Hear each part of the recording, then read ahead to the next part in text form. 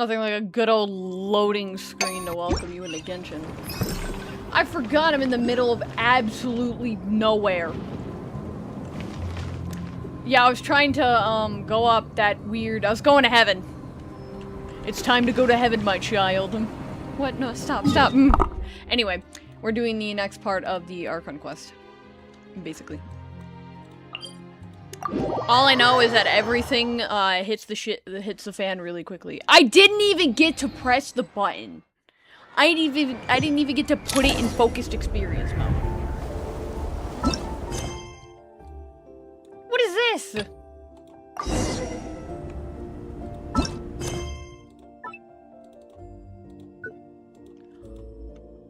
What? Okay. You know, okay. Fine.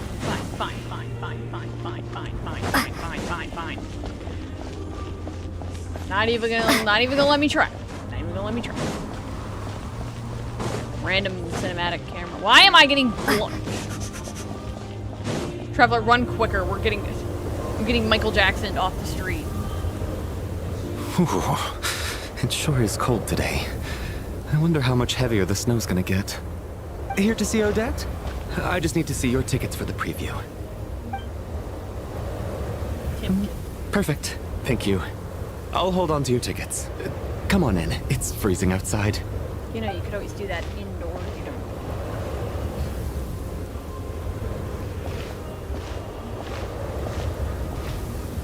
Did bro magically disappear?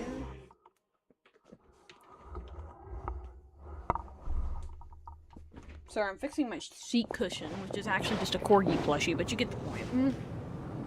I think I'll leave the Lelek question until after the show's over. Then I'll go find Odette. I was completely wrong, by the way. I learned that.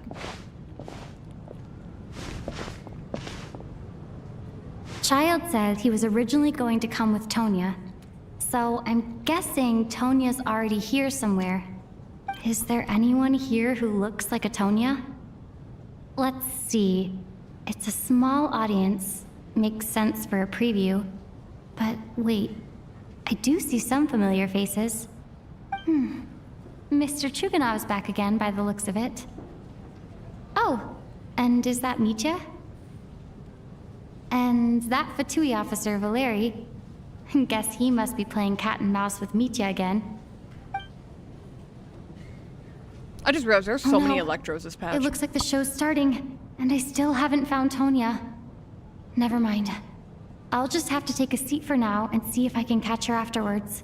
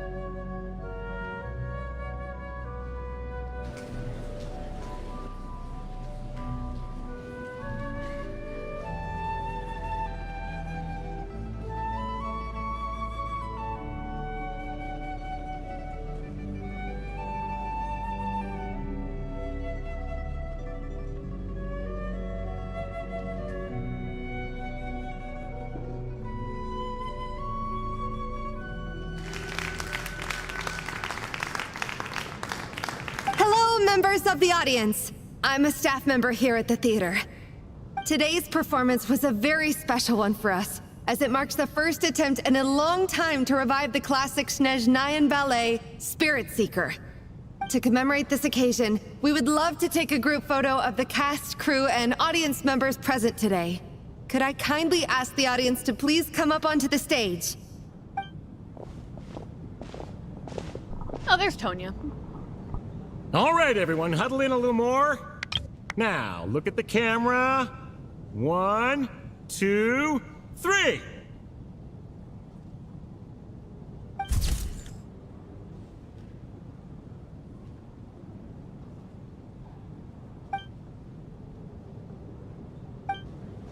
Are you quite satisfied, Mr. Energy Scientist? I rather hope you don't have any other escape plans to add to my workload today. What are you talking about, Sarge? This was simply my way of inviting you to watch Miss Odette's new show with me. And wasn't the performance spectacular? In the future, I heartily encourage you to take a leaf out of my book. Find some soul-nourishing pastimes to enrich your time outside of work. It was indeed a fine performance, but I must correct you on one point. This is not time outside of work. These are working hours. Working hours and non-working hours are just a social construct. Human technology can never advance if we're too rigid in our thinking, Sarge. May we leave now? Already? I mean, I was kinda hoping to soak up the atmosphere for a little longer, but... No? Okay, guess I'm pushing my luck. Didn't seem like too much to ask, but fair enough. Off we go then, Sarge. Back to the land of working hours. Lead the way. That has to be her. She's the only person in the audience around Tonia's age. Excuse me? Are you Tonia? Huh? Your brother's busy today, so I took his ticket. Don't worry about him. He's fine. Oh, okay. Sorry for the trouble. What's wrong? Are you sick? No, I'm fine.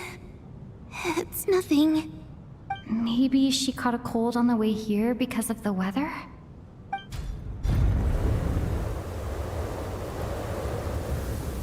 I haven't seen snow like this in a long, long time. It's most unusual. I know. It's completely white out there. You can barely see a thing. I've never seen such heavy snow in my life. Let's wait it out for now. You'd be lucky not to freeze to death in this weather, let alone find your way. Well, look at that. Maybe we shouldn't be in such a rush to get back after all. What do you think? Let's wait and see. Why do you need to take it so seriously? Fate has given us this wonderful chance to take a break. We owe it to ourselves to make the most of it. Come to think of it, there's a small inn not far from here that always keeps plenty of extra blankets on hand for guests. I know the route well. Shall I head over and borrow a few blankets? That way, anyone in a hurry can wrap up warm for the journey back. Just remember to return them next time you're over this way. Sir, there's really no need to go to all that trouble. Hey, it's no trouble at all. Wait here, I'll be right back. What a kind gentleman. Very good. My wife and daughter are waiting for me at home, so I shall be heading back as soon as I get my blanket. So...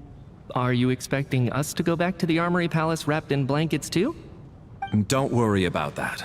I made arrangements in advance.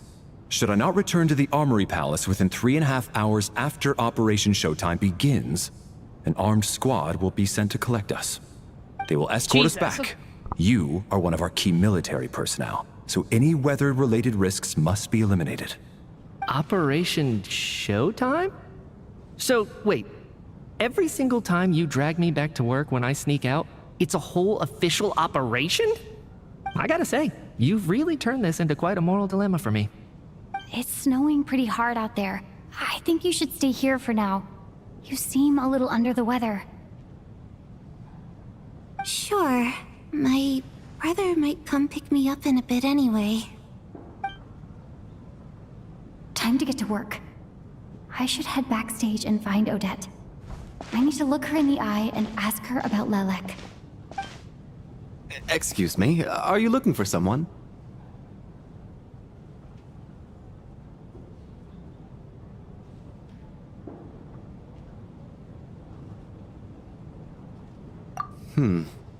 How do you know that Miss Vodianitsa is backstage? Unless... are you here at Mr. Chuganov's behest? Sorry, but that area is currently off limits to everyone except the cast and crew. Bad timing, I guess. Well, I might as well stick around. I doubt Odette will be leaving before the snow lets up in any case. Have you tried, I don't know, shutting the door?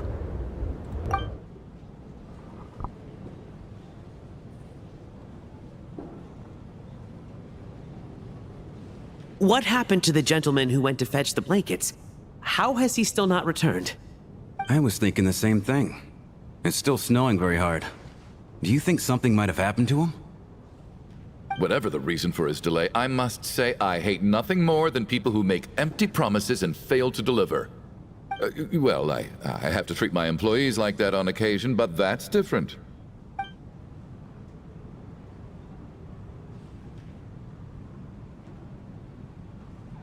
You seem anxious, Mr. Valeri. It's been nearly 4 hours since I left the armory. The army should have arrived to extract us by now. They know how much I despise tardiness and disrupted plans. There's simply no reason that they shouldn't have shown up by now, barring exceptional circumstances. Surely a snowstorm like this one counts as such. Few things in this world can stop the Snezhnayan army, Mr. Mitya. And a snowstorm is certainly not one of them. Why don't you go out and take a look? They might be right outside, waiting for your orders before they dare come in. An absurd hypothesis. I have no intention of leaving your side for even a moment until I have escorted you back to the Armory Palace. This doesn't look like an ordinary snowstorm to me. That guy who left earlier, it looked like he just vanished into thin air. Either that, or my eyes were playing tricks on me. A man-eating snowstorm? Come on. Night hasn't even fallen yet. Spare us the ghost stories.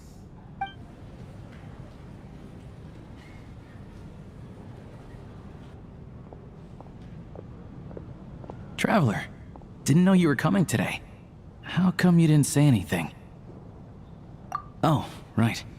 I assumed you were looking for me and Vodyanitsa. Odette's still backstage. Whoa, that's quite a snowstorm out there. I've been working backstage this whole time, so I didn't even notice. No wonder the audience hasn't left yet. Huh. Is weather like this rare even in Snezhnaya? Yeah, snow like this. I'm sure I've seen it out in the wild before, but never in the city. Actually, I take that back. I don't think I've seen snow this bad even in the wild. This is something else. It's not normal. If even Alosha thinks snow like this isn't normal, could it have anything to do with that monster people have been talking about? We can't stay cooped up here forever. Someone needs to go out and take a look. No need. I have plenty of experience with snowstorms. Besides, I work here while you're an audience member. I should be the one to do it.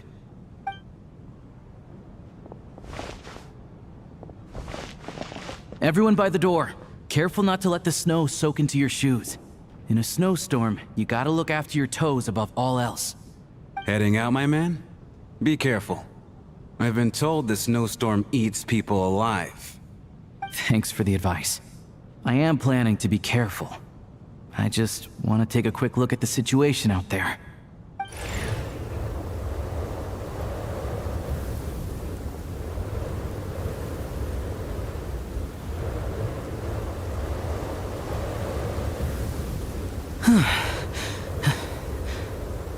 He's back! He's back! How was it? What's going on out there? Did you see any soldiers patrolling the area? Something about this storm isn't right. There's no one out there. I didn't see a single soul. And something in the air gives me the creeps. This isn't your average snowstorm. I suspect it might be related to recent events in our nation. I strongly advise everyone to stay here until the snow dies down. Are you serious? So all of us are trapped here now? That sounds a little far-fetched to me. You want to go outside and see? I, for one, am not risking my neck in that weather. This just turned from a minor delay into a major hassle. We can only hope that our friend who went to fetch the blankets just ditched us and went home. Is it really that bad? But my daughter, I won't be able to read her a bedtime story tonight. Huh? still doing here? Whoa! It's snowing hard. So now we're stuck here? Oh, this is terrible. Luckily, it was just a dress rehearsal today, so there aren't too many people here. On the bright side, the theater's always well stocked with supplies. If the snow still doesn't let up as we get into the evening, you can spend the night here, everyone. At least, I assume that's alright? Odette? Fine by me. This seems like a sensible backup plan under the circumstances. My thanks to the theater for being so accommodating. What are you staring outside and praying for, my man? You anxious to get home too? Oh, Your Majesty the Tsaritsa, I beg you, please do not let tonight's snowstorm stop.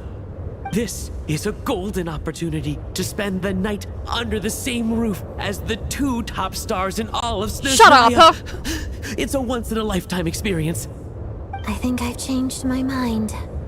Sir, if you so much as look at us funny, you'll be seeing stars in a whole other way. Behave yourself, or you'll be begging for that blizzard. It's getting colder. We need to keep the indoor temperature up. Close the door and lock it tight. Let's head somewhere warmer.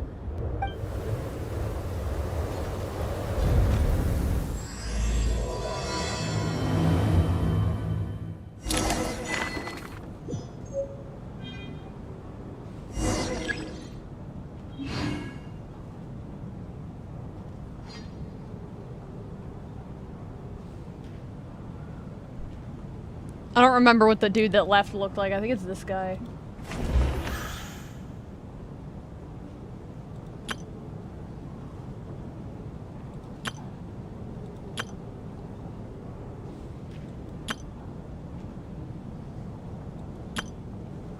Me, the 4th Descender, a traveler from beyond the stars.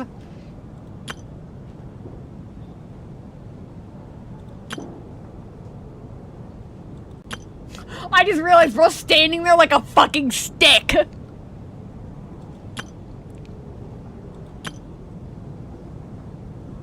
I love Meaty, he's so sweet.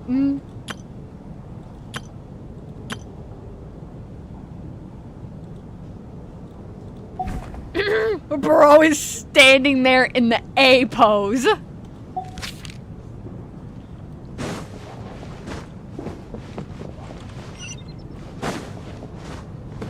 You could have put me a little closer, don't you think?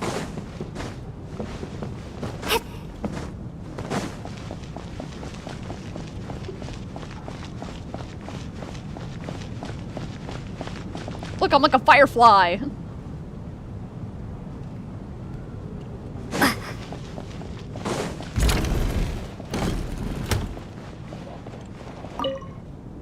And then there's the aristocrats. Easiest of all to deal with. You don't need to use any force whatsoever. All you have to do is show them the rope you plan to tie them up with. Do you know why? I don't. Do tell. Because nothing horrifies them more than the thought of a cheap, coarse rope leaving creases on their precious $1,000,000 more coat. They'll do whatever you ask to avoid that fate. Unexpected, but funny nonetheless. Tell me another one. Well, look at that. I got myself a new listener. Hey there. Let me introduce myself. The name's Shram, and I'm a mercenary. The kind that gets paid to do odd jobs for rich folks. And I am Chuganov, an entrepreneur. If my name is unfamiliar to you, you will no doubt have heard of my factory, the renowned Iskra manufacturing plant. Are you really that famous, Mr. Chuganov? How come I've never heard your name before? Excuse me? Is that a joke? Or are you being serious? Oh, I'll have to ask my rope later. He's probably tied up more entrepreneurs than I've ever heard of.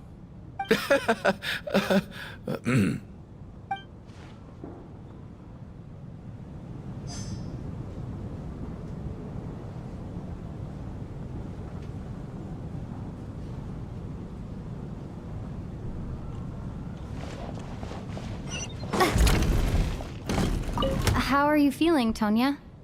I'm fine. Sorry to worry you. I'm used to it by this point. I take medicine for it. My brother usually helps to get it ready for me. Child must take great care of his sister. He's never mentioned Tonia's illness, though. You know, I actually find this whole thing kind of exciting. Stuck in a strange place thanks to a snowstorm, having to spend the night with a bunch of interesting characters.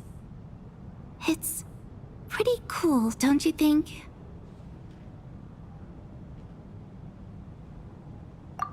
Exactly. It's like one of those stories where an ordinary school trip turns into a magical adventure. I've always wanted something like that to happen in real life.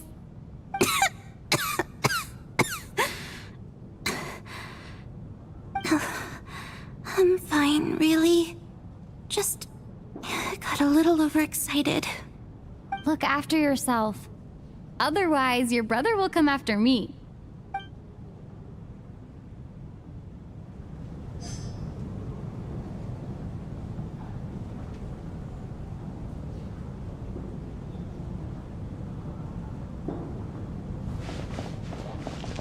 My husband has major trust issues. To him, I doubt even this snowstorm is a good enough excuse for me to stay out all night. That's the price of marrying into wealth. You'll get used to it. I'm not about to stop you if you want to leave, but don't drag me along. Hello? Can I help you?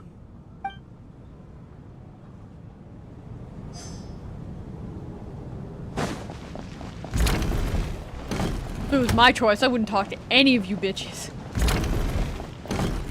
I'm saving your conversation for last.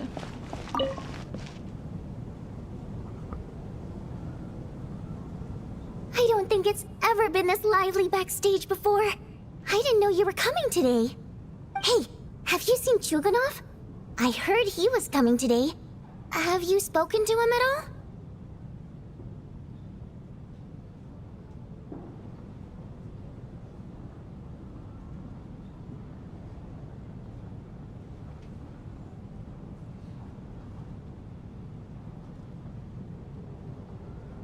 I'm with you. This could be just the chance we need. Yeah, I gotta figure out a way to coax some more intel out of him. I want to know why he suddenly changed his stance on Project Stuja. What exactly happened before the most recent Vetcha vote? For the Rokad, or just out of personal interest? Shh! There are other people around. Don't say the R word.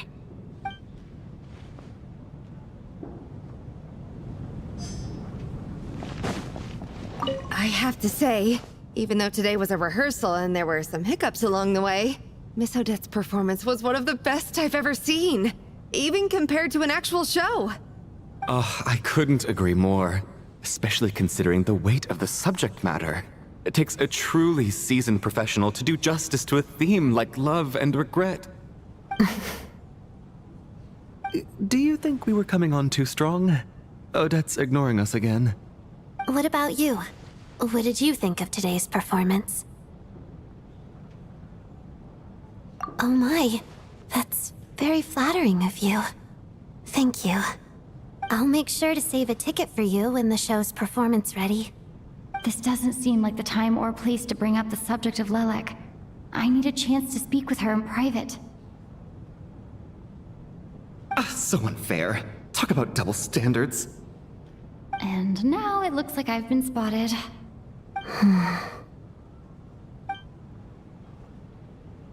You know Mitya too? No, I don't. I just have a feeling that he might be dangerous. You leave that little guy alone! I love him. He's just a goober. I love him. He's so little. This is highly irregular. A delay of over an hour during an operation like this theoretically warrants a Harbinger-level response. I wonder what the issue is. The storm, or something else. Sarge, the day you learn to let go and just enjoy moments like this is the day you'll finally understand the meaning of life. Ah, why, hello, ma'am. I believe you were the one sitting at a nearby table back at Podvorye restaurant. Any friend of the theater's star performers is a friend of mine. It's a pleasure to meet you. I'm Mitya from the Energy Commission. Greetings. Major Valeri, head of the Special Assignment Battalion. Armory Palace Royal Grenadier Guards, 1st Regiment. I am here to ensure Mr. Mitya's personal safety. Please let me know if I can be of any assistance.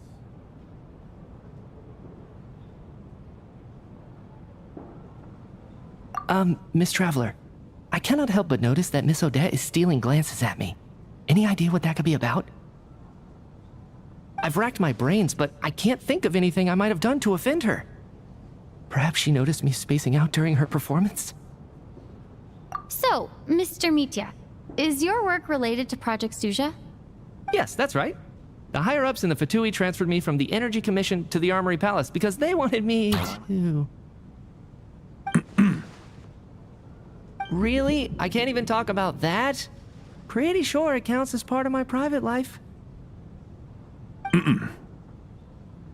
All right, I won't say anything. Sorry, Traveler. As you can see, I'm afraid this pleasant chat will have to end here. I love them. Who gave him that scarf?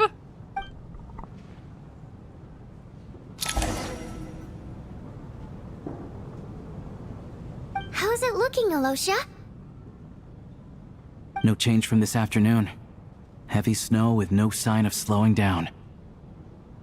May I have your attention, please? The storm is unlikely to stop tonight, and it'll be even more dangerous outside at night than it was during the day. We at the theater owe everyone here a duty of care. Therefore, we strongly suggest that you stay on site overnight and avoid going outside unless absolutely necessary. In a few short moments, we'll give you a tour of the theater's various quarters. You can choose to sleep in the VIP room, the office, or backstage. Or on the stage if you'd prefer. We won't mind. I'll pass on sleeping on the stage.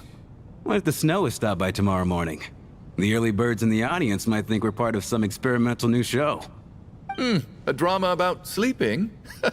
That could be fun. Maybe we could come up with a title for the production.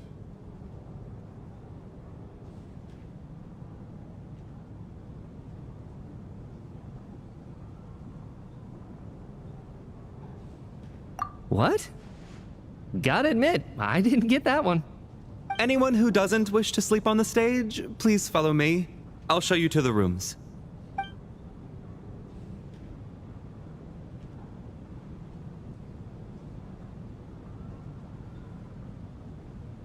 I guess I'll call it a night.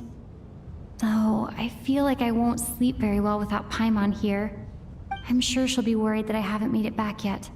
But as long as she looks out the window, she'll probably realize what's holding me up. I wonder if she's feeling any better yet? At least she hasn't been getting any worse.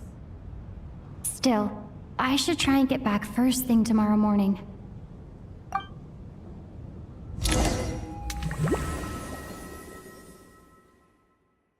Oh no, some bullshit is happening.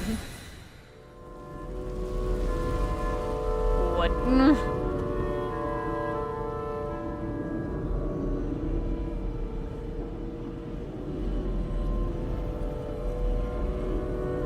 Ah, finally. Welcome back to the world of the living, lazy bones. I was about to wake you. The black mist is almost on us. Still waking up, huh? You know, the black mist.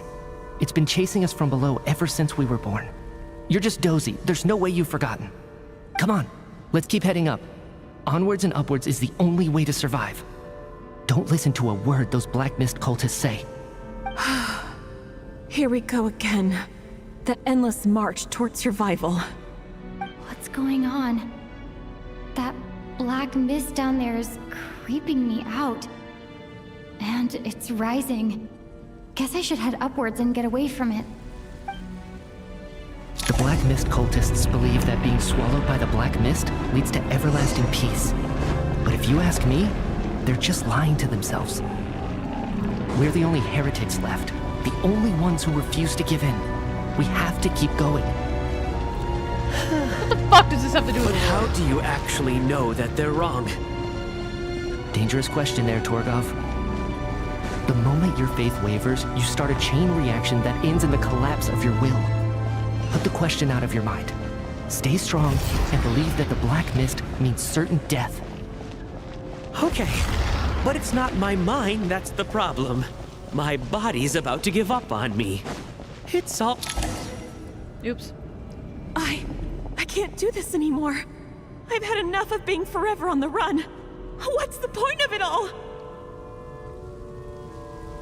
All this will pass eventually, I promise. Keep fighting. It will be worth it. You accuse the Black Mist cultists of being liars.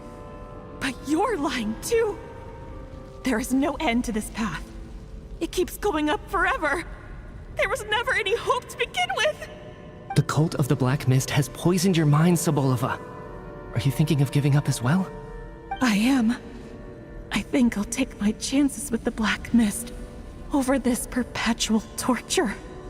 As much as I detest the Black Mist cultists, I'm just too weary. Then I bid you both farewell. Let me put my personal opinions aside for a moment and say, I hope that you both find peace within the Black Mist. Fate always appears so impossibly complicated.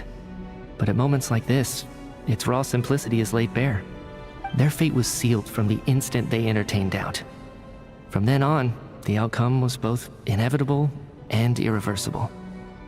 Let's go.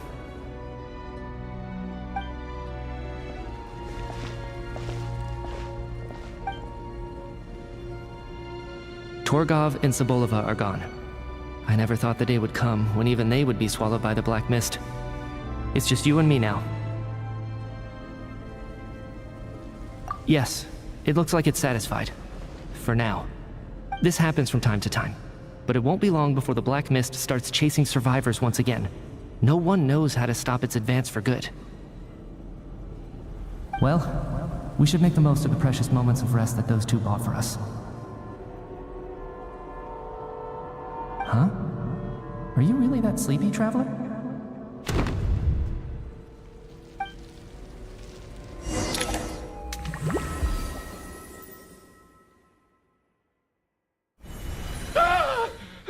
Help!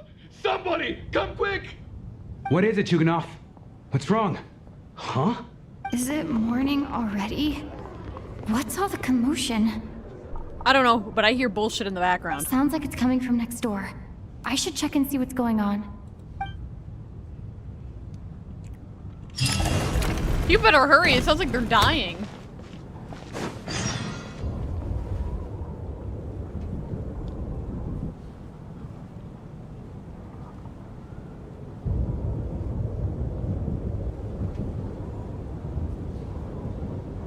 Don't look, Miss Tonya.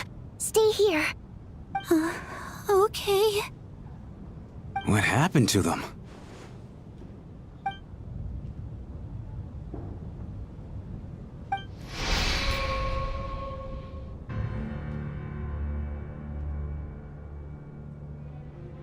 These two people have passed away. And the strange thing is that somehow I knew this was going to happen. I knew that they would be the ones to die. Have I seen this moment before? Or did I have some kind of premonition? I can't remember what it was. Let me take a look. Okay, mister, I'm tall.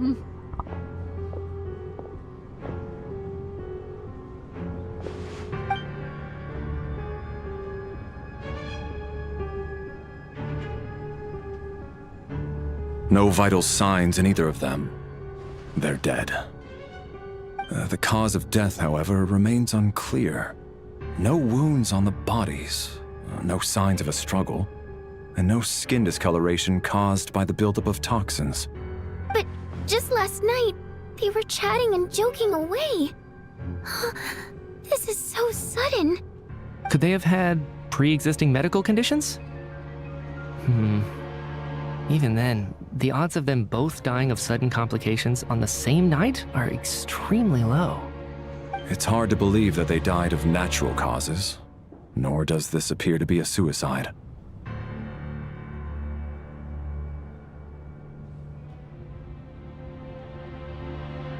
Who was the first to discover the bodies? It was me. But these deaths have nothing to do with me, officer. I got up early because I wanted to see if the snow had stopped. Then I noticed that the door to this room was open, and it looked like there was a man and woman inside. I just went over to see what was going on. I had no idea they were...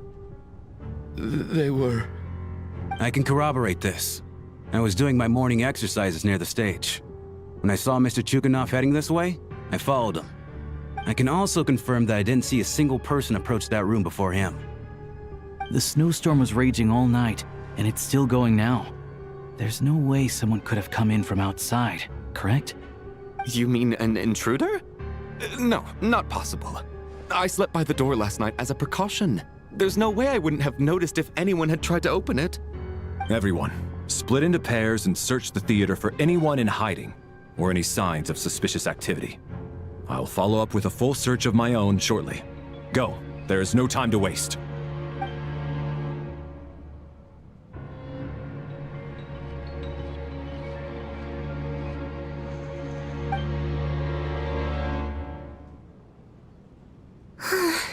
Nothing on your end either? Backstage is Feels like a clear. melusine. No signs of suspicious activity. We checked the basement. Also clear. I don't think there's anywhere here that a living person could hide. Are we certain that the theater doesn't have a back door? Or any tunnel or passageway wide enough for a person to fit through? No, there's nothing like that. If people were sneaking in through some secret tunnel to avoid buying a ticket, we'd have sealed it off ages ago. I also checked the windows. All of them are locked from the inside, and there's no sign of anyone entering or leaving. It sounds like we can safely rule out the intruder theory. If anyone came in during the night in this weather, there'd be no way for them to avoid leaving footprints or water stains. This can only mean one thing. It's like one of those murder mysteries you see in novels and plays, isn't it? The ones where the killer is one of us. We can't quite jump to that conclusion just yet. Could he be right? It's hard to imagine something like that happening in real life. Set in a theater during a snowstorm, a murder takes place and the killer is among us. It's such a classic trope that it seems unbelievable.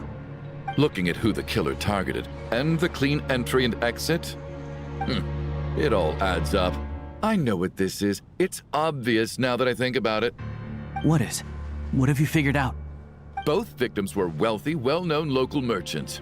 And the door was deliberately left open so I would discover the bodies and witness the crime scene first thing in the morning.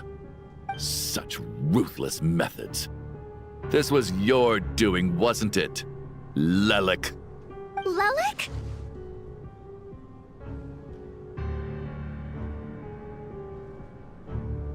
You mean Lelik is among us?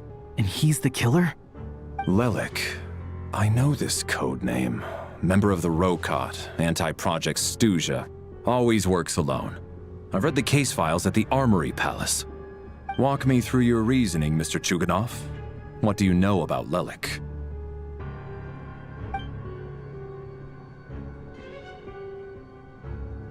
What now, huh? What now, Lelik? What more do you want from me? I already voted against Project Stuja at the Snezhno Grad Vecha. You snuck into my house the other day while I was asleep.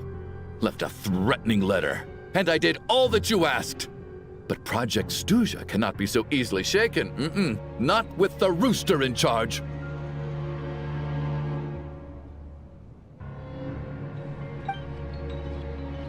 So he really was threatened by Lelik. That makes sense.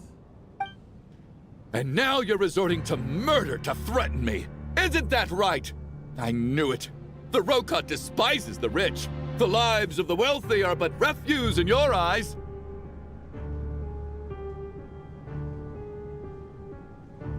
Show yourself! Which one of you is Lelik, Tell me! I'll do whatever you want! Just stop playing these mind games!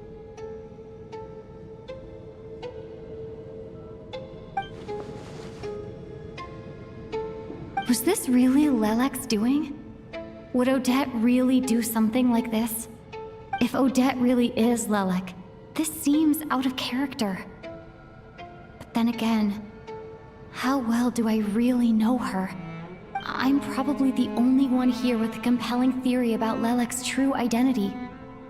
But if I reveal it now, I'll be putting Odette in the line of fire. What should I do? I don't think it's likely that Lelek killed anyone. At least from the stories I've heard, he's never killed anyone before. And his name has never come up in connection with any murder cases. Besides, even if Lelek did want to threaten you, why resort to such an extreme and roundabout method? It's not his style at all.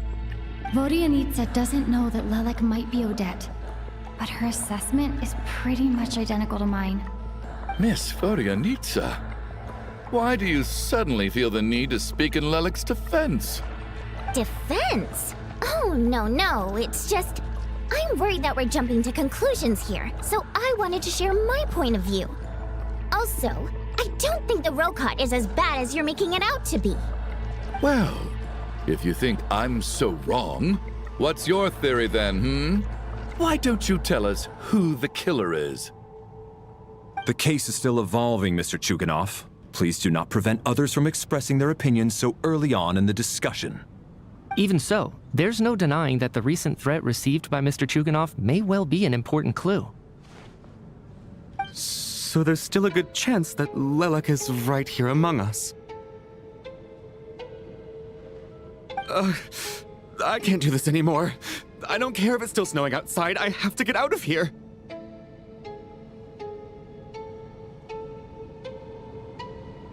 Whoa, take a beat. We all know it's far too dangerous out there. Even the soldiers couldn't get to us. Go out that door, and you might not live to tell the tale. And whoever this Lelek is, they're surely not going to murder anyone in broad daylight. Be sensible, my man. You're safer inside. As much as I regret having to say this, I'd like everyone to cooperate and refrain from exiting the premises until further notice. Because as things stand, every one of us is now a suspect.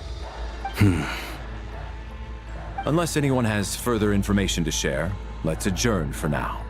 Feel free to keep searching for clues, but make sure you don't go off alone.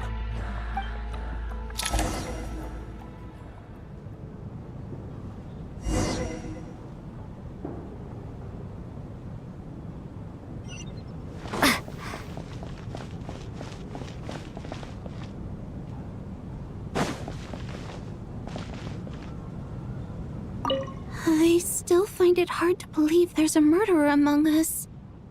Just last night, I imagined we were like classmates out on a hiking trip. There's no guarantee that you can trust your classmates, especially not when you're locked up together. Why did they do this? Was it for money? Even then, they could have just kidnapped the people. They didn't have to die.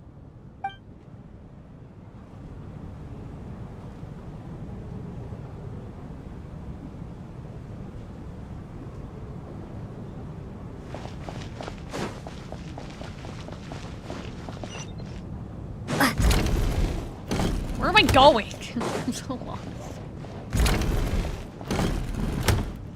You're right, that was my bad. It was a knee-jerk reaction. I didn't think it through. Luckily, no one suspected my identity. Oh, phew. It's just you. I thought someone was eavesdropping. Since Vodyanitsa and I were on the same page earlier, I think I should share my thoughts with the Rokot members first.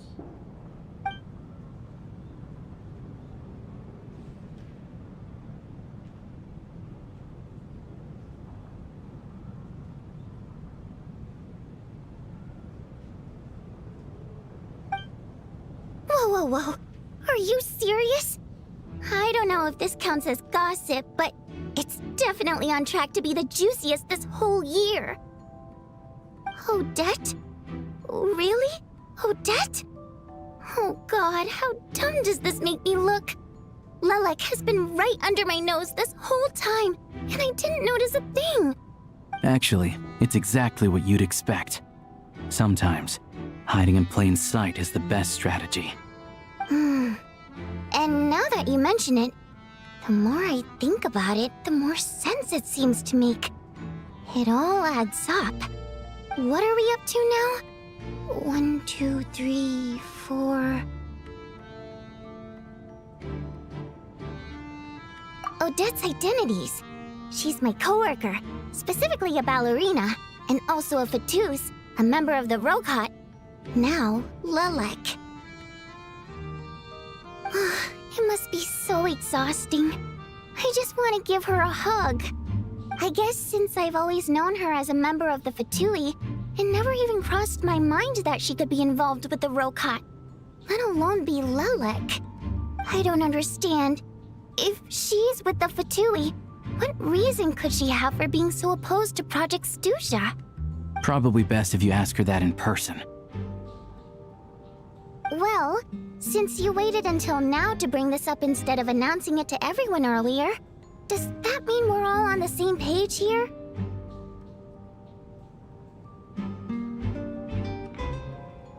Yeah.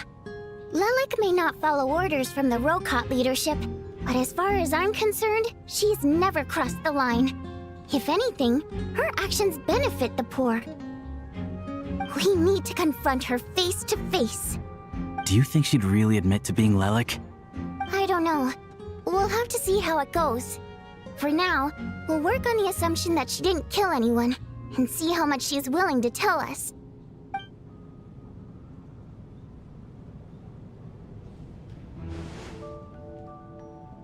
Now's her chance. Odette's alone. Let's go. Hey, Odette. What is it, you guys? Shh. Keep your voice down. We need to talk. So, you're Lelek, aren't you? Alright, fine. You don't have to say anything or explain yourself. Just hear me out first. None of us believes you kill innocent people. Whoever murdered those 2 people last night, it wasn't you. The Traveler was the first to figure out your identity, but she kept quiet during the discussion just now. Still, it's clear where the group consensus is heading. Everyone believes Lelek is the culprit. If your identity is exposed, you'll be in a really bad spot. We're your colleagues, and we know what kind of person you are. I don't want anything bad to happen to you. So, can you clue us in? Tell us everything. The more we know, the more easily we'll be able to cover for you. Alright. Yes, I'm Lelek. And no, I'm not the murderer. And thanks, but I don't need you to cover for me. Actually, I'm planning to reveal my identity. Huh? You're gonna reveal that you're Lelek? Here? That's right. I'll admit I was surprised at first when Chuganov guessed that I was here. It was just a lucky guess, but it caught me off guard. But after taking some time to assess the situation and confirm where everyone stands, I don't believe I have anything to worry about. Are you sure you don't need a second opinion? Given the circumstances... Mr. Valeri! What?!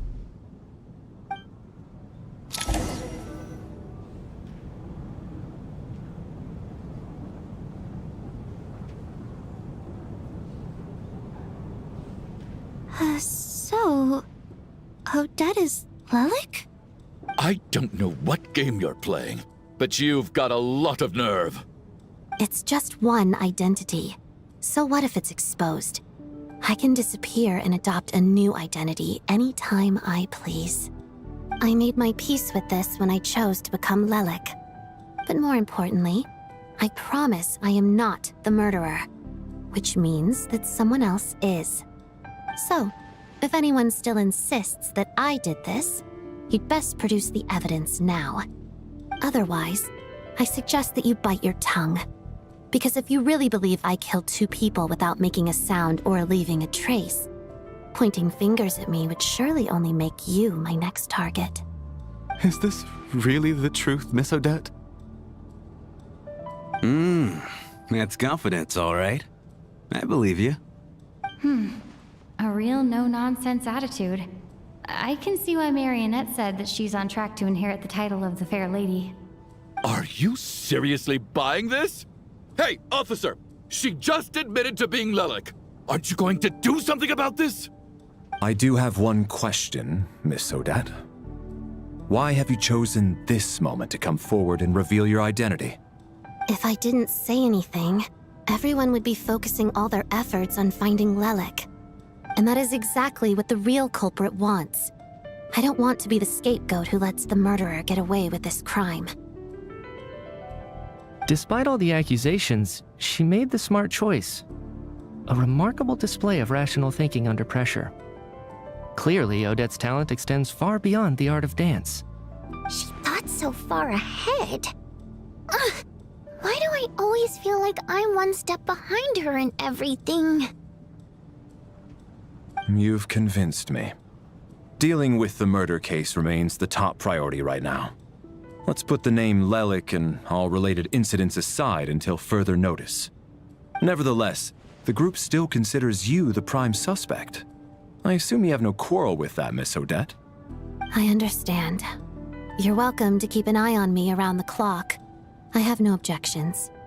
Mr. Chuganov? For my wife and daughter's sake, I'll let you off the hook for now. But don't think you're forgiven for breaking into my house and threatening me. Just wait till we get out of here, Lelik. We'll settle the score then.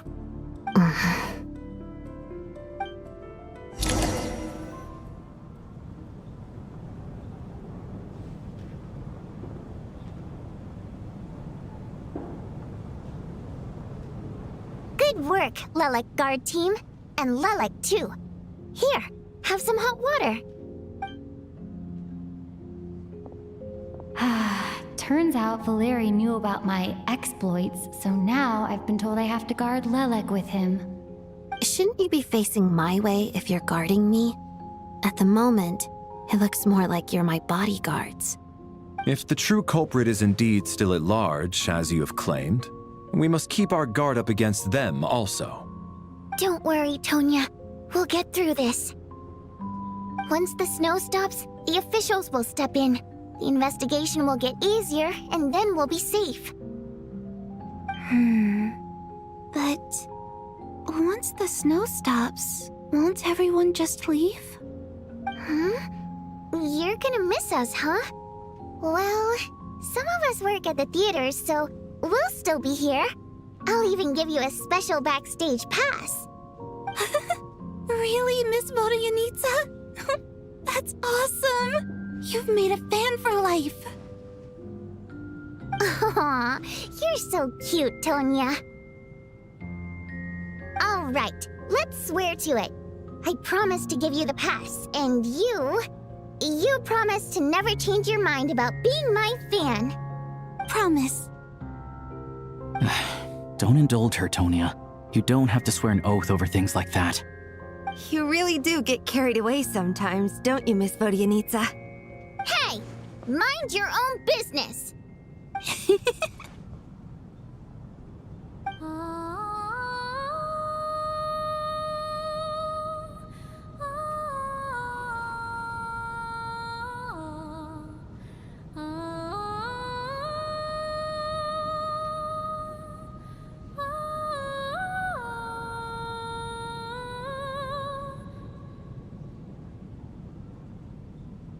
Don't be nervous, Miss Wateramp. Everyone's here.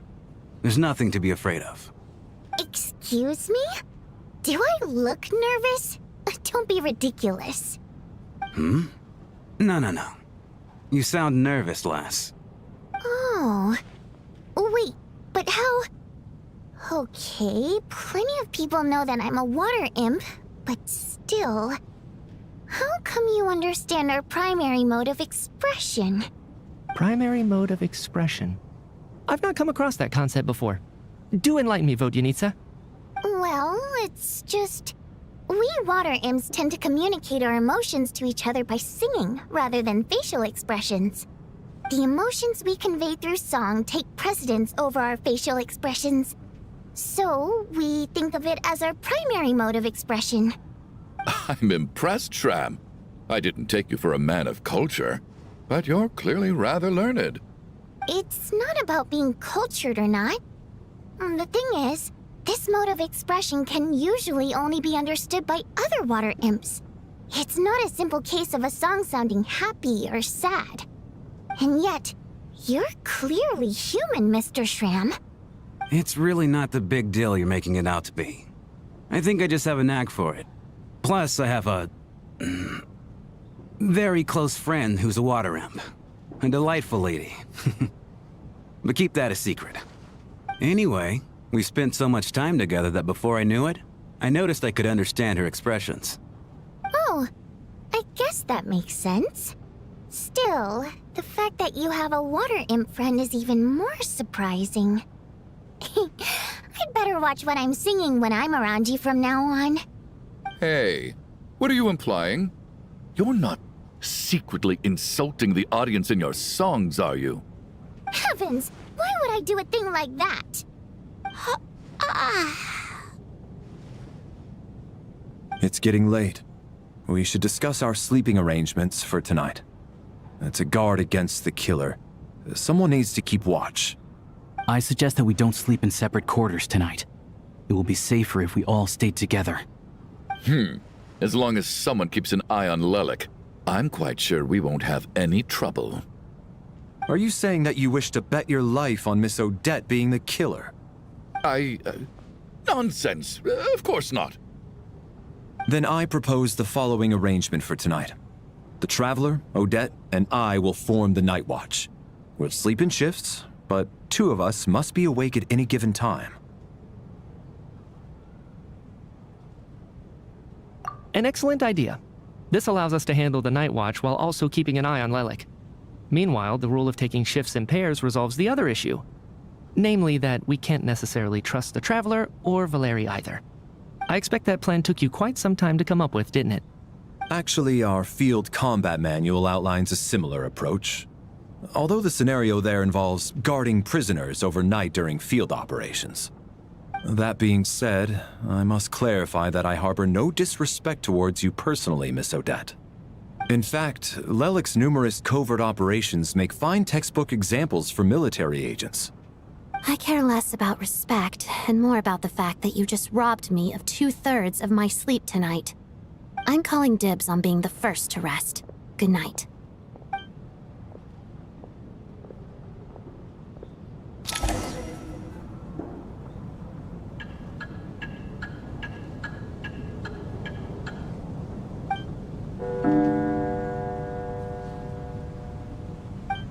It's almost time. We should wake Odette. How are you faring? Oh, not going to argue with that. I'll take a quick nap. If you start to feel sleepy, wake me up anytime. It's finally time for Odette and I to share the night watch. I should wake her up.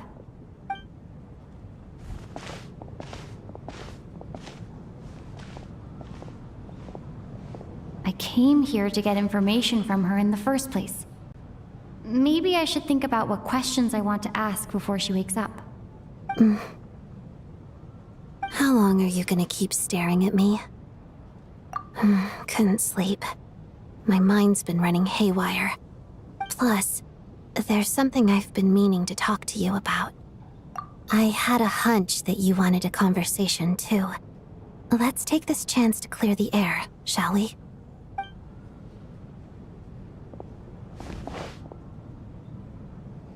I just had a simple question for you, really. It's, Rosaline. In her final moments, did she have any last words or anything?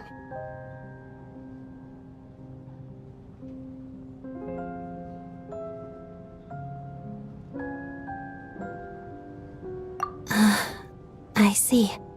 Well, that was all. I have no other questions.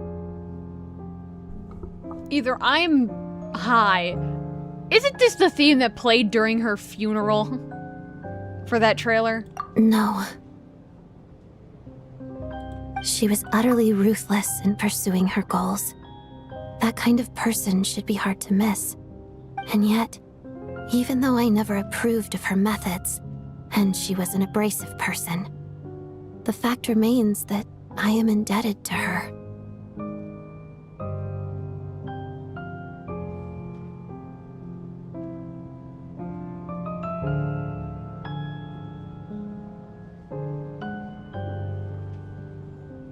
Oh, she told you. I guess that makes sense. I think she and Rosaline were on pretty good terms.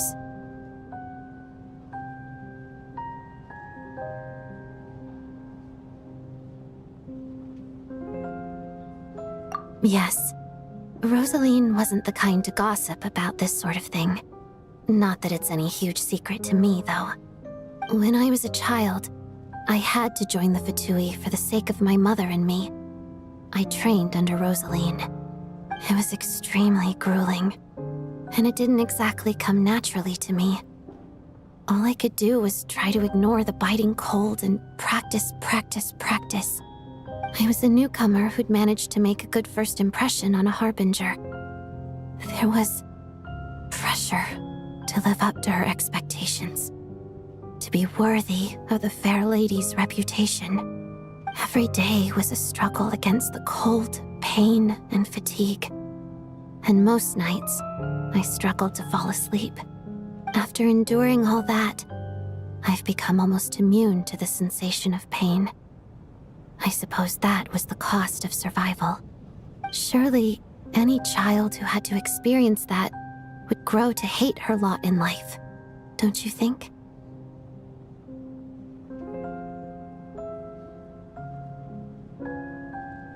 So, I put an equal amount of effort into my ballet. Because in my young mind, that was the only way to defy my fate. It was my way of telling her, the Fatui's demands and your expectations of me are not what I wish for. One day, I will leave. I think she probably blamed my poor performance in training on my passion for ballet. She knew my heart wasn't in it. One time, when I was secretly practicing a dance at night, she suddenly showed up. I knew she was there to catch me red-handed. I told her, "You don't deserve to watch the dance I learned from my mother." She looked stunned. I guess she was surprised that I lashed out first, before she had the chance. But strangely enough, on that occasion, she wasn't fierce with me like she was during training. Instead, she fell silent for a moment, and then left. After that, she never interfered with my dancing or asked me how it was going. She never came to watch me dance again either. Not even once. She was. But even now, whenever I take out this core Ignis, I can't help but think of that night. Of the look on her face. Sort of. Although gift might be too kind a term. This is her flame sealed within ice. A symbol of her favor, yes, but also her way of keeping an eye on people. She knew the location of every piece of core Ignis. If any recipient started acting suspiciously, she'd be on to them immediately. Trust her to make even a mark of approval feel suffocating. So, when news of Rosaline's death reached Snezhnaya, many people immediately crushed their core Ignis. It gave them a profound sense of relief, like they'd broken free from her shackles. But I kept mine.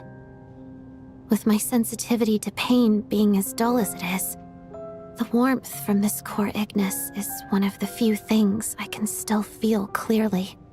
I still wonder, did she really come to stop me that night? I wasn't sure, but I was scared, so I said some really awful things. I guess she didn't leave anything behind.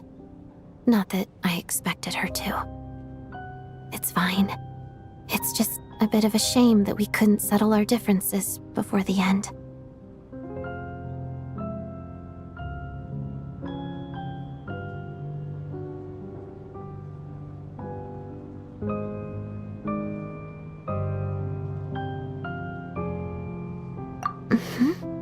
She did.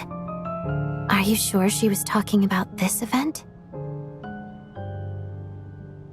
Huh.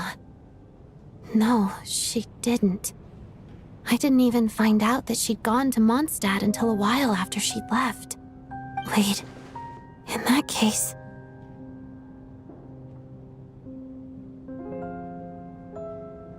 Okay, I will. Thanks for letting me know. There's something I'm trying to figure out. I'm beginning to suspect that Paimon's mystery illness is being caused by the energy research behind Project Stuja. Paimon's very important to me, so I have to get to the bottom of this. I figured that since you're Lelek, you might know something about all this. The ultimate goal of this energy experiment is to create a weapon for the final battle. The weapon's construction was completed in Nodcry. Now, all that remains is to arm it with a sufficiently powerful energy.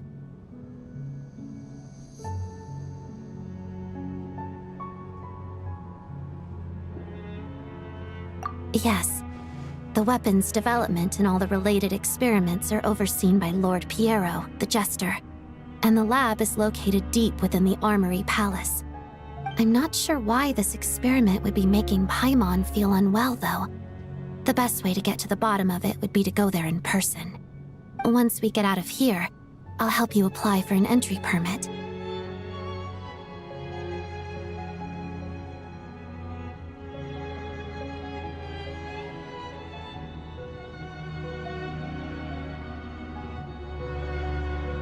And I'm hardly the organization's proudest member, as you know. You answered my question about Rosaline. I want to do you a favor in return. It's that simple. Huh? What's wrong? Are you not feeling well? You two seem to be hitting it off. I thought you were sleeping. Of course I was. In the military, one learns to fall asleep quickly, even in the most inhospitable environments. It's vital to staying alert and energized. Why? Is something wrong?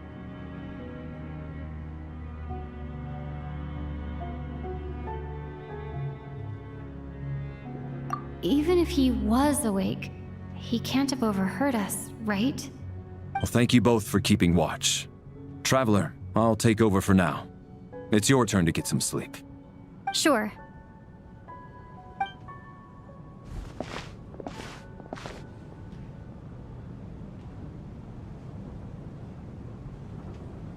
This is our second night here, but at least I found out a little more about Paimon's condition. I hope she's been sleeping well the past couple of days. Huh. Why do I feel like I'm being watched? Seriously? Is this payback for when I stared at her earlier? But I thought she was asleep. Stare. Never mind. I'd better try and get some sleep myself.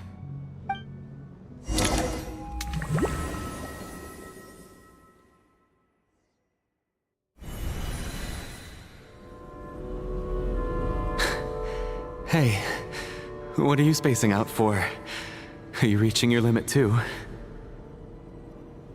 How long have we been walking for? Do you remember? Time's lost all meaning. Ever since we noticed that thing above our heads. What was it called again? A star key? Or key star? Anyway, the person who named it was swallowed by the black mist. Whatever it's called, ever since we noticed it, we've been walking up and up, hoping that as long as we reach it, we can find a way out of this place. But it seems like no matter how far we walk, we never get any closer. Well, we've come this far. You never know. Maybe we're almost there? Come on, enough moping. Let's go. The black mist is catching up.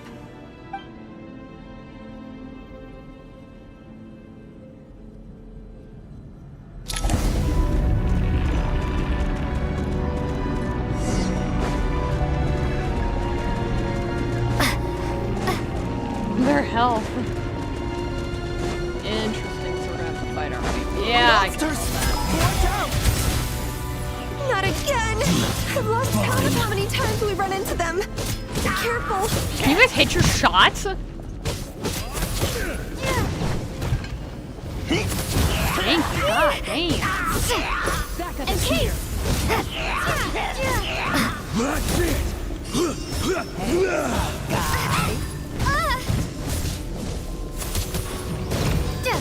That thing shoots little thingies. Condense!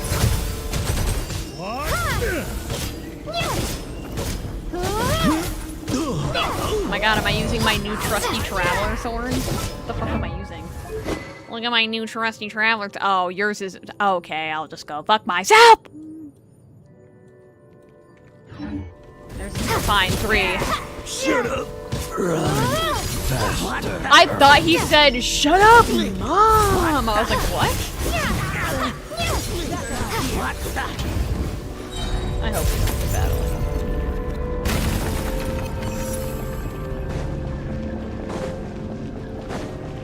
Okay, so Chell, anyway. Here they come again! Get ready! That motherfucker just go, ugh.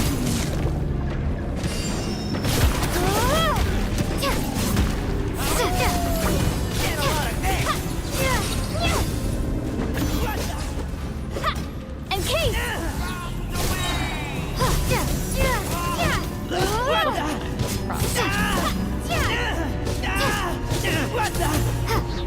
Gonna cleave ya! These voice lines are so good. You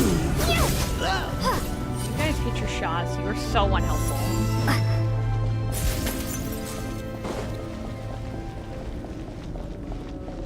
Hit your shot, Kate. Hit your shot. Monsters ahead of us. The black mist behind us. It feels like there's no escape. Enough!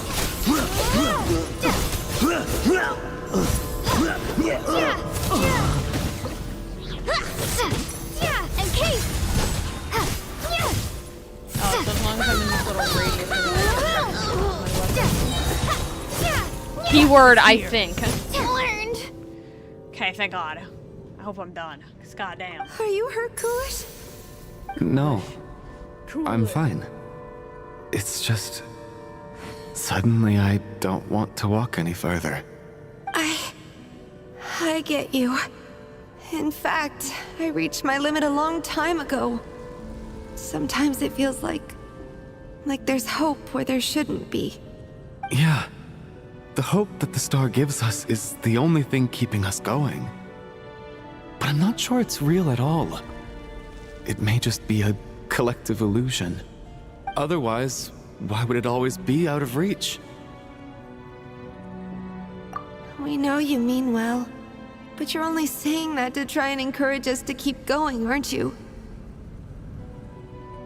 Thank you, friend. But enough is enough. Please don't give me any more false hope. Hope is poison in this place. You're going to continue, aren't you? I admire that. I've given up, but I wish you the best. May there come a day that you catch up to the star and leave this godforsaken place.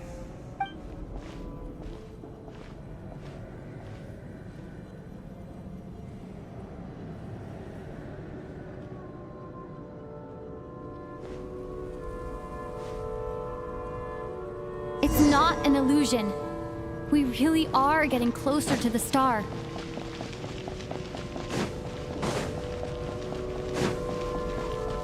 It's gonna fade right before. Congratulations. You're the first person to make it here.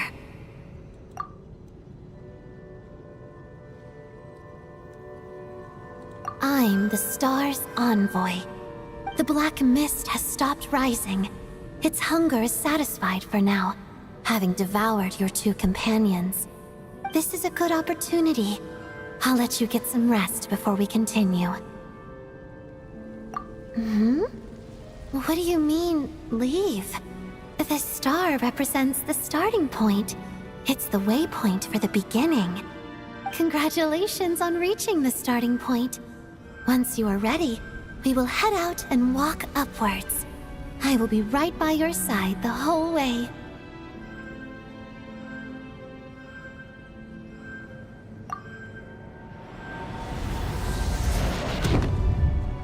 Huh?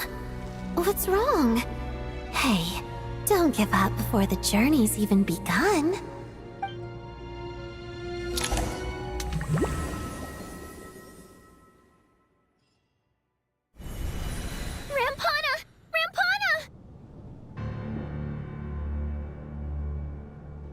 Is that Vodyanitsa's voice? What happened? Coolish, wake up! Please wake up!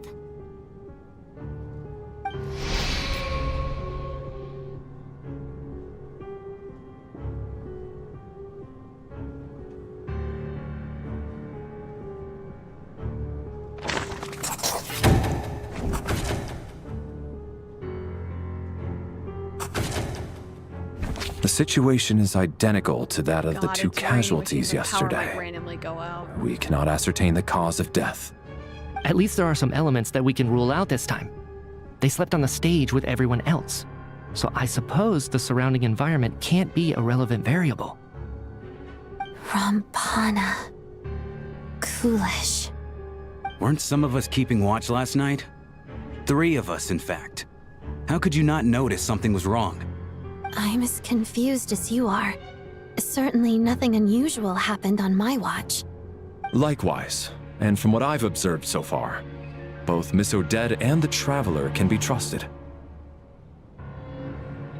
To be honest, I didn't get a wink of sleep last night. I couldn't help but think I was the target, so I just laid there with my eyes closed. I heard the Traveler and Lelik chatting, but otherwise I don't recall hearing any commotion during the night. Me too. I didn't want to wake everyone up, so I was concentrating hard, trying not to cough. I hardly slept at all. If anything had happened, I'm sure I would have noticed. Then, what could possibly be causing this? Once was bad enough. I can't believe it happened again.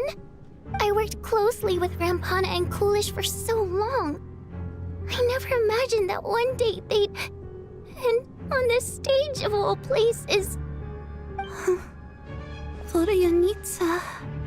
4 victims in just 2 days, and we still don't have a single lead. I need to get to the bottom of this as soon as possible. And above all, keep Tonya safe. I'd never be able to look Child in the eye again otherwise. Still snowing? Yes, I just checked. Still no sign of anyone outside either. So we only have ourselves to rely on. If you ask me, this killer can clearly strike whenever they please. The Night Watch was a useless endeavor from the start. Lelik must be an expert in poisoning. Clearly she used some poison that can't be detected on the corpse. Here we go again. Listen, I was already thinking to myself last night, was Lelik's reason for revealing her identity the real story? Well, now I have my answer. It most certainly was not. She's been playing us for fools. You get off on this, don't you? Revealing your identity, only to carry on with your killing spree? That's a hideous thought. One that only a hideous mind like yours could dream up. How dare you? That's enough. Yesterday, you named Lelik as a suspect because the victims were both wealthy merchants. Lelik might have had a motive then, but today's victims were just ordinary people. Not to mention that they were colleagues of Odette and mine. What reason would she have to murder them? Let me guess, just to scare you? Who knows? Maybe you don't know her as well as you think. I implore you all to ask yourselves, how many people are there really in this world that have what it takes to kill another person? Not many, I'd wager. Lelik is well known to be a ruthless operator, and now she has revealed her identity. How could it be any more obvious? Everything you've said so far is still just conjecture, which doesn't constitute a concrete lead. You need to back up your claims with some evidence. How can you defend her, officer? What did she say to you while you were on night watch? Maybe I shouldn't be so surprised. You military types are always colluding with criminals to target the rich.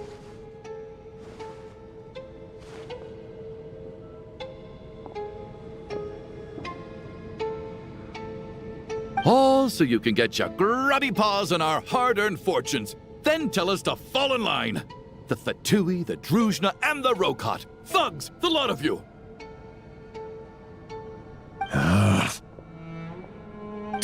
Don't you dare.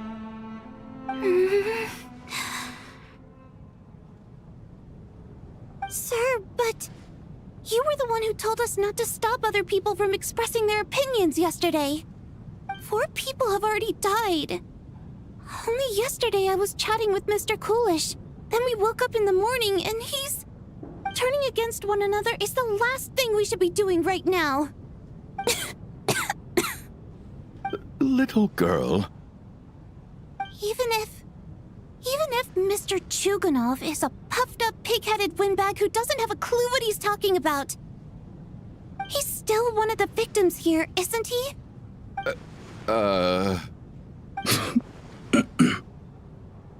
Quite. I had no intention of resorting to violence. But you're right, Miss Tonya. I ought not prevent him from speaking his mind. In any case, I believe Mr. Chuganov has calmed down a little now. We may resume our discussion. I don't think there's any need for that. What is there to discuss? Nothing about this situation is normal. Did you have an idea, Mitya? You're the brainiac here, right? Come on, clue us in. I've been mulling something over. All the leads we have so far concern things from outside the theater. Miss Odette's alter ego, the threats Mr. Chuganov received. But then there's the 2 double murder crime scenes themselves, which have given us absolutely nothing to go on whatsoever. That's highly unusual. Even with the most careful killers, there's always some evidence left behind. So what are you suggesting? I think this could be a supernatural event. It isn't characteristic of human-on-human homicide at all. Correct me if I'm wrong, but aren't you supposed to be a scientist? That doesn't sound like a conclusion someone like you is supposed to make. I got into scientific research because of my insatiable curiosity. But if the present situation defies all known scientific explanations, I don't mind shifting my curiosity toward the paranormal instead. Now that you mention it, I remember when I first came to the theater. I heard rumors about this place being haunted. Haunted? Yeah, I think I heard the same thing. But I mean, they're only rumors, right? We've worked here for years. Surely we would have noticed any spooky goings-on by now. Well, this has taken an unexpected turn. A haunted theater? If Paimon were here, she'd probably be hiding behind me in fear right now. Why don't we take this opportunity to look for clues again with a more open mind? Maybe a different perspective will help us see something different. Very well. Whether it's criminals or ghosts we're looking for, the same rules apply. Everyone needs to tread carefully. I'll move the bodies into the same room for now.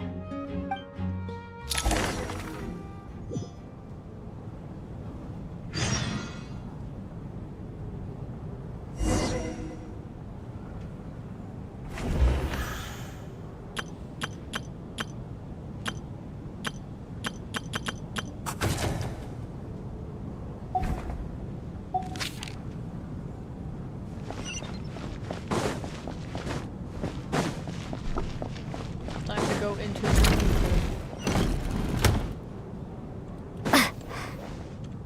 What was the point of that? Valeri, come take a look at this. You too, traveler.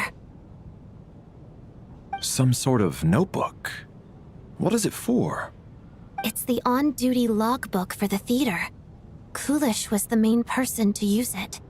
He mostly used it to record any unusual incidents during a show, audience numbers, exit times, and so on. Yes, he'd always have this logbook with him when he checked tickets at the entrance. This should confirm a lot of key details about the recent show. So, you find anything unusual? Yes. The number of people. I've checked and double-checked, but the numbers just don't match what's recorded in the logbook. Apparently, we have an extra person among us. Are we certain that logbook is accurate? Could someone have sneaked in without buying a ticket or something? Unlikely. Kulish took his duties very seriously. I've rarely seen any errors in his work. Not to mention that this was a dress rehearsal, meaning smaller audience numbers and tighter ticket restrictions than usual. Everything would have been well within his control. We no longer have our tickets with us, do we? They got collected on entry. I assume there's no way we can check them again. Unfortunately not. The theater recycles tickets. Once people are in the door, they don't tend to leave until the show ends, so we collect the tickets at the point of entry.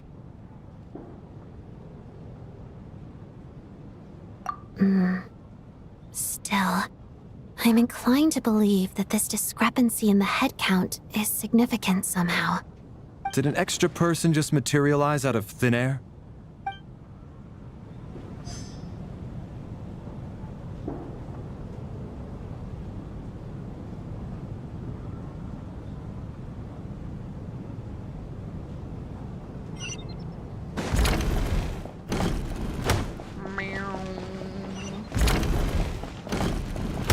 Hi, Tonya. Tonya?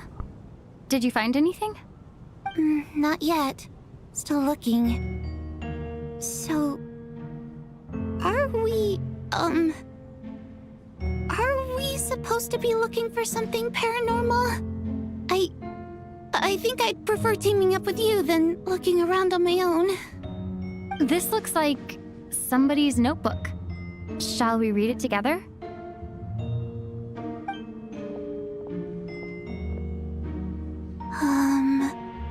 Well, it doesn't look scary or anything, so I guess it should be fine. All right, let's read it together.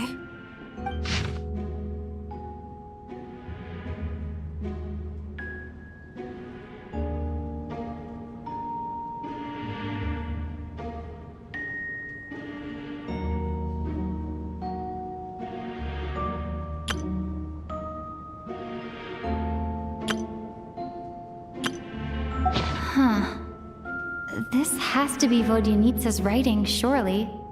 Maybe it's a little rude for us to peek at this. I feel like I just read someone's secret diary by accident. It sounds like she's writing this for her parents, right? I don't understand. Why put this stuff in a notebook instead of mailing it in a letter? Because her water imp parents belonged to the aristocracy, who were driven out of Snezhnaya by the Tsaritsa long ago. And now they live somewhere new, where the postman can't get to.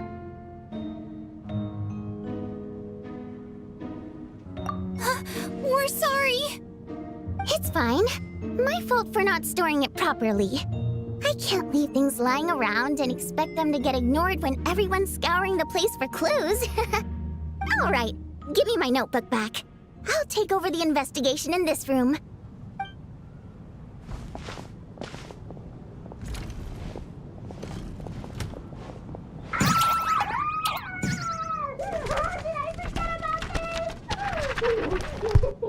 Oh God! And this one. Oh my! Why am I so embarrassing?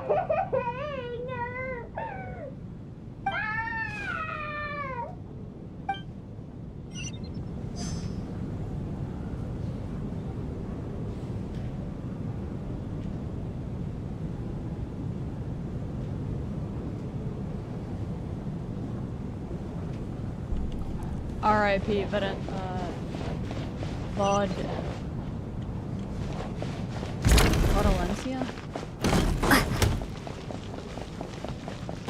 I'd have to read her name to be able to pronounce it again. Ooh! Ah, Traveler. Since you're here, come take a look at this. Alosha found it. We're both curious to hear your perspective. It appears to be an investigation report. And the focus of the investigation was the rumors of haunting we heard about earlier.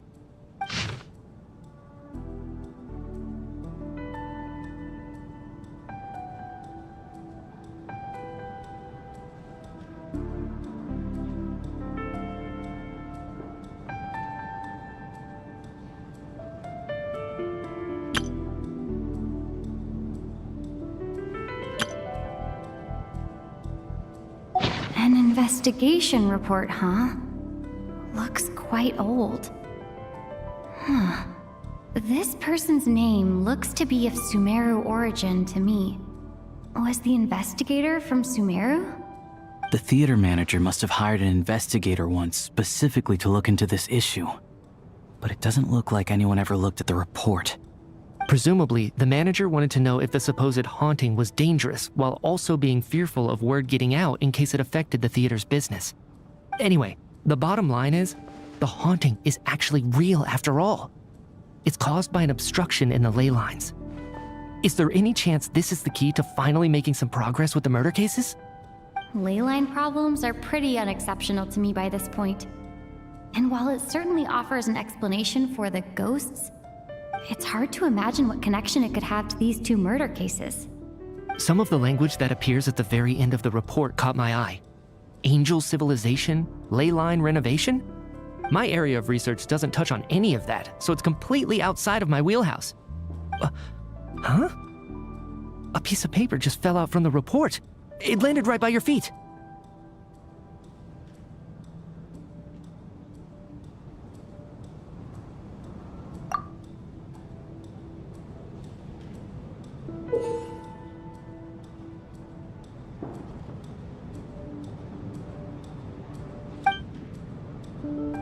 How unnerving. It was tucked inside the report, so it must be a note left by the author. Death is near. Is that supposed to be what's going on here? With us in the theater? But if so, how did the author foresee it? Could he predict the future somehow? Maybe things are more complicated than we thought. No, wait a second. If we take the report and the note at face value, they completely contradict one another. The report definitively concludes that the hauntings in the theater are harmless and cannot affect the real world. But the note seems to be warning of potential danger. The question is, what exactly does the note mean by death?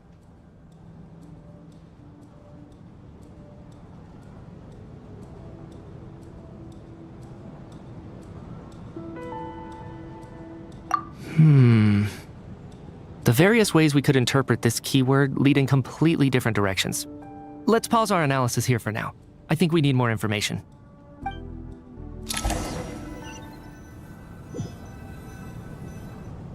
If we take all this together, it's not impossible, is it? If anything, it's the natural conclusion. Oh, I beg to differ. This sounds to me like a product of a researcher's vivid imagination. And perhaps it's because I'm still viewing this through the lens of a typical murder investigation. But still, I'm struggling to be persuaded by your theory. Does it really sound that far-fetched? All right, well, let's treat that as speculation for now. I do agree with what you've said, so let's go with your idea for now. Good. Okay, now that we finally have some meaningful leads, I think it's time to reconvene. Let's get the others.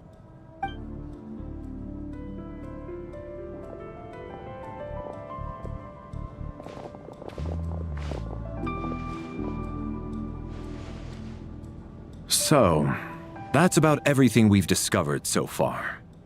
I'll share my theory first. Based on what we've learned from the logbook, I believe the extra person among us is most likely the killer. If the killer had simply bought a ticket, it would have greatly increased the risk of their identity being exposed. I expect he or she either hid in the theater ahead of time, or found a way to slip past the ticket inspection.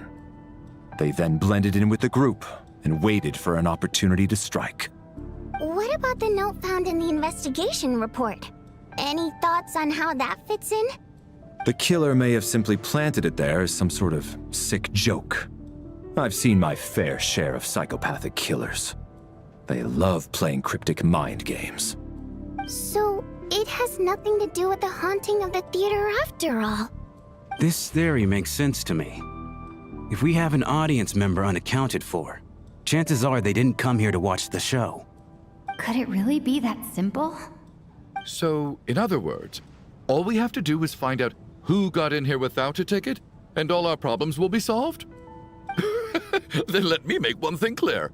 All the theater staff should be well aware that I came here for the rehearsal legitimately, yes? There's no way I'm the one who didn't have a ticket. It's true. I hear you used every trick in the book to get a hold of that ticket, too. Everything short of throwing a temper tantrum and rolling around on the floor at the entrance. I most certainly did not degrade myself in such a way. Probably a stupid question, but I might as well ask. Did anyone here get in without having their ticket checked? Hmm? Guess it was naive of me to expect them to just admit to it. Especially after the unprompted Lelek reveal. Once was already a miracle. Twice would be unfathomable.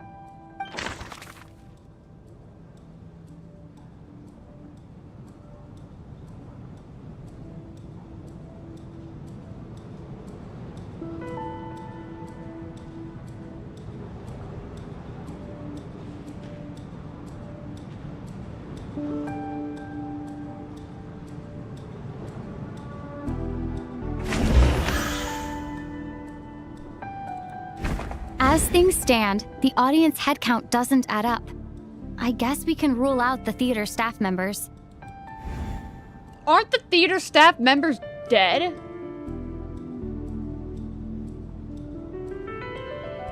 Me. I got my ticket from Child. It was all above board, and my ticket was checked at the entrance, so there's no way it's me.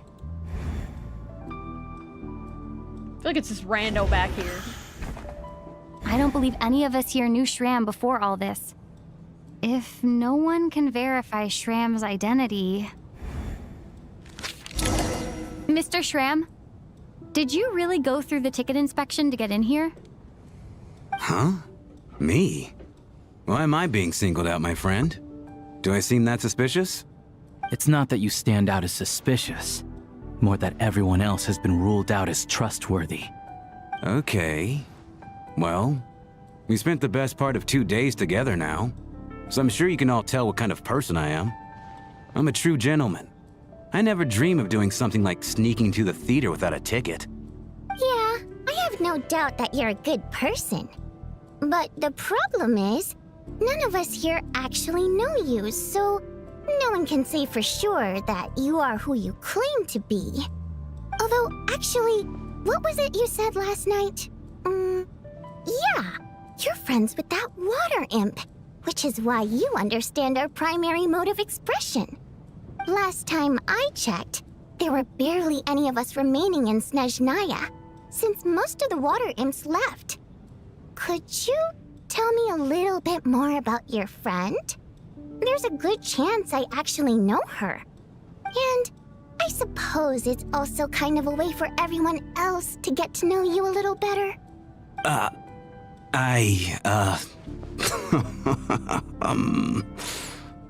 Good grief. Are you blushing? Pull yourself together, man. Stop giggling like a teenage boy. It's revolting. Hey, revolting is a little strong. All right, fine. I'll admit it. That water imp friend of mine, the truth is, we're dating. I was just the bodyguard hired by our family.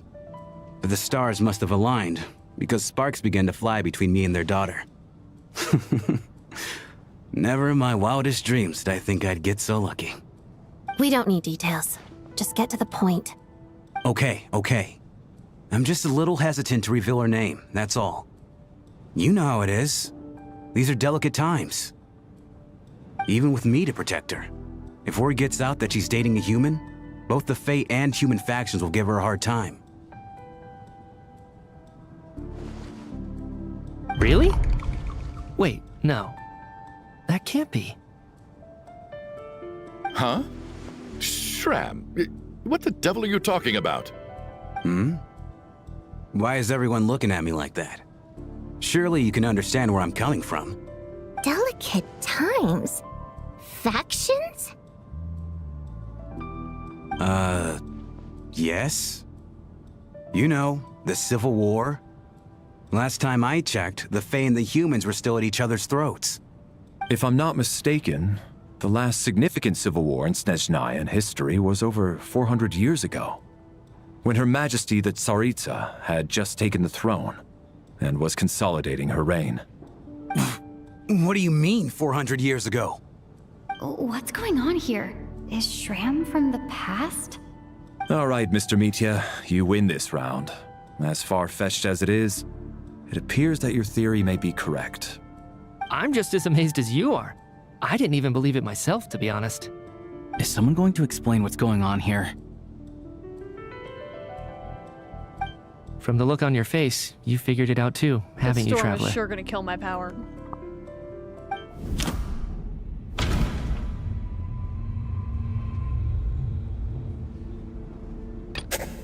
That seems to be the case. Shram's the extra person, but there's no way of learning his identity from this clue.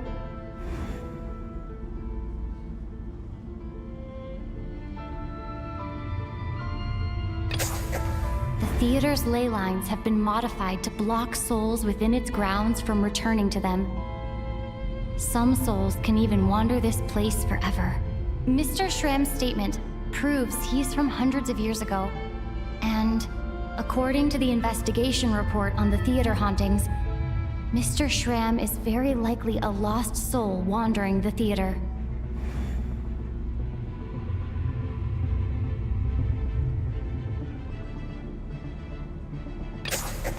For some unknown reason, the soul that has been wandering the theater due to the ley line issues has joined our group and blended in. Yeah, that must be the immediate reason why the ticket count doesn't match the number of people present.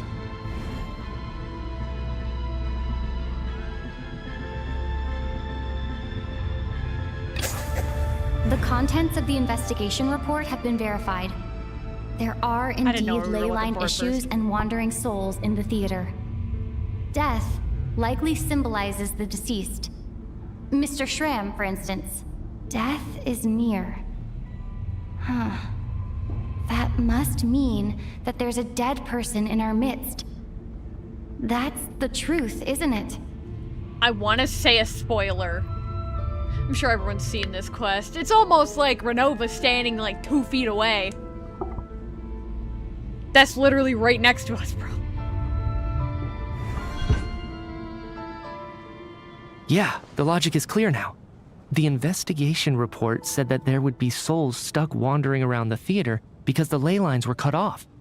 Mr. Shram must be one such soul who died in the theater a long time ago. In which case, that also makes him our extra person. So when the note said death is near, it must have been referring to death as in the deceased, people who died a long time ago. Someone who died a long time ago. In short, there's a dead person among us. The extra person we've been searching for is a ghost from the past. You mean I'm a ghost? No. Don't make jokes like that, my man. There must be some mistake. But even if I was dead, I know for a fact I didn't kill anyone these past 2 nights. Yeah, even if all that's true, the report also said the souls inside the theater can't affect reality, right? They're harmless. Then what if the problem isn't the souls at all, but the ley lines themselves? The ley lines have a powerful ability to attract and devour souls. Let's say that the ley lines are like a black hole, constantly seeking to engulf souls.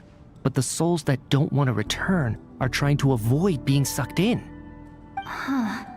Why does this analogy sound so familiar? What happens when the black hole can't achieve its goal? I'm only speculating here, but What if it ended up swallowing innocent souls by mistake?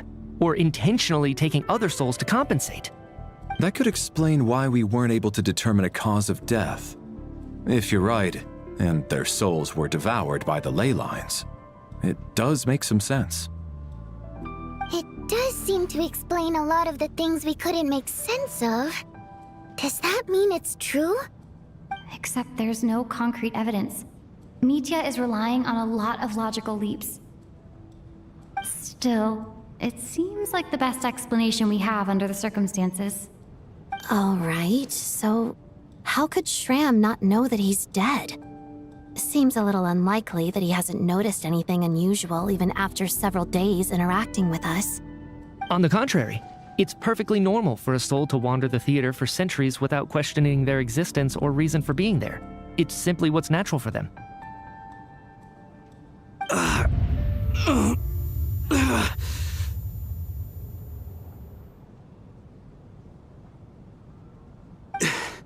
You know what, Mr. Brainiac? I think you might actually be right after all. I'm trying to remember and... even though my head feels like it's going to explode, I think...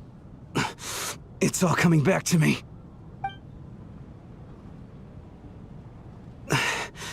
I was the one who didn't want to remember my own death, so I forced myself to forget. Well, I'm sure those are painful memories. My lady and I snuck out to go on a date one day. We bought tickets for the theater. It wasn't really my thing, but I was just happy to be together.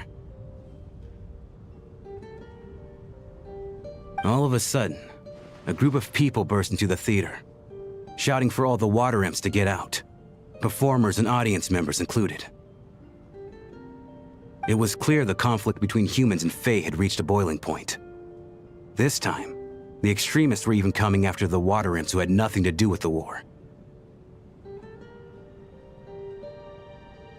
I thought I could pull one over on them, so I took off my jacket, draped it over my lady, and tried to sneak out amid the chaos.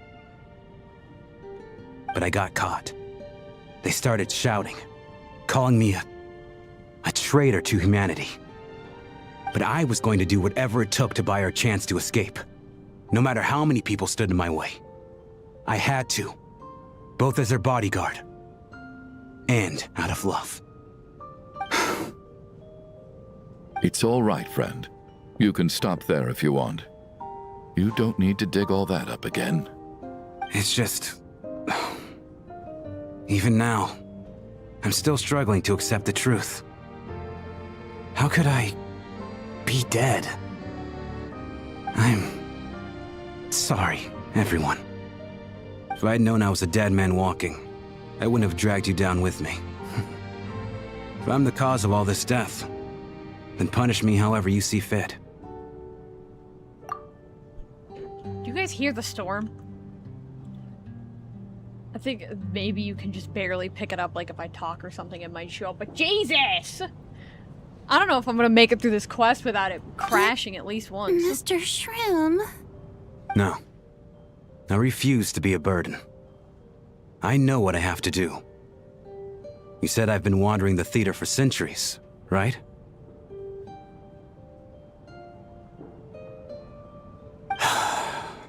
I guess it's high time I got a breath of fresh air.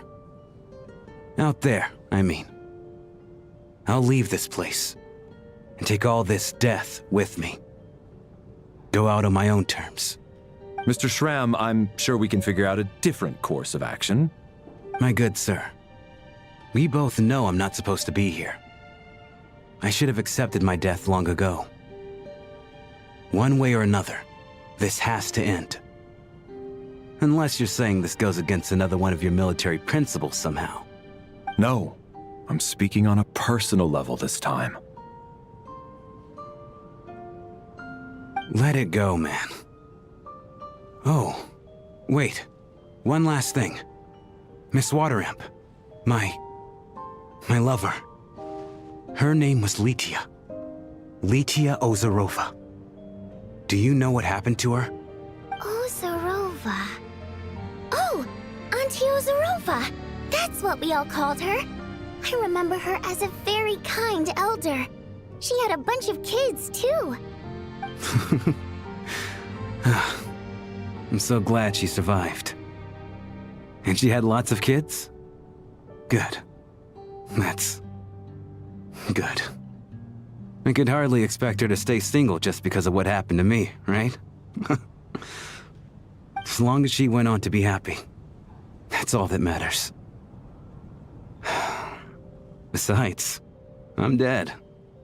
My soul's been wandering around here for so long because I was worried about her. But now, I can go without regret. There's no need to see me off, my friends. I've enjoyed our time together over these past few days. Perhaps we'll meet again in the next life.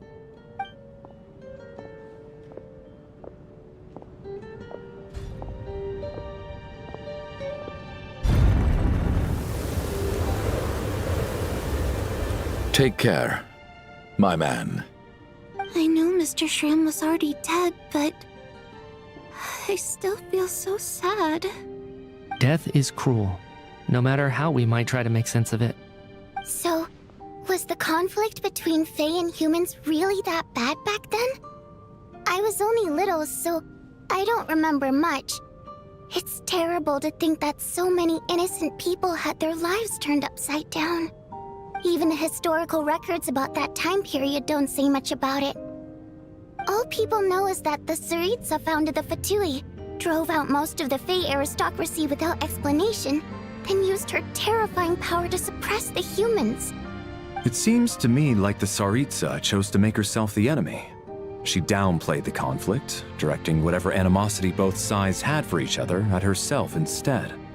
That's also why, despite how brutal the conflict was at the time, there hasn't been much lingering tension between humans and Fae since. Things have been fairly harmonious for the past few centuries. So, the Tsaritsa banished the Fae to protect the Fae living in the city? She offered herself up to be hated in exchange for peace. Maybe it's not quite as bad as it sounds. I don't think Her Majesty is too concerned if mortals hate her or not. And besides, there are very few who truly do. All this time, I had no idea. All right. If Mitya's theory is correct, then I think we can consider this matter settled. Let's all take a break.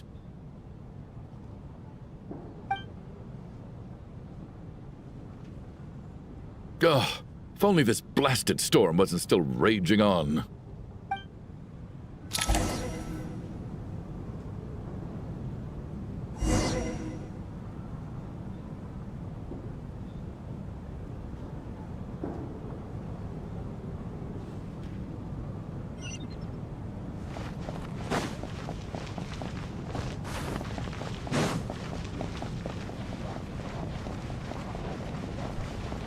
I gotta run so far away.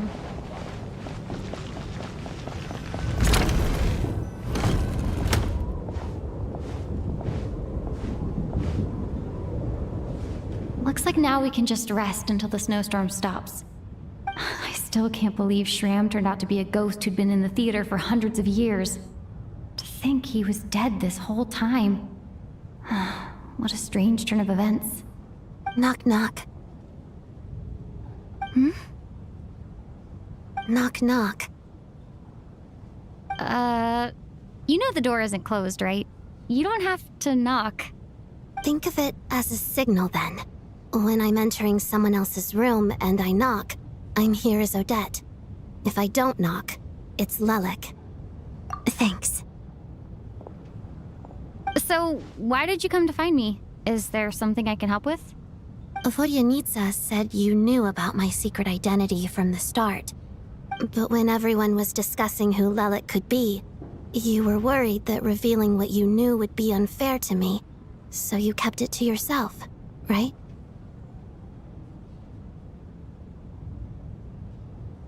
Yes, I'm extremely grateful for that. It's nothing. I mean, you didn't hold what happened to the Senora against me, so I should thank you for that as well. Actually, there's something else as well. I found myself in a situation similar to the one you were in when you helped conceal my identity. So I thought I'd come and ask you for advice.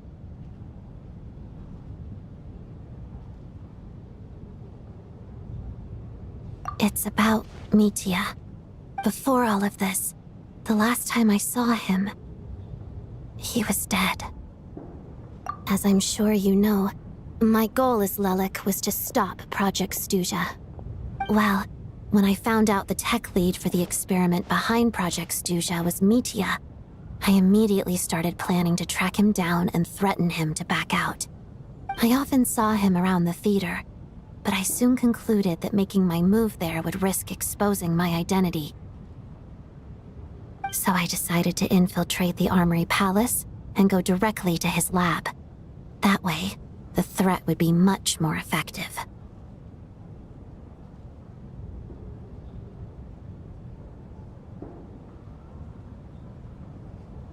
Well, I suppose there was a bit of luck involved, but I am a Fatus, so I already had some familiarity with the building's layout. But when I finally made it to his lab, Mitya seemed to be dead.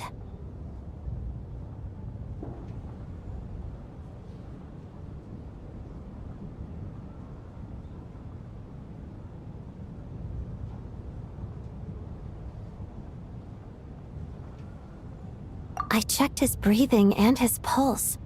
He had no vital signs whatsoever. I'm certain of that.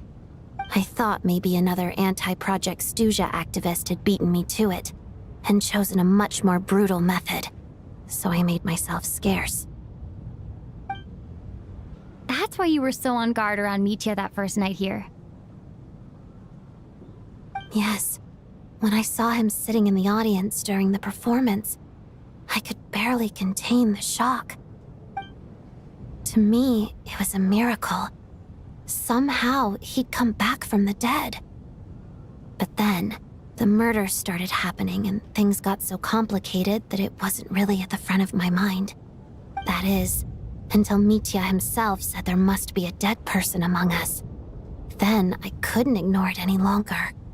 And yet, you thought that bringing it up right away would single Mitya out. Just like when everyone was suspecting Lelik. Exactly. I thought there could be something I was missing.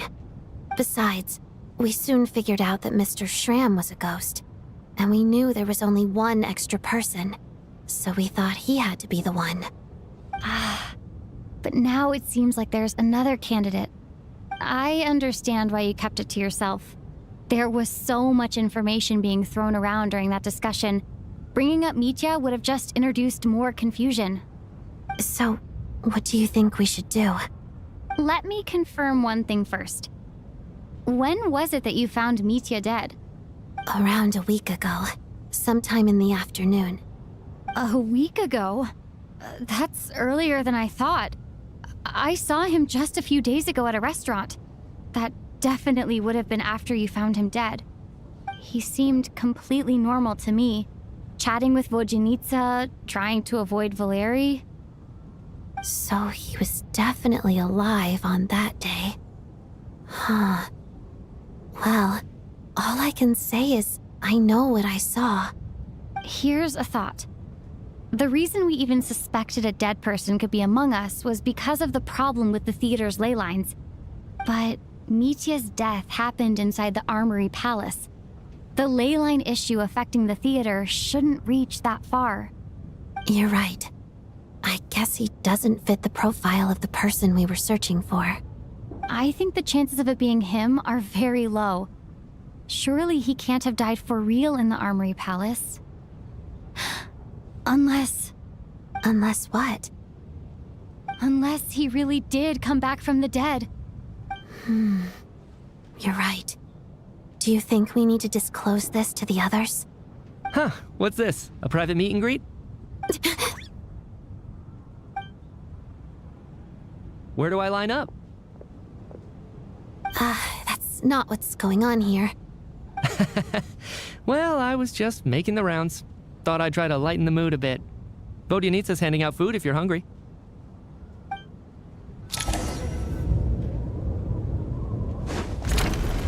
Vodyanitsa, I think.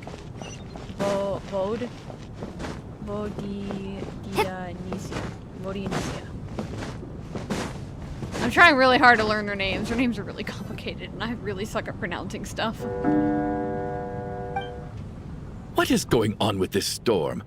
Could it be connected to that monster that just arrived in Snezhnaya? I almost hope it is. Her Majesty the Tsaritsa left to vanquish that beast herself. We just need to wait for her triumphant return. Do you think people still feel the cold after they die? I'm wondering about Shram. Oh, maybe we should have given him a coat before he went out there. Death itself is cold, isn't it? I'm sure the storm will embrace him. Well, I hope he has a safe journey.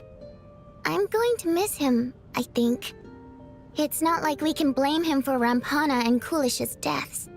Thinking back on it, we barely made it out alive ourselves. Once we get out of here, how are we going to explain what happened to their families?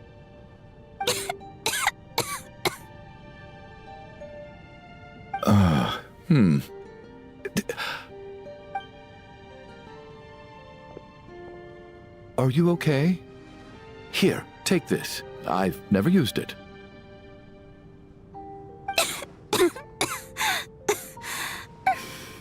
Thanks. Look who's Mr. Nice Guy all of a sudden. Is it because Tonya stood up for you this morning? At least you know how to return a favor. Yeah, without Tonya, who knows how badly he would have been hurt.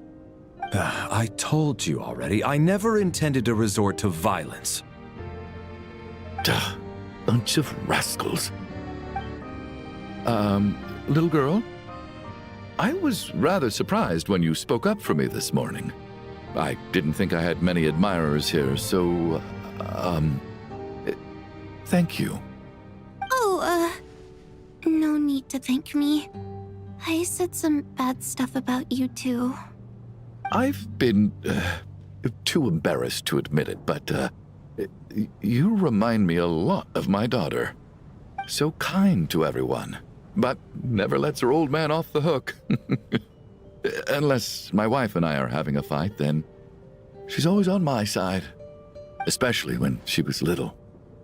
Every time I took her out...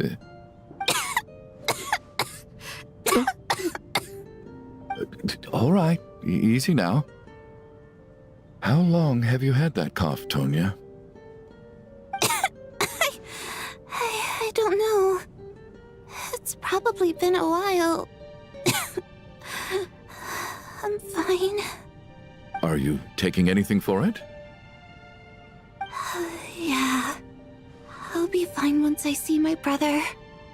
He's gonna pick some frost fairy flower leaves and brew a tonic for me. I'll feel much better once I drink that. I see. That's good to hear then. We should probably discuss arrangements for tonight. Now that the deceased has left our midst, there shouldn't be any more incidents. However, out of an abundance of caution, I'll keep watch. Shouldn't we take shifts? I can take one if needed. No need. I managed to get a nap in earlier, so I have plenty of energy right now. After all the tension of the past few days, everyone else should just focus on getting a good night's sleep.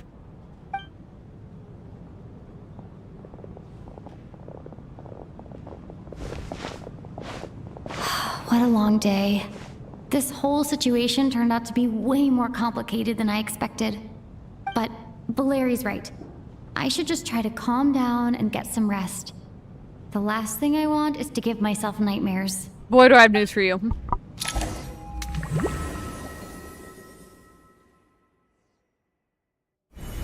She's awake.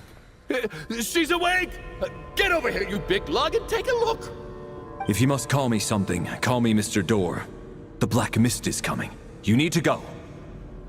Are you all right? Can you walk? We just got attacked by monsters on our way up. That Mr. Door fellow protected us. He just seemed to come out of nowhere. Not much of a talker, but when it comes to taking down monsters, that man doesn't hold back. Curses! The Black Mist is catching up to us. We need to keep going. Mr. Door, I don't believe I've ever seen you around here before. Why is that? There's no need to try to get to know me. I'm just Mr. Door. I have to find the door that belongs to me. Oh, well, anyway, we're lucky to have you here. Thanks for saving us. Mr. Door, monsters! Looking for trouble? I can just push these ones off. No need to thank me. This is where my duty lies. You're not gonna help or Having second thoughts? I'm on my own. Firestorm! Does it want me to leave? Nope, I have to fight it. And I'm dead. Remaining revives 10. So I don't get any help for this. Looking for trouble?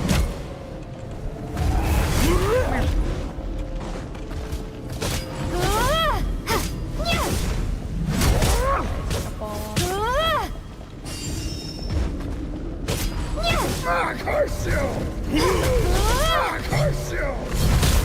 Take this!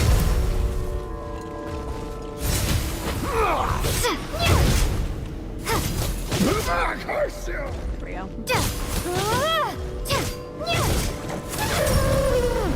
There we go.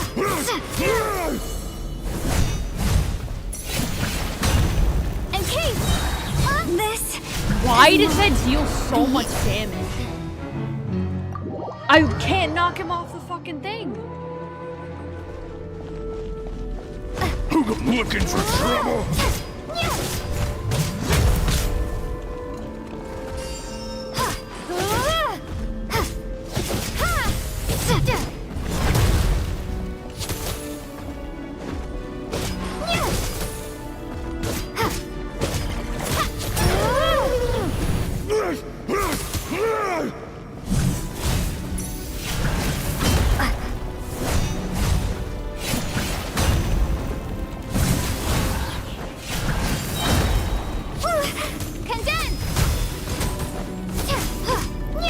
Genuinely, what am I supposed to like do? Take this!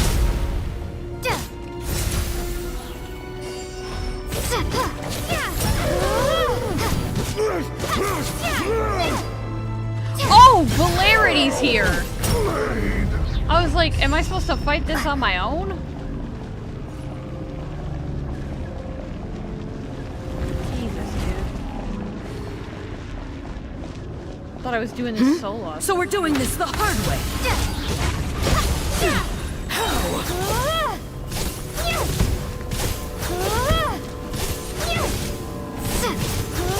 Yeah, that makes like way more sense. Remarkable work, Mr. Door. If I had your muscles, I'd do the same. I'm so confused. Like, am I just gonna be stuck here trying to kill this dude? Are none of these doors the one you're looking for? No. Mr. Door, what a name. Fighting frog!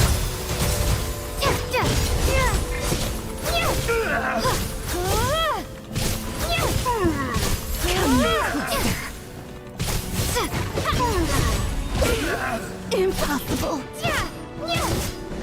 Firestorm!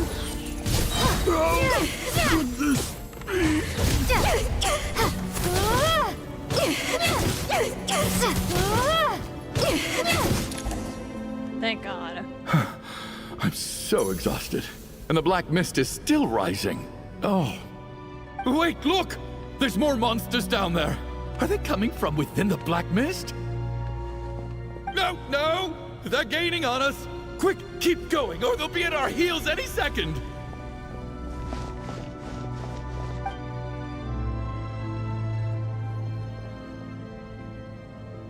Mr. Door, what are you doing? We need to get out of here. They're coming! Found it. This is my door. What? You mean you're going to stay here? I am a door. This is where my duty lies.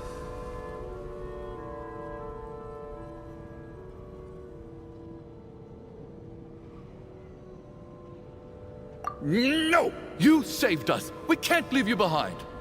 You must keep going. A door can only keep things out for so long. You must make haste. But... Oh, you're right. Let's go. We can't let Mr. Door's sacrifice be in vain.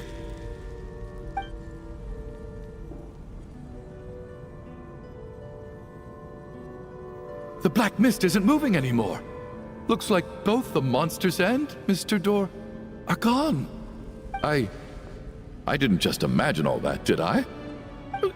Surely I wasn't so scared out of my mind that I hallucinated a door as a human being. Oh, okay, good.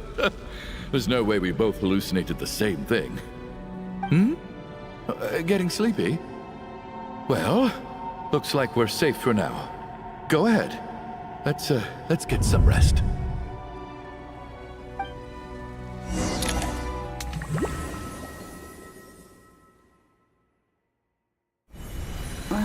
What time is it? Is it morning? I think I had a nightmare. Oh, I guess everyone's still asleep. These past 2 days have been exhausting. Valeri's keeping watch though, so he's probably the only one awake. Valeri?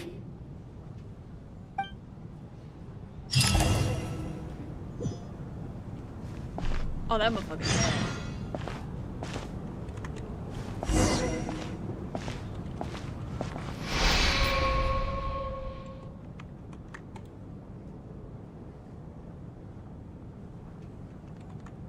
Wake up! Everyone needs to wake up!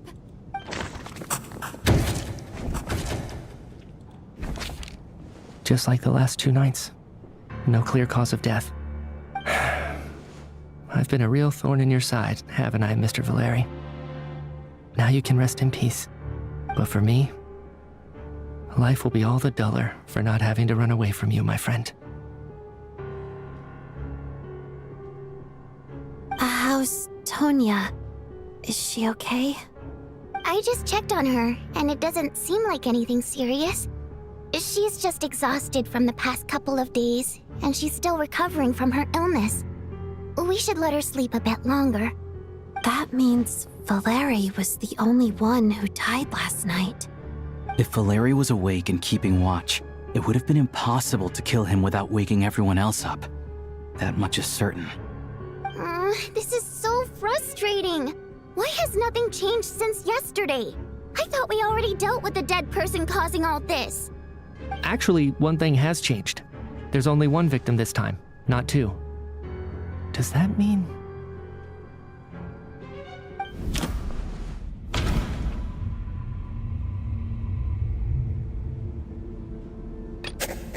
But Mr. Shram was already deceased to start with. That doesn't seem very likely.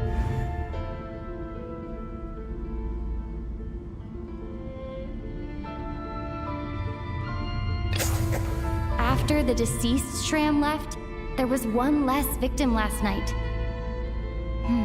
That more or less tracks.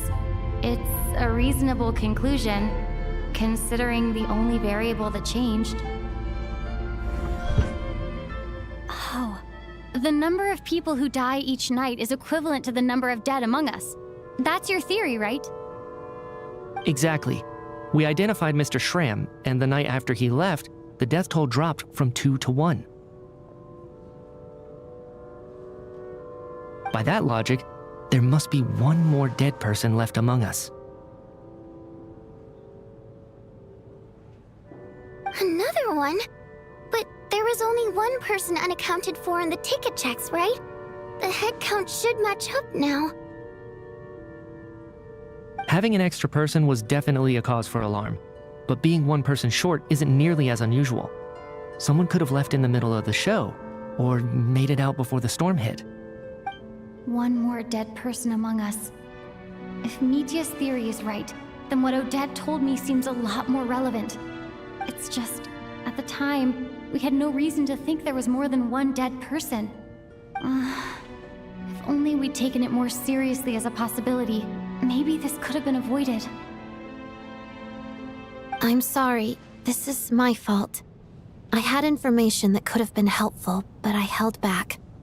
I should have brought it up right away. I'm partly to blame as well. I was too quick to dismiss Odette's concerns. What is this about? What have you two been getting up to behind my back? Sounds like there's some big news you've been keeping from the rest of us.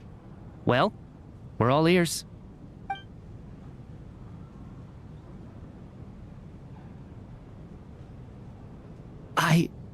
I'm the dead person? Wow, that's certainly news to me. Odette and I talked about it yesterday, but we thought it just wasn't possible, so we left it at that. Yeah, I don't blame you. If I'd been there, I probably would have reached the same conclusion. It just sounds too unbelievable. Let me just try and verify this. I just scoured my memories trying to think back to the afternoon Miss Odette mentioned. But I honestly have no recollection of dying. That's where I'm different than Mr. Schramm. Having seen Mr. Mitya a few days ago myself, I also find it hard to believe he could be the other dead person among us. Well, if it isn't Mitya, then who? Do we vote on it? If you don't mind me asking, Traveler, I believe you mentioned that you know Tonya's brother. Had you ever met her before all this? No, never. Wait, are you saying... Now just 1 minute. I know where this is going. You can't just randomly point a finger at anyone you want. You're in the hot seat, and all of a sudden you want to divert our suspicions onto somebody else? Trying to pick a fight, Mr. Chuganov? Whenever you open your mouth, all you do is attack people, and I've had enough of it. If you don't want to engage in a civil discussion, you can shut up. You little brat! Did Mitya ask about Tonya because he suspects her? I suppose I only identified her by age and nothing else. Could that mean... I'm just saying, you're going around casting suspicion on people for no reason. How could Tonya be dead? I can vouch for her, if nothing else. I've seen her before. She's the sister of that Harbinger, isn't she? The one called Child. Oh, really? You're telling the truth? Since being here, I don't think I ever mentioned she was Child's sister specifically. Does Chuganov actually know her? If Chuganov can vouch for her, then it can't be Tonya either. In which case, it seems unlikely that there's another dead person among us at all. Miss Odette, could you go over that afternoon with me one more time, when you found me dead? No problem.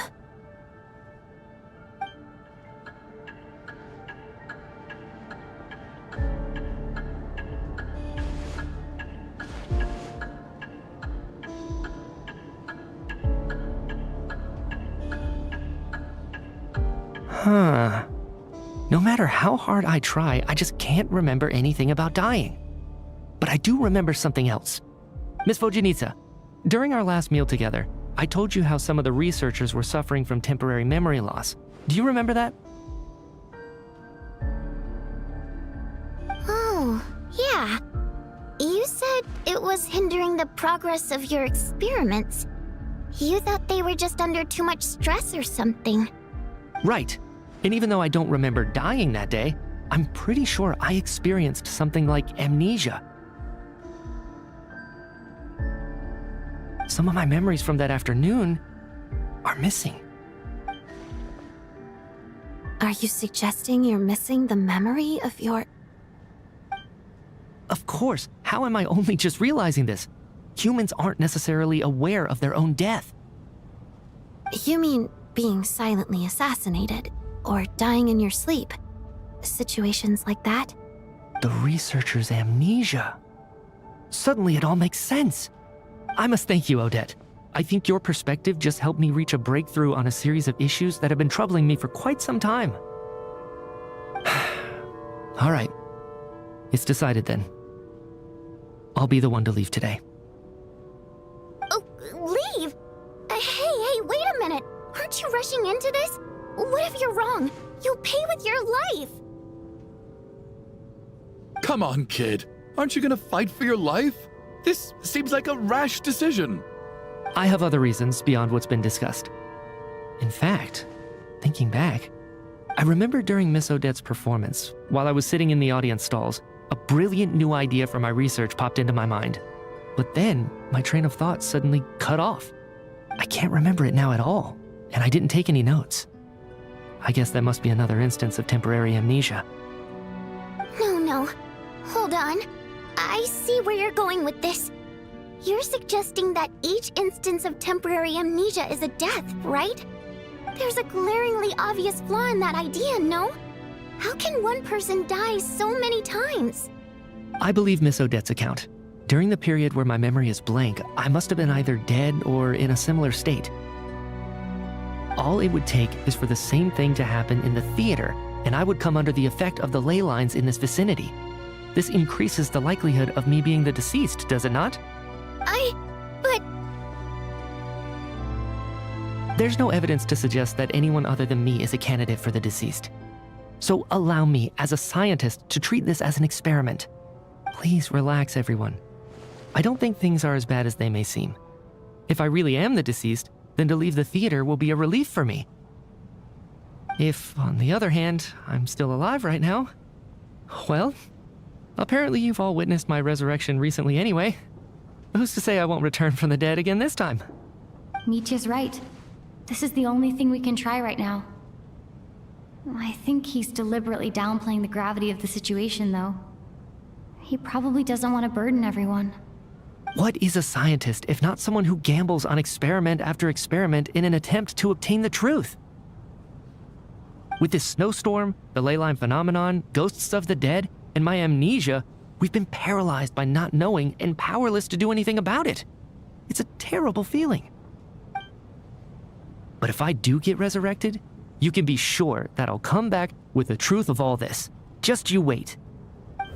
I just was saying in my head, well, how come his scarf hasn't been animated in a while? It is now.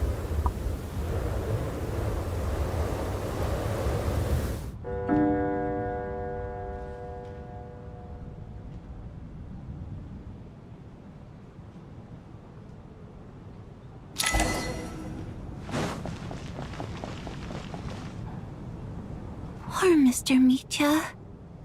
I didn't even get to see him one last time. Maybe it's a good thing that you weren't there to see it. It was a hard thing to watch. I hate goodbyes. Why does it feel like everyone around me is slowly disappearing? Not just in here, I mean. In the outside world, too. Maybe it's the realization that, at the end of life, everyone has to face it alone.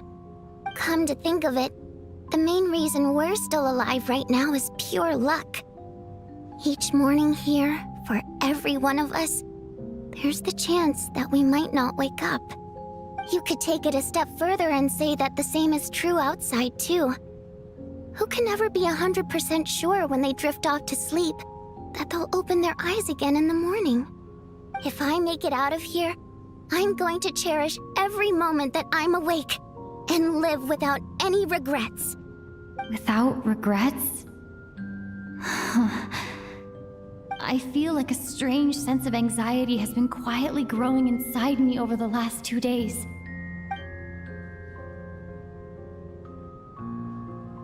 Are you okay? You look really glum. If something's bugging you, let's talk about it. There's only a few of us left here now. After everything we've been through, what's the point in keeping things bottled up? I have a travel companion named Paimon. Alosha and Odette have met her before. She's been feeling unwell recently. You're worried about her, aren't you? That makes sense. We've been trapped in here for days. To be honest, I used to feel like I was just a spectator in this world, watching everything that happens from the sidelines. Maybe it's because I'm a descender? A descender? But with Paimon by my side, over time, I slowly felt my connection to this world growing stronger. She loves eating, sleeping, and having fun, but she's also a great guide. It's her authenticity that makes this whole world feel more real for me. Over the last few days that we've been apart, I've often caught myself wondering, what would Paimon say if she were here right now?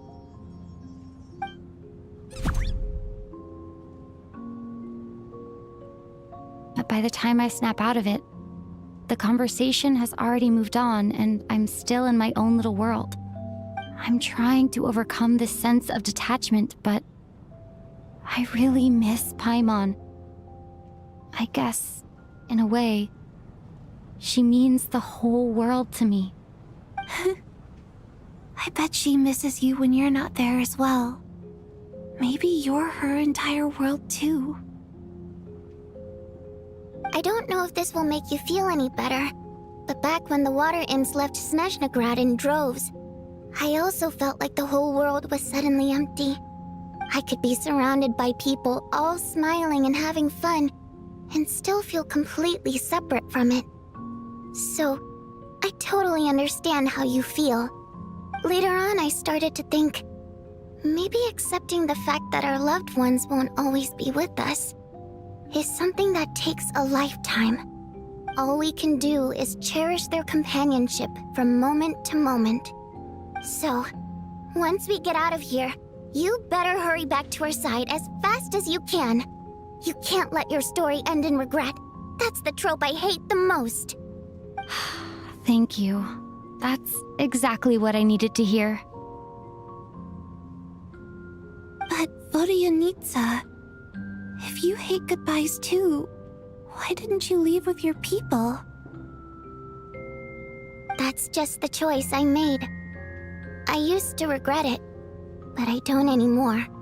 Like I said before, singing is a water imp's primary mode of expression. It's how we convey our emotions.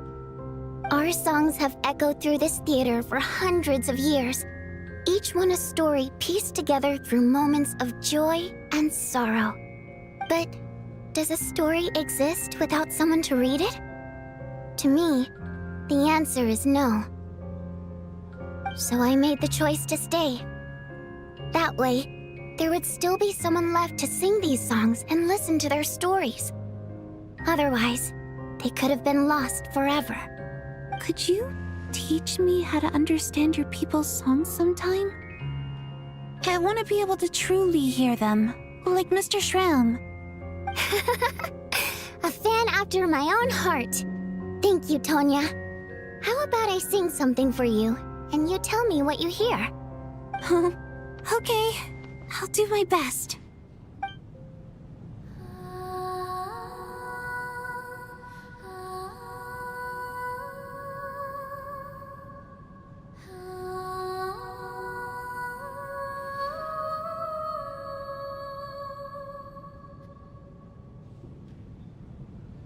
I've never heard that one before. I feel like I can hear a sense of longing somehow. I wonder why that is. Color me impressed, Tonya. You're a keen listener. Most people can only tell if a song is happy or sad. I didn't think you'd be able to pick up on such specific details. So, what's the song about then? Come on, tell me! I've actually never performed this song in the theater before, because it has more of a ceremonial purpose for our people. It's not meant for the stage. It means something like, may those we have lost watch over us, and follow this song back home in the night, so that we might be reunited once more. I wonder if it's, Vodyanitsa's, like, thing that we keep hearing for our dreams, because we keep seeing the hydro thing, so I wonder if it's her. No wonder I could hear that sense of longing. You sing it for loved ones who have passed away. I hope it reaches them. It's getting late, Tonya, and you're not well. We should all turn in early. I suppose there's no reason to keep watch tonight. Okay, but, before I go to bed, could you sing that song a couple more times for me, Vodyanitsa? Of course. Anything for my #1 fan.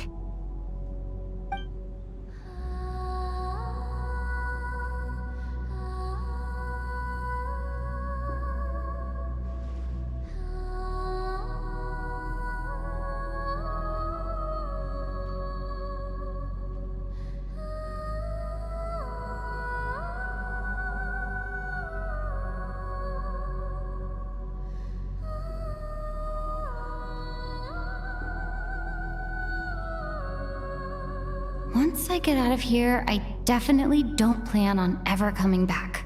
But I guess that means I'll never get to hear Vodyanitsa sing again.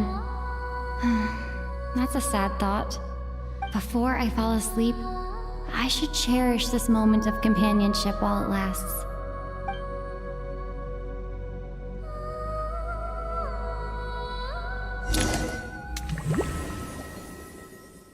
Yeah, that thingy, that hydro. Where am I? In hell, it looks like Jesus. It's so dark in here, and I feel kind of dizzy. Am I alone? There's a Tanya behind you, a really evil Tanya.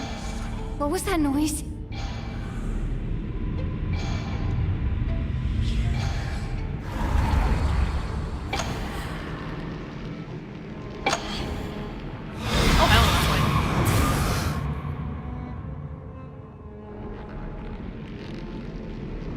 Return, O spirits. Fulfill your oath of protection.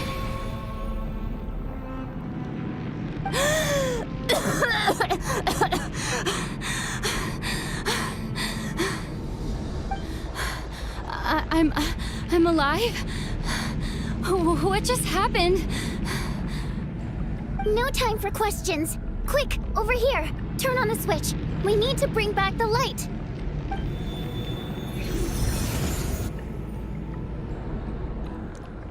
All right, we're safe.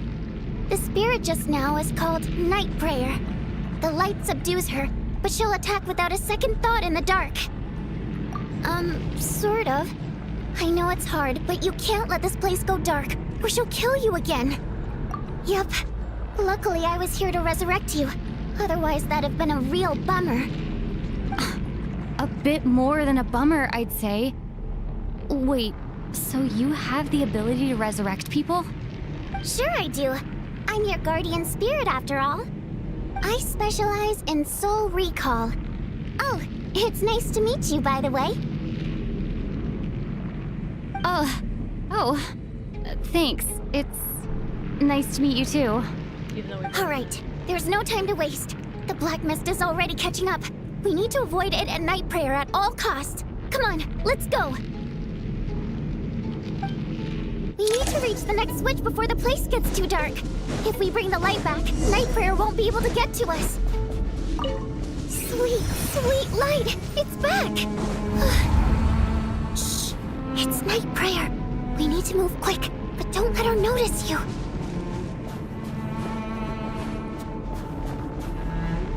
Look out! Traveler, learn to use your legs! Traveler!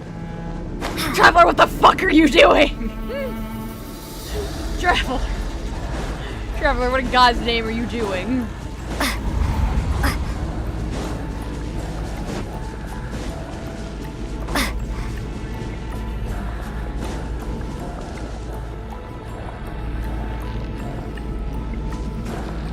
Traveler!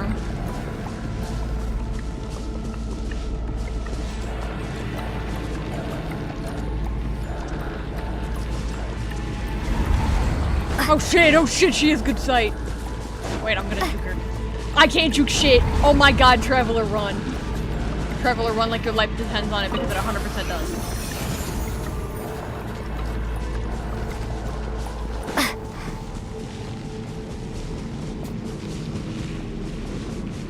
The next switch is over there.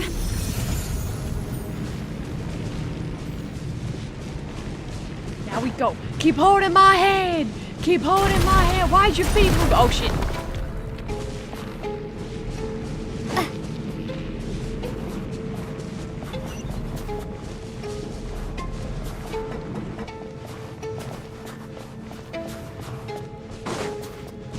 This looks suspiciously familiar.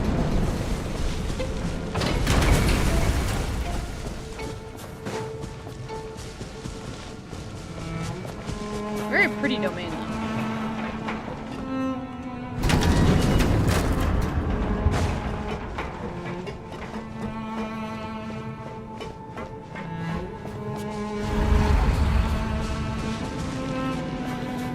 No. here too. This can't be the only path. Let's head up there and take a look.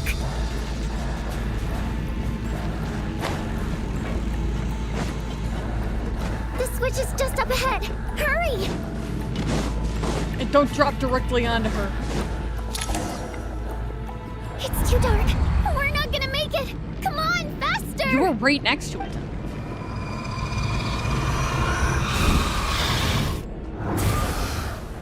Traveler! I won't let you die like this. Not on my watch.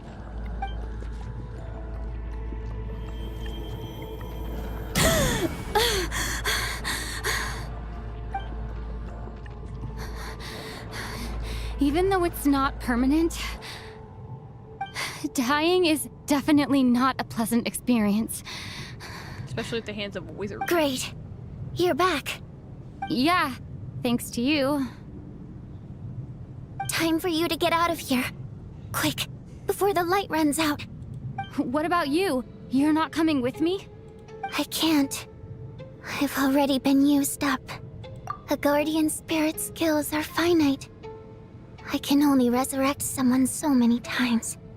I might not look any different, but my essence has been exhausted. Now, I will slowly start to fade away. I can go no further. The black mist is where I belong. It's okay. Dive into that shit. Why didn't you tell me sooner? Because it wouldn't have changed anything. That knowledge would have just burdened you. And a guardian spirit's role is to protect. But... Go. Now, before it's too late. I already hear night prayer approaching.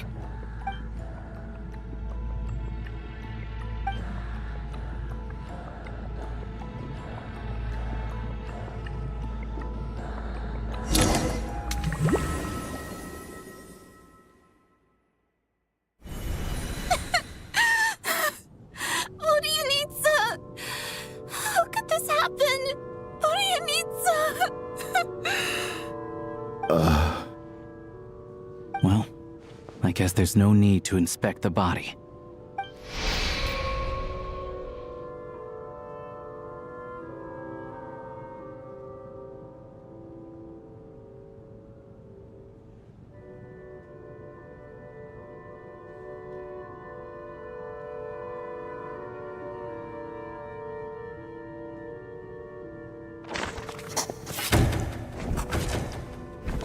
Wasn't supposed to happen. You lied to us, didn't you, Chuganov? You've been lying from the start. Take a long, hard look at yourself before you go around accusing other people. I suspected you on day one, Lelik, and now look where we are. By some strange coincidence, you've never been targeted. You just happen to have survived this long? No, you should be the prime suspect. And you, little hunter, ever so content with staying on the sidelines. Yet, you were the one who stopped us from leaving from the start! Why are you trying to keep us here? Now you're just lashing out indiscriminately. That's either a sign of anxiety or a guilty conscience. Where was all this passion and bravado before? Decided to fight until the bitter end. Is that it? Is that a threat? Fine, bring it on! You think I'm afraid to die after all this? You want to kill me? Go ahead. I'd like to see you try. After all the trauma of the past few days, everyone's been pushed to the breaking point. Valeri and Mitya aren't here anymore. Someone else needs to step up and take charge. But first, I need to think this through. Considering everyone left, who's the most likely candidate for the deceased?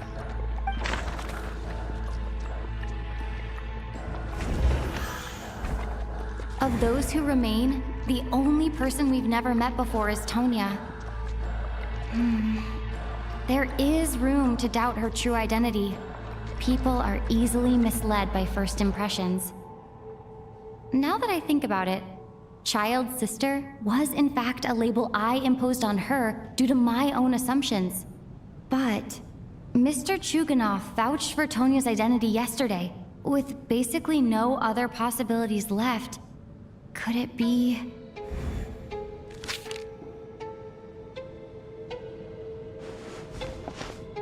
Tonya, how's Tusser been lately? Tusser? Your brother Ajax must have mentioned me in his letters home, right? Did he say anything about a blonde traveler? No. And my brother's name is Razik, not Ajax. Oh. Chuganov, looks like it's your turn to do some explaining. Yesterday you said you could vouch for Tonya. Why did you give us a false testimony?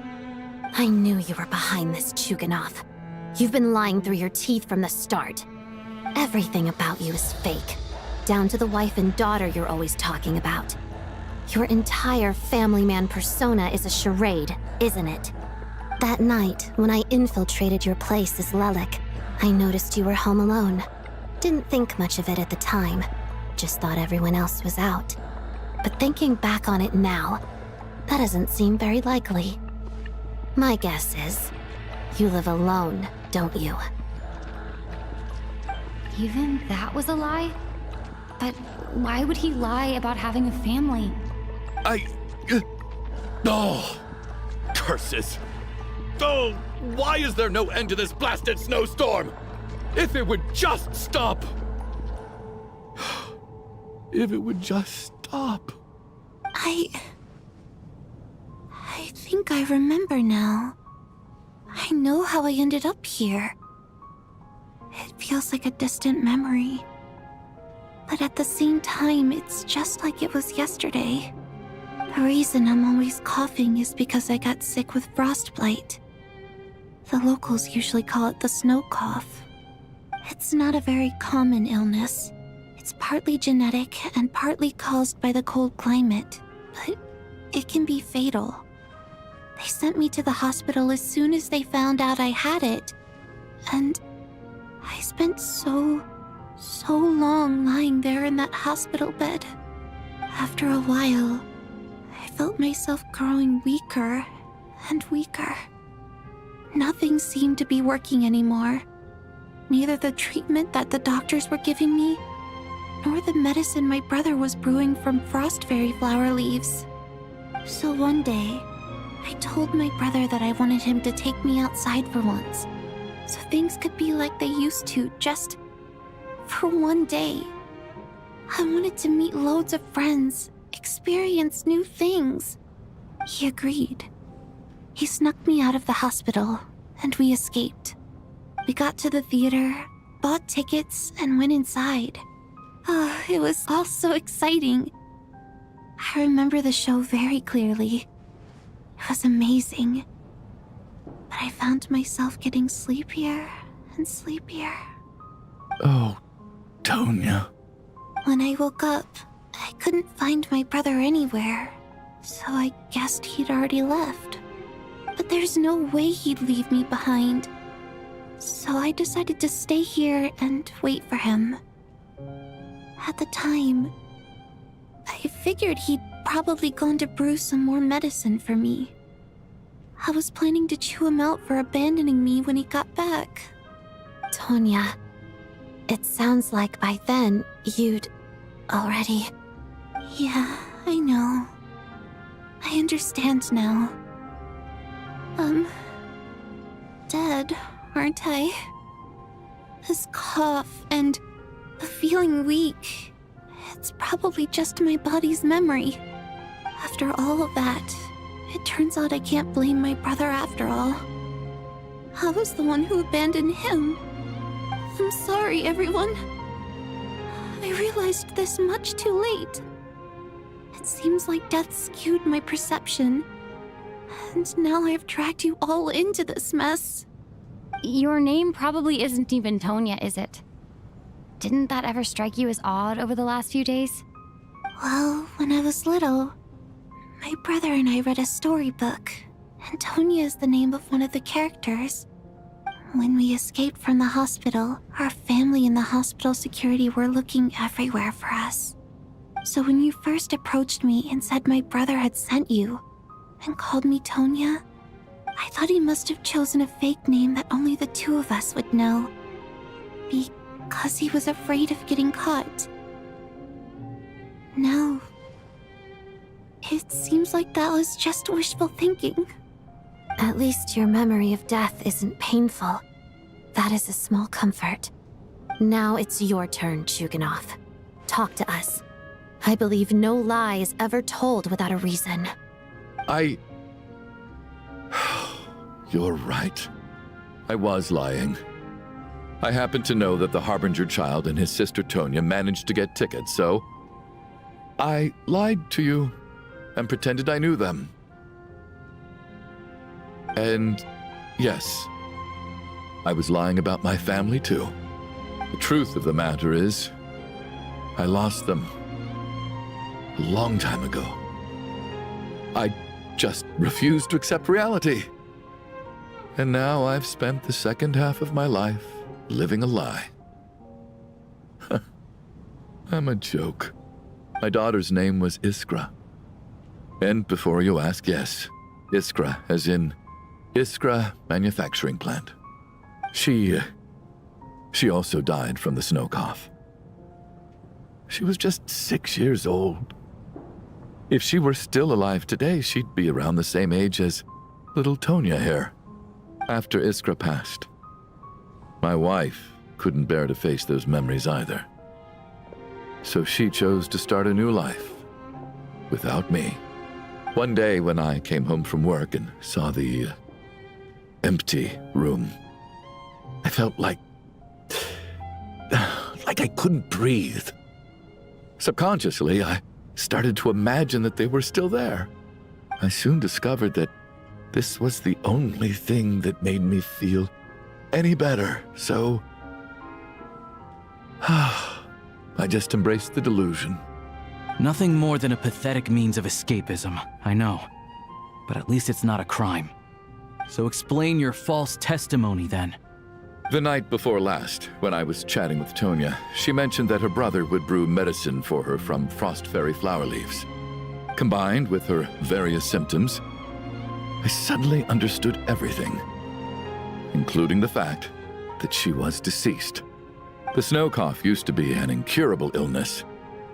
I would pick frost fairy flower leaves to brew medicine for Iskra too. It took hours and hours on the stove. But the year after my daughter passed away, the jester of the Fatui announced that a cure for frost blight, also known as the snow cough, had finally been developed. It turned out that all previous treatments were completely ineffective. No better than random concoctions. That was the final straw for me. I just couldn't take it anymore. Just one more year. One more year, and everything would have been okay. So, more than anyone, I know full well that in this day and age, no one in their right mind would still be using frost flower leaves to brew medicine for the snow cough. Poor Miss Tonya, therefore, had to have been from an era when snow cough was still a terminal illness. So, you projected your daughter onto her? Even though you knew she was one of the dead? That doesn't make any sense. You knew she was already dead. What did you hope to achieve by protecting her? I just don't believe in your crackpot theories, nor do I approve of your actions. How can you just declare a living person dead and throw them out into that snowstorm? Nitia's gone. My good buddy Shram's gone. And now it's Tonya's turn, isn't it? The others I can make my peace with, but little Miss Tonya, here she is, standing right in front of us, alive and breathing, and fighting her own battles. Yet you're quite happy to say she's dead? I just want her to live. Once this snowstorm is over, the very moment it stops, I'm going to march out that door and find someone who can fetch the very best medicine for her snow cough.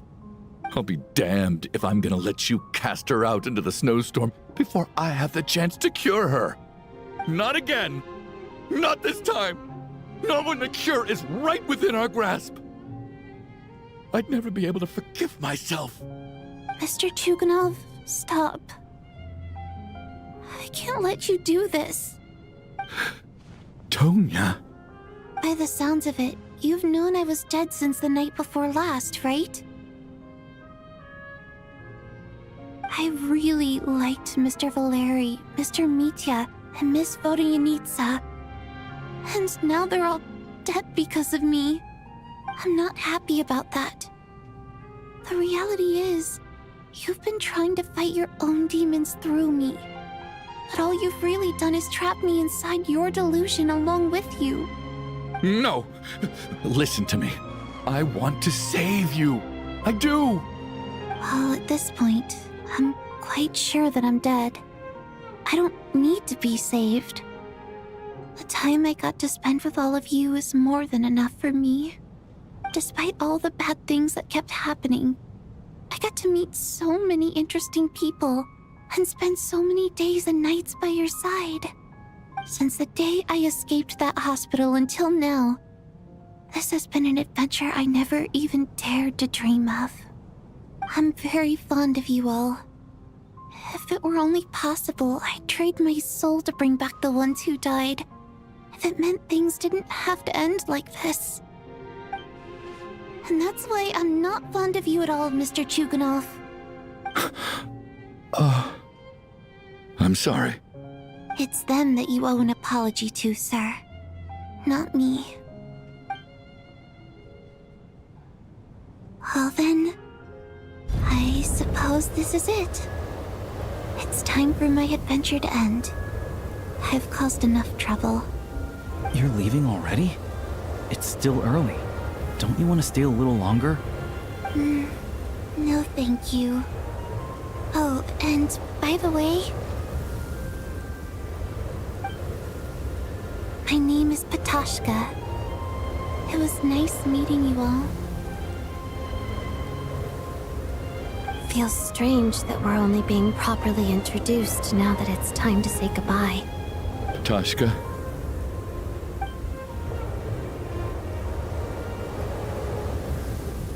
What are you doing, Chuganov? Are you crazy? Let me leave. I can't keep lying to myself anymore. In your dreams. Don't think you're getting off that easy when you had a hand in the deaths of so many people. The Fatui have honed quite an array of enhanced interrogation techniques since they were founded. Once we're out of here, Lelik will personally give you a taste of every last one.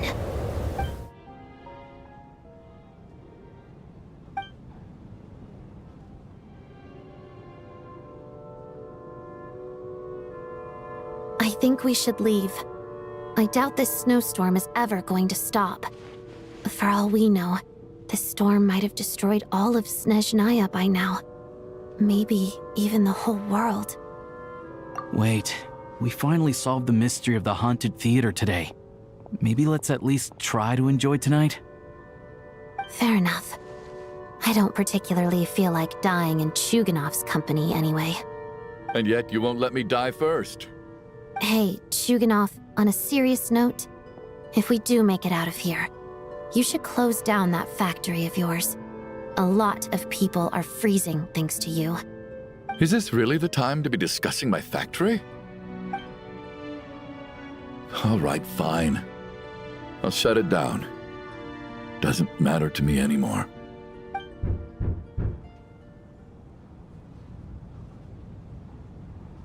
Am I hearing things? Or was that a knock at the door? From a really funny recap, I know who it is! There it is again. But I don't understand. The snowstorm hasn't stopped, has it? Where are they putting the bodies? Outside? Should we open the door? Is this it? Is this nightmare finally over? If the last few days are anything to go by, I probably shouldn't be getting my hopes up. Whatever lies beyond that door at this moment, it could be something even more terrifying than everything we've been through so far.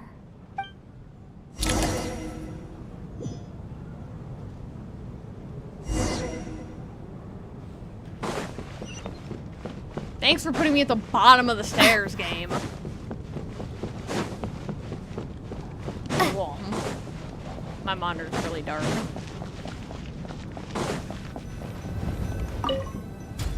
I'm miles away from this door. Hi, Metia! I couldn't have hoped for anyone better.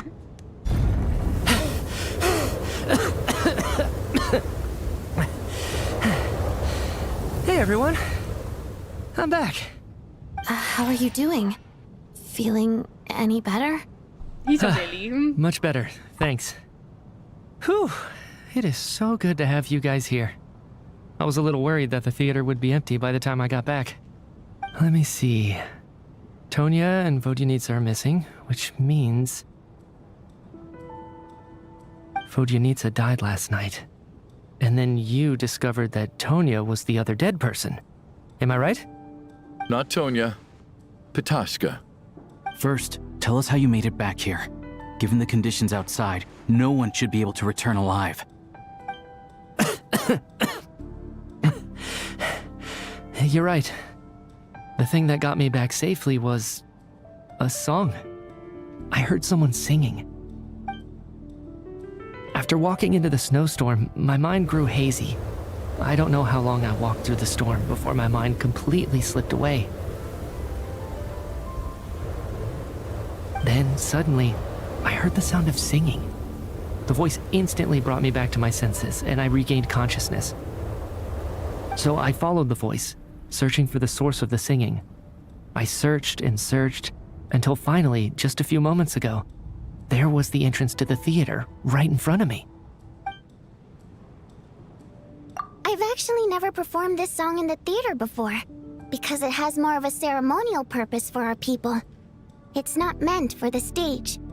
It means something like, "May those we have lost watch over us, and follow this song back home in the night, so that we might be reunited once more." I could've guessed. That must have been Vodyanitsa's Requiem. Who knew it actually worked? That song is meant to guide the souls of the dead. Mitya, that must mean that you... Huh. No kidding. Huh, seemed like I guessed right then. This is what I've been so desperate to tell you about. When I first stepped out of the theater, I was still quite lucid. My memory of it is still pretty intact. I remember the outside world being completely different than what I'd expected. It was like this was a world where only the snowstorm existed. There wasn't a trace of any humans or buildings ever having been there. I don't know how else to describe it, except to say that it just didn't seem like the real world. And as for the Requiem, if I was guided here by Vodyanitsa's song, it can only mean that I must already be dead. And this is my soul, not my body. But I didn't experience a clear moment of death while I was out there. Nor do I feel any different now than before I walked into the snowstorm. You don't seem any different to me either. In fact, this is something I've been wondering about for a while now. If souls aren't physical, shouldn't they lack tangible form? Both Shram and Pitashka were clearly deceased, and yet their souls didn't look or feel like ghosts at all. They were visible, tangible, no different than you or me. This raises a truly terrible thought. Is that really what Mitya is suggesting?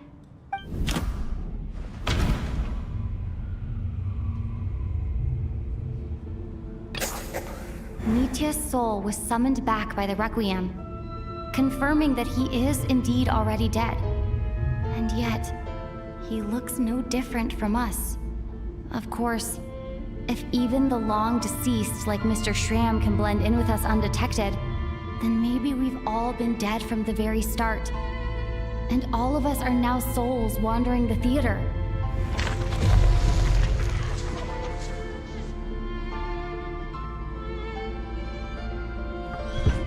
Yes. I think that this is probably the afterlife. What did you say?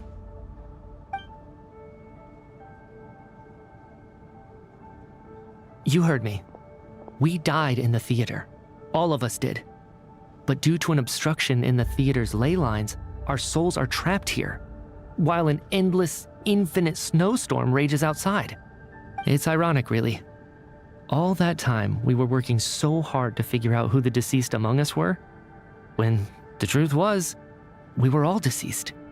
The only difference being some of us died more recently than others. Do you remember that note, "Death is near"? Seems like we misunderstood what it meant after all. Death was nearer than we wanted to think all along. The note simply meant that all of us were already dead.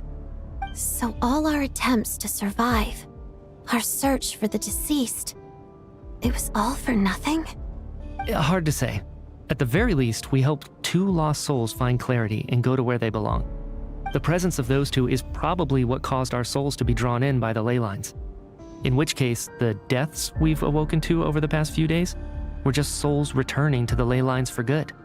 If what you're saying is true, doesn't that make us the lost souls now? Huh, no wonder. This afternoon, when I was moving Vodyanitsa's body, I noticed that the other bodies in the room hadn't decayed one bit after all these days. That's further proof that those aren't physical bodies at all, but merely our shells here in the afterlife. Am I really dead? This doesn't feel real to me at all. No, that's impossible. This cannot be how it all ends. I still find it hard to believe that all of us are dead. How exactly did we die in the real world? None of us have any memories of dying, right? Not even knowing how we died is preposterous. Good grief! Surely there has to be some reason. Exactly. It's hard to rest in peace when you don't even know how you died. It gave me lots to think about as I strode out into the snowstorm. I racked my brains trying to remember the cause of my death, the exact moment I died, the root of all of this, right up until my consciousness faded. Wait. Hold on. Right before I lost consciousness, I think I saw something. I can't remember. And I think I lost my notebook and pen. Mitya, your hand. Is that blood on your fingers? Huh? You're right. There's blood on the fingertips of my right hand. Looks like it's already dried. When did that happen? What the? I guess this was what I saw. I must have desperately drawn it in my own blood right before losing consciousness. What's wrong? Do you recognize the symbol? It's Renova, the ruler of death. Alosha, do you still remember that Snezhnayan folktale you told me about? It was about the Grim Reaper. When someone's about to die, he appears as an incarnation of someone familiar to guide their soul into the afterlife. And as soon as you recognize his face, your life is over. I heard a similar tale when I was little. You think the Grim Reaper in this story refers to the ruler of death you mentioned? That's right. In which case, death is near could also mean that the Grim Reaper is here, disguised in a familiar form. Death, the deceased, and the Grim Reaper? So it's a triple entendre. When I first saw this note, I thought it contradicted the investigation report. But now it seems like that was the whole intention. So the Grim Reaper deliberately misled us. Then, we started suspecting each other and searched for the deceased while they hid in plain sight. By that logic, the one person most likely to be the Grim Reaper incarnate is...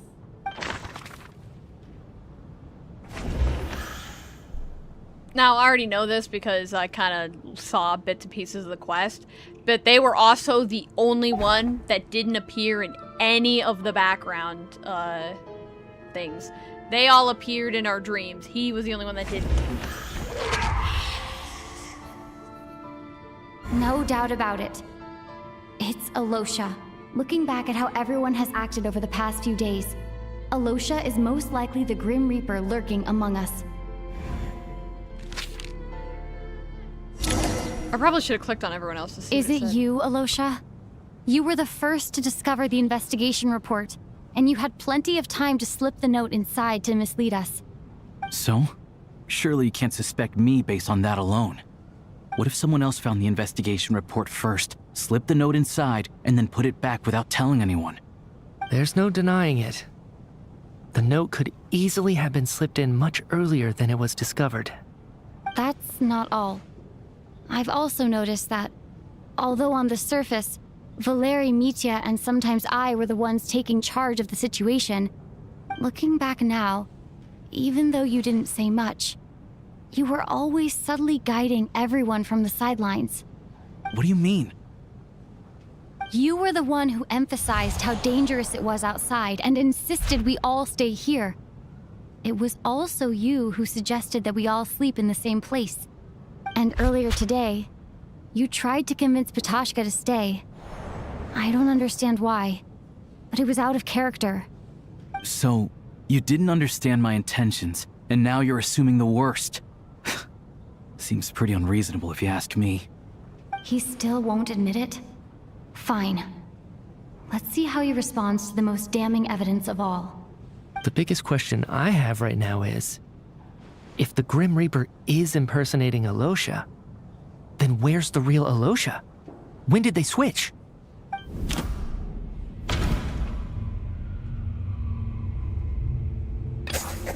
That's right. This was the moment. Right at the start, before any victims had even emerged, Alosha was switched with the Ruler of Death while everyone's guard was still down.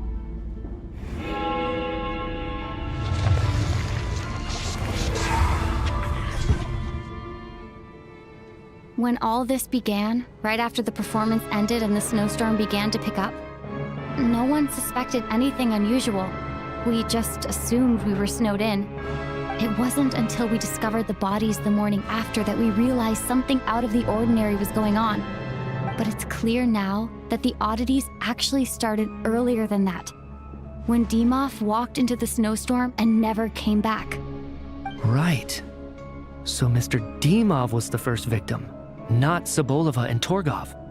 And if we pinpoint that moment as the beginning of this incident, then one thing becomes clear. They took 2 people every night. If they took Alosha, then they'd have time to switch them in. Then it was 2. Alosha, you are the only person who walked into the snowstorm and came back without the help of Vojanitsa's Requiem. More precisely, Alosha never came back at all. The one who came back was the Grim Reaper. Not bad. Well, since you've backed me into a corner, I suppose there's no point in keeping up the act anymore.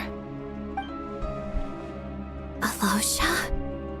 That's Renova. You're the Grim Reaper? Pay attention! We just... Oh my I am God. no such tired cliché. Mortals should address me as the ruler of death. He looks nice in that color palette, can't deny. Before being wiped out for good, you identified the 2 deceased, and even sensed my presence. A commendable achievement. Far beyond what I expected. I heard you can ferry souls. Those deaths each night. Were they your doing? Your initial conclusion was correct. Due to the existence of the 2 deceased, the ley lines yearned to reclaim those long-lost souls. Every night they devoured an equal number of souls to fill the void. This required no intervention from me. Though, of course, ferrying souls is indeed my authority. Here, take a look.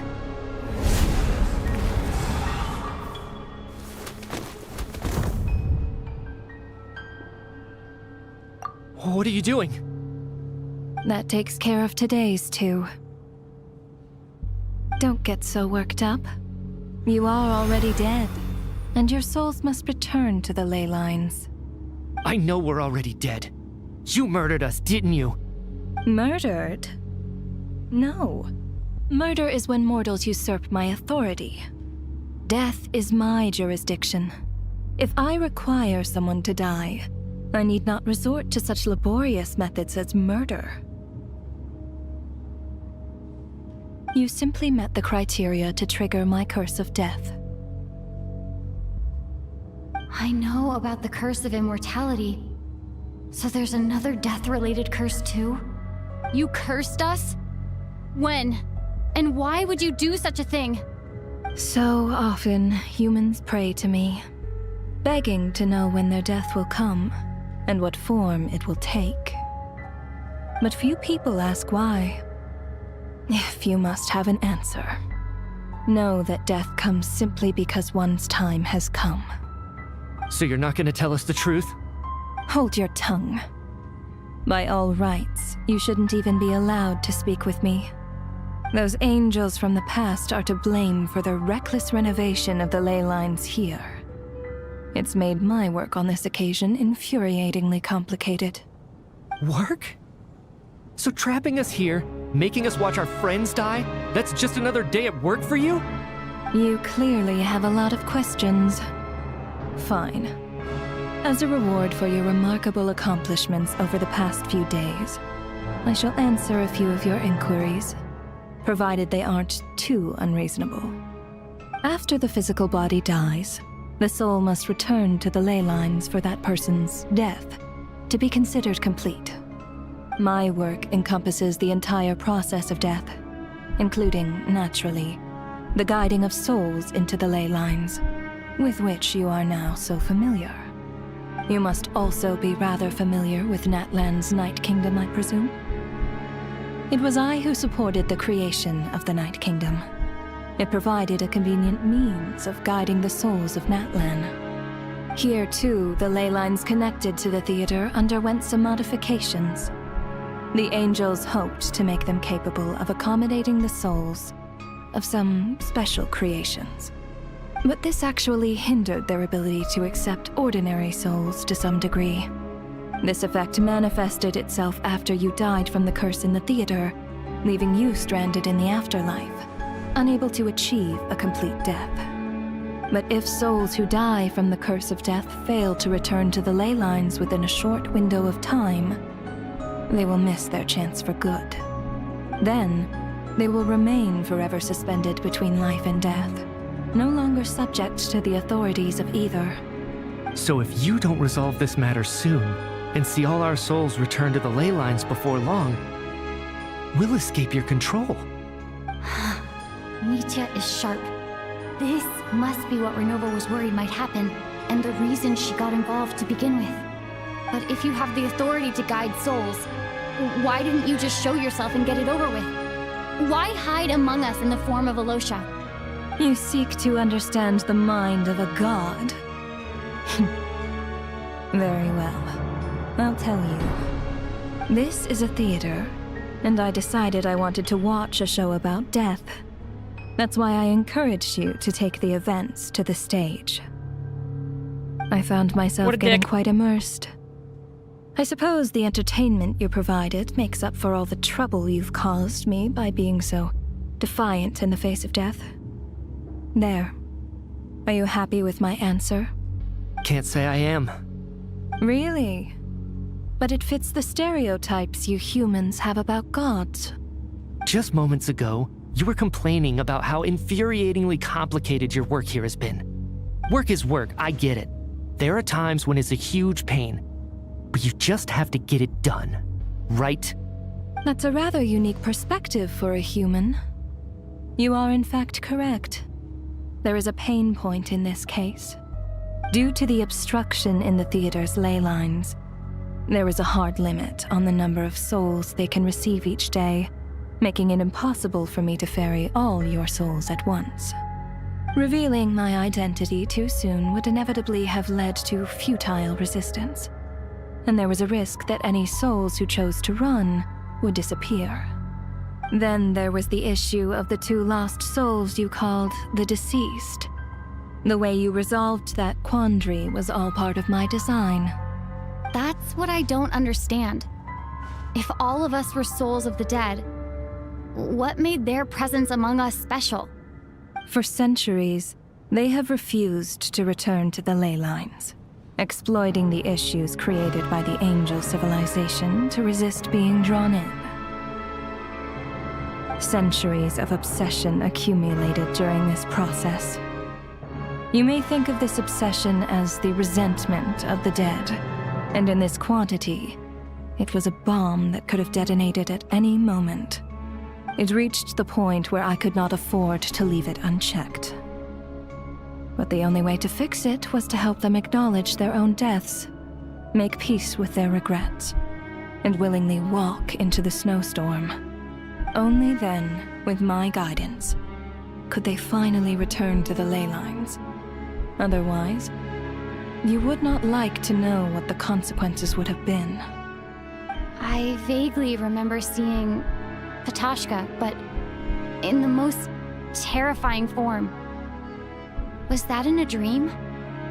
Is that what would have become of her if she hadn't returned to the ley lines? I see your dreams brought you many revelations. So you see, death in fact grants wisdom to mortals. Souls connect to all things in the world and see the chain of cause and effect between them. It's nothing unusual. Anyway, giving psychological counseling to lost souls is not my strong suit. That is more of an angel's role. It was something I could not resolve directly using my authority, so I decided it was easier to leave the bomb defusal to you. Meanwhile, of course, their presence caused the souls of other members of your party to return to the ley lines each night. From where I stand, that was killing two birds with one stone. As both issues slowly resolved one another without me having to lift a finger, all I had to do was stay close by and keep the situation under control. Then use my authority to wrap things up at the end. And, of course, while I was at it, I thoroughly enjoyed watching this drama, dealing with death from a mortal perspective, play out on the stage. Sounds like you had it all figured out, Grim Reaper. I just did the math. You said there's a hard limit to the number of souls the ley lines here can receive each day. It's 2, isn't it? That much is obvious, even to a fool. It's time to review this whole affair. If the ley lines can only take in 2 people per day, I need to go over the deaths from these past few days again.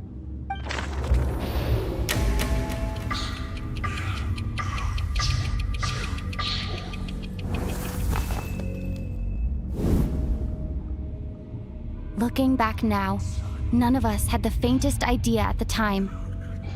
From the moment the staff member named Dimov walked into the snowstorm, the incident had already begun.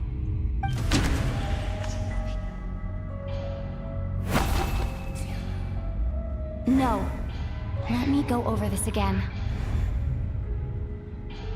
How was he not first? Wait, no, technically it would be you, right? No. Okay. Then now Alosha? Alosha was the second to walk into the snowstorm after Dimov to investigate. During this process, the ruler of death assumed his identity, making him one of the victims.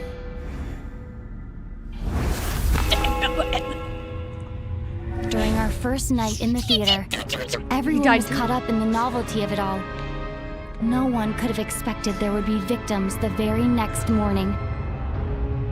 Despite all the confusion, and with the help of hindsight, we finally began to realize that something was amiss with the snowstorm. Day 2, she and he died. He also died. The ley lines devoured Torgov and Sobolova on the first night. At the time, we thought this might be a murder case connected to Lelek.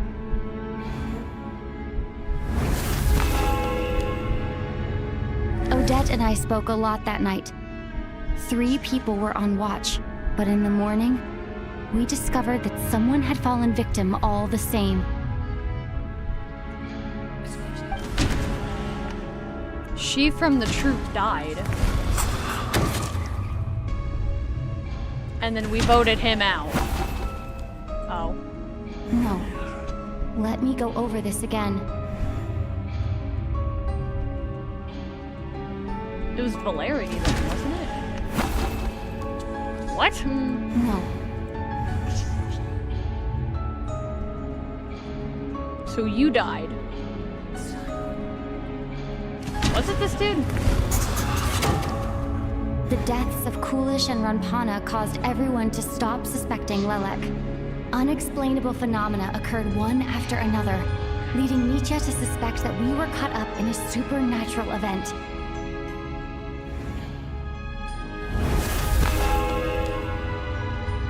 Later, we discovered that there seemed to be an extra person among us, and subsequently discovered the existence of the deceased.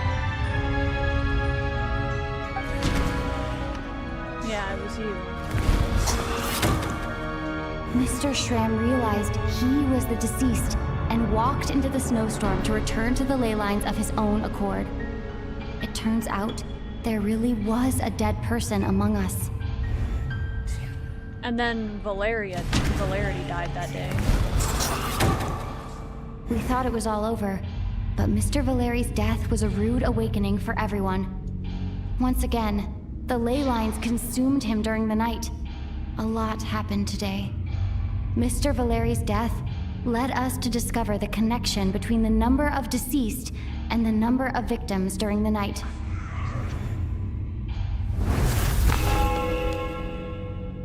The fact that there was more than one deceased seemed to bring us back to square one. Odette revealed some information she had been keeping to herself. Then Mitya decided he didn't? Although Mitya did indeed walk into the snowstorm that day, he returned from the ley lines with the help of Vodyanitsa's requiem. The void in the ley lines hasn't been filled. So, let's rule out Mitya for now. So it was Vodyanitsa. Vodyanitsa was swallowed by the ley Vodyanitsa. lines in her sleep. But the requiem she sang before falling asleep was quite a game changer. And then we had Tonya walk out in the storm that day. As it happened, Katashka filled the void left by Mitya's return from the ley lines by walking into the snowstorm this morning. The girl I thought was Child's sister, Tonya, turned out to be another of the theater's deceased. Come to think of it, Katashka was about to walk into the snowstorm at that time, and Renova, unaware that Mitya would return, was concerned that her soul would overflow from the ley lines. That's why she used Alosha's voice to try and persuade her to stay behind. Looking back, I suppose that was an early slip-up on her part.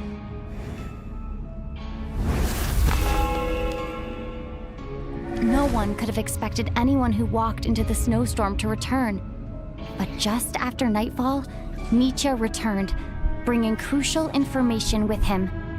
Various truths began to surface, including that all of us were already dead, and that the ruler of death was here among us.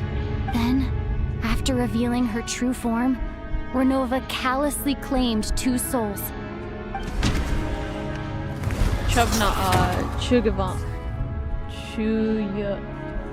Shuganov, and Odette.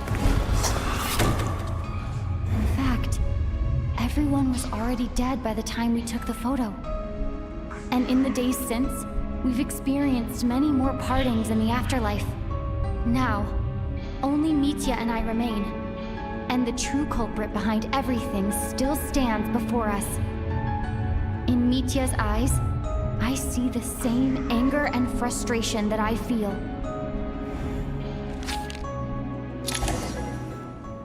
That covers everything. It's all clear now. Your work isn't finished here yet, is it? The Traveler and I are still standing here, safe and sound. The water imp's song threw things off a little, but it is of no consequence. The ley lines have already anchored your soul, and the first ray of light tomorrow morning will take you back. I, meanwhile, need to review my attitude towards the water imp race. So the reunion in the night that Vodyanitsa mentioned, I suppose that was never meant to be a permanent reunion. That just leaves you, Traveler. My power only allows me to temporarily separate your soul from your body. The ley lines of Tevat would not accept you, and your soul is firmly anchored to your body by your will. For a descender like you, who is not bound by Tevat's rules. Your death can only be brought through the most violent of means, such as directly destroying either your body or soul. I have no interest in involving myself with Descenders. For now. Although, this may change if Asmodee remains missing, or you insist on interfering with our affairs. One last question then.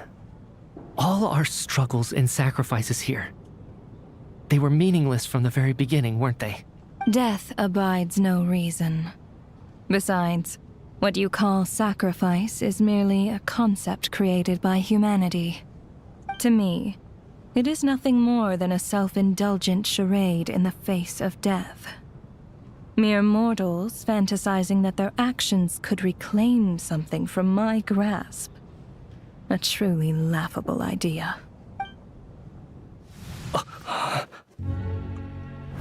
Grim Reaper, you really know how to get on my nerves. I'm not here to ingratiate myself with you. I kill merely because your deaths are necessary. And you're Oh, you've made that quite clear. But humans don't take well to being scorned. Not even by the gods.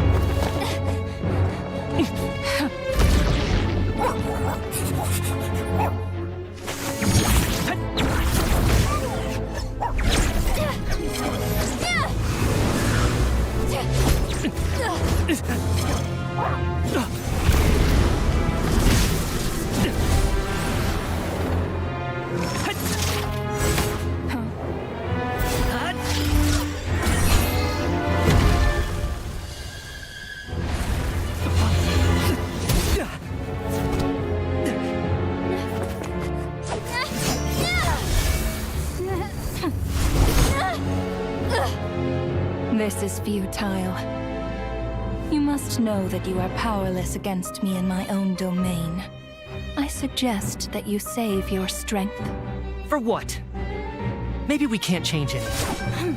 But if nothing else, we can at least teach you to have some respect for the dead. Audacious.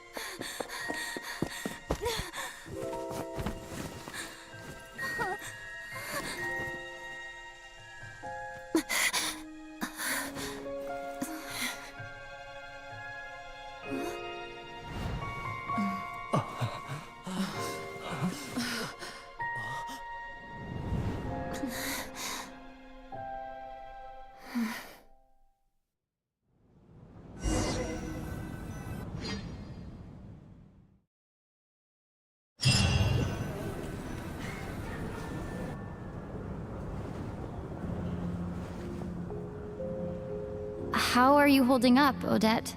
What happened to me? How much do you remember? What do you mean? Is the performance over? I can't seem to recall what happened. Has Odette already forgotten?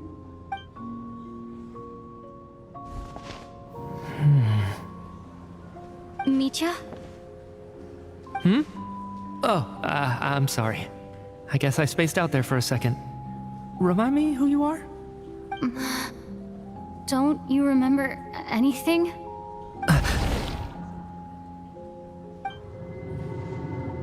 Yeah, I remember now, comrade. Looks like we guessed right.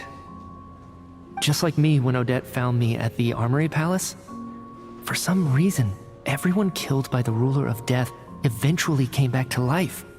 Just with one catch. They forgot what happened while they were dead. Odette and the others have already forgotten everything. Why were you able to remember this time? Could this be the reason? You said this is the ruler of death's symbol, right? I don't see anything there. You don't? Huh. Okay, I guess that makes sense. I carved this into my hand in the afterlife, so it's not visible in the physical world. Does that mean I carved this symbol into my soul? What an unsettling thought. Still, at least I get to remember what happened. I suppose it's a blessing in disguise. What about you, though? The ruler of death mentioned that you're a descender? Is that why you can remember? A full explanation would get complicated very quickly, but that's essentially it. Well then, now that it's all over, let's figure out what we've learned. The first thing I notice is that everything here is precisely as we left it, right before our deaths. This confirms that time passes differently in the afterlife than in the real world. They say that right before death, time slows down and your whole life flashes before your eyes. That must be how you know you have one foot in the afterlife by that point. Anyway, clearly the few days we spend in the afterlife probably only amounted to a few short minutes in the real world. This also aligns with previous reports of widespread temporary memory loss among the Armory Palace personnel. Now it seems likely that those were all brief deaths caused by the Grim Reaper's so-called curse of death.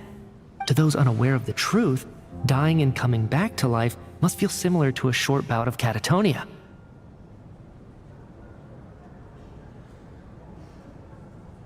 This leaves me with a couple big questions. What are the conditions that trigger this so-called curse of death? And why are we resurrected after we die? If nothing else, I think it shows that killing us wasn't her ultimate goal. We still don't know her true reasons for subjecting us to death. Right. This time only got complicated because of the situation with the theater's ley lines. That's why she had to approach it differently. If the previous incidents of amnesia among the researchers are anything to go by, killing us is usually a pretty routine matter.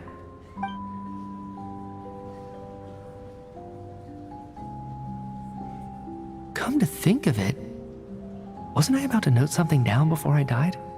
I can't remember what it was, but I think it was something related to my research project.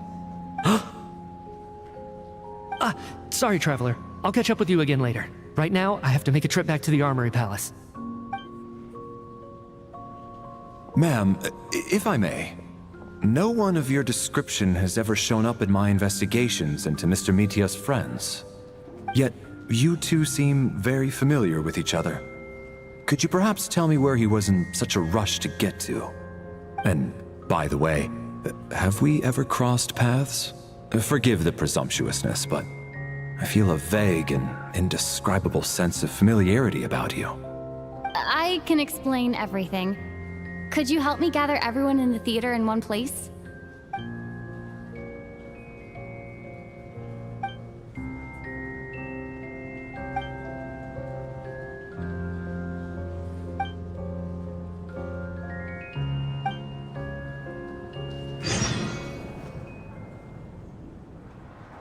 Do we tell him where Mitia was going or no? So Chuganov really is going to shut down the factory. I guess this theater incident actually did us some good after all. So, you said I promised to take you to the Armory Palace while we were in the afterlife, yes? I believe you. I think I even have a vague memory of it.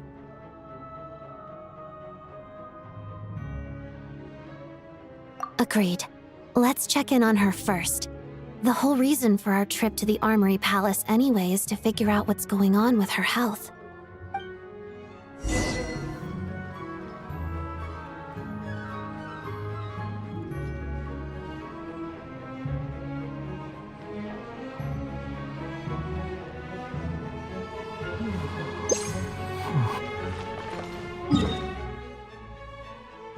Yeah, I get to go see my payment.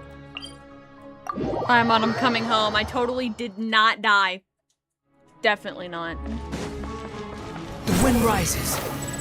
Oh, this team is like really weird because I was using it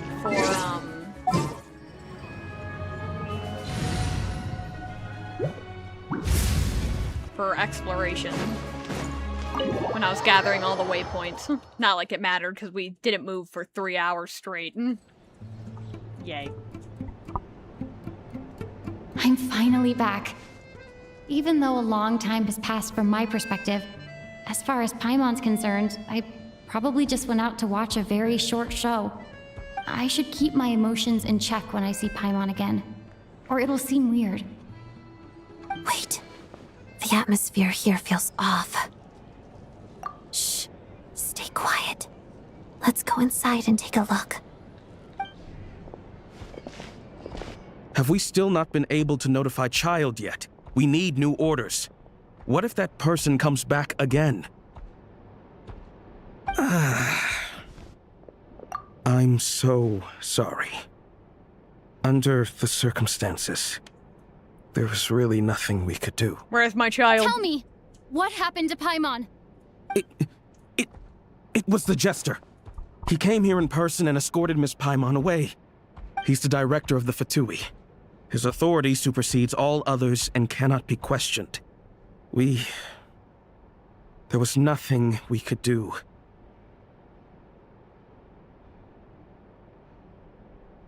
How long ago did he leave? And what was Paimon's status? It was about an hour ago. Miss Paimon was fast asleep at the time. The Jester simply walked off with her as if it was only natural. I assure you, he absolutely did not use any force. Do you know where they went?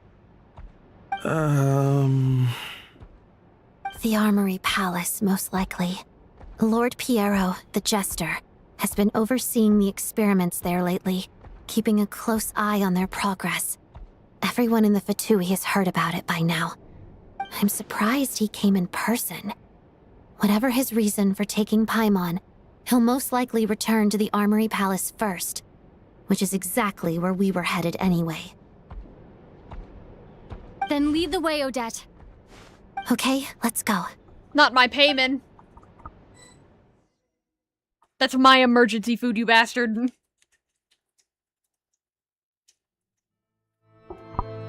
It's just up ahead. Quick, let's get inside. No, I'll go alone. You know I'm planning to force my way in. You're with the Fatui, so you should stay outside. I was hardly planning on taking you through the official channels anyway. I'm here to force my way in, just like you. I may be a Fatus, but I'm also Lelek, enemy of Project Stuja. Paimon's safety is paramount right now. With me around, you'll have an extra pair of hands. There might be devices inside that are easier for an insider to deal with. If you say so. Let's go. There's no time to hesitate.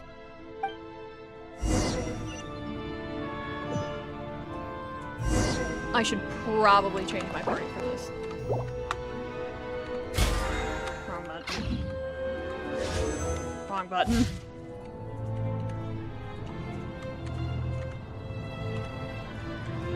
Okay, I guess I'll just go for myself. I'll be fine, this team is okay. Oh my god. Hey, who are you? This part of the Armory Palace is under restricted access. What do you think you're doing? No questions, please. We're short on time.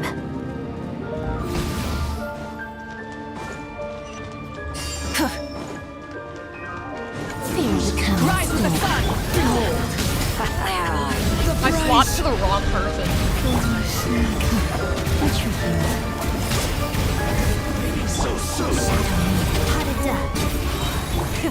Rev the engines!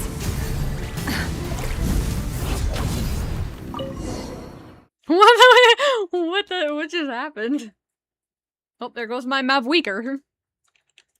Burn it down! Do you have a pass? Where are you coming from? So, you're intruders, huh?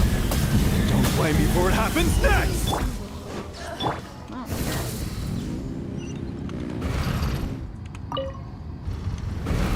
The Armory Palace is hidden this deep in? This place is much bigger than I imagined.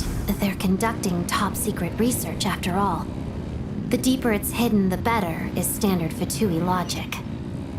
The style doesn't really look like the Fatui's handiwork, though. Intruders! Stay alert!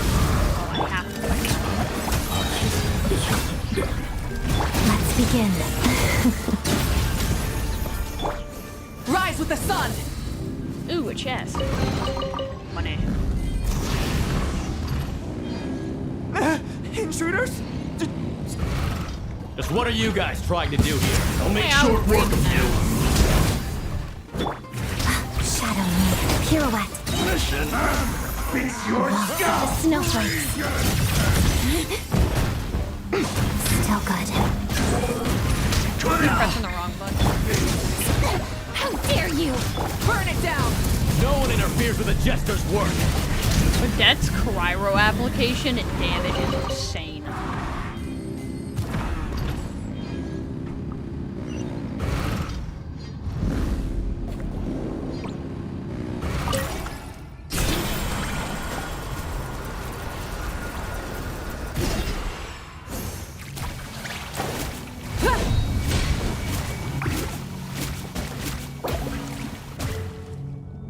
I'll be right back. I'm gonna go run to the bathroom and then quickly grab something. Sorry, this is such short notice. I'm being called. This won't take long.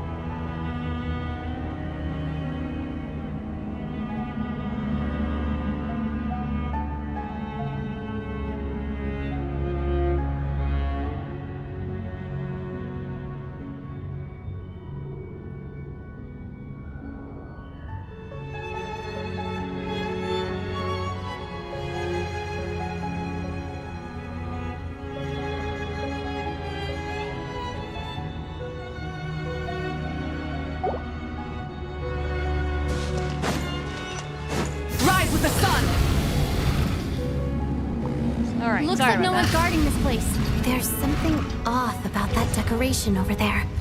Look out! Let's deal with these before we move on. Burn it down! Decoration my fine hot ass.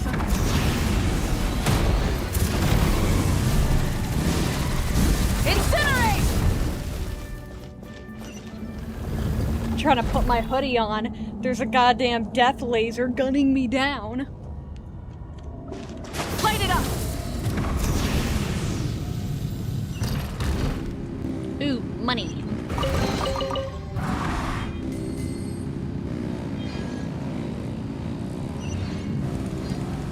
The researchers here probably don't know that we're uninvited guests. Let's try not to hurt them. What's the big star from the theater doing here? That's Miss Odette. She's a member of the Fatui. Don't tell me you didn't know that. That's kind of funny. They're just chilling. Burn it down! Is the whole reason for Project Stuja to support the research here at the Armory Palace? Just what are the Fatui and the Tsaritsa planning?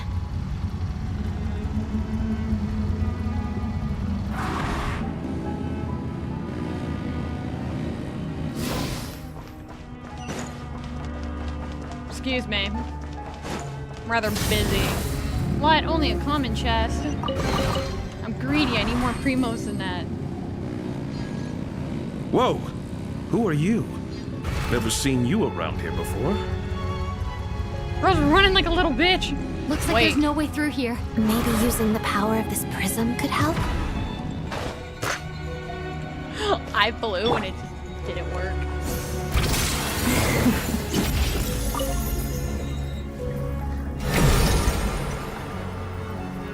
I think I see some images. It's the prism's power at play, causing images of the past to reappear.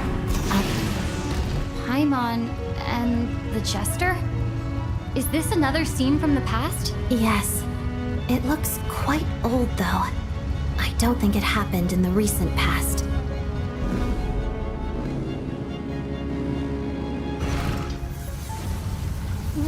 What's going on here? What happened? The source seems to be the Armory Palace. They must have started some large-scale experiment. Wait, what if this has something to do with Paimon? We need to hurry! My payment is in trouble. Just save my payment before she gets turned into a stellar linchpin. Right. At least then I can wear her. The Armory Palace is just up ahead. Paimon, please be okay. Mission. Oh, mission. Oh. Incinerate! Ha! Burn it! No more mistakes. Together.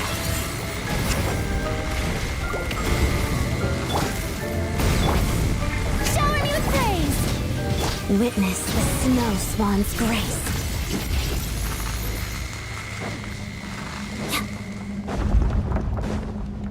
Light it up!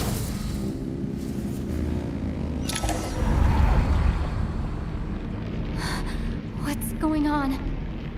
Wait, I remember this feeling. It's the curse of death. No, not now. Why is the curse of death striking again already?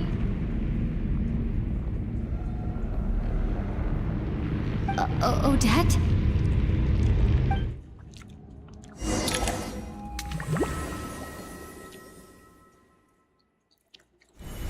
Is this the afterlife again?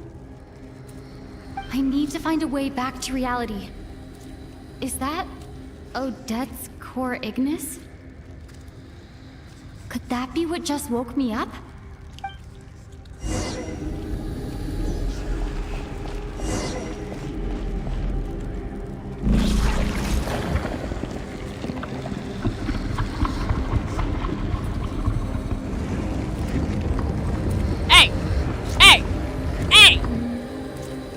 Don't just take my stair privileges.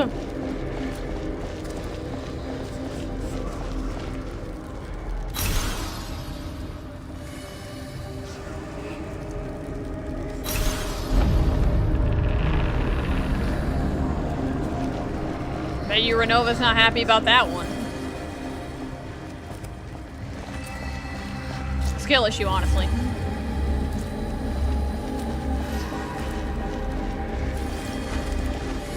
Oh, thank God I can jump. I'm walking so slowly.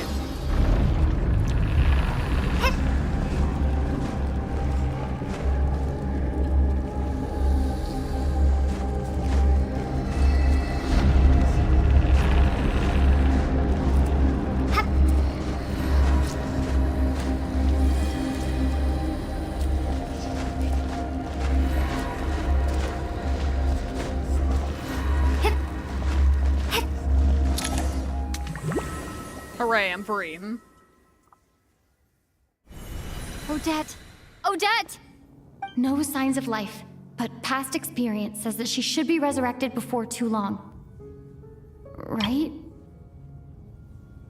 Did Odette intentionally use her core Ignis to guide my soul? I feel like something similar happened in a dream I had before. Thank you, Odette. If not for you, my soul wouldn't have found its way back to my body so quickly, and I might not have woken up so soon. But I'm sorry. I don't have time to protect you. I have to use the time you bought me to get Paimon back.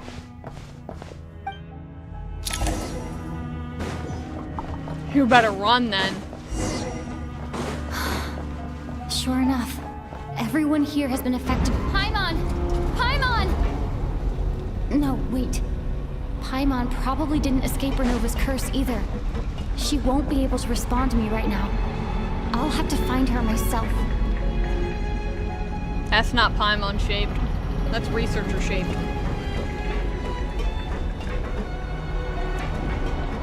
Is he not gonna get... Is he gonna be okay? Is he gonna get crushed?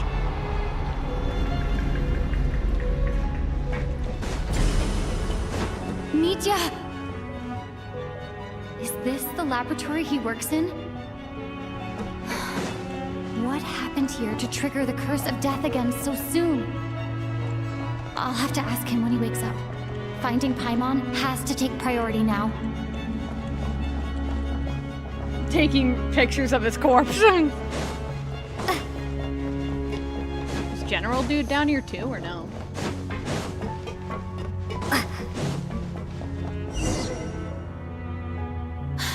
I found her! Paimon really is here!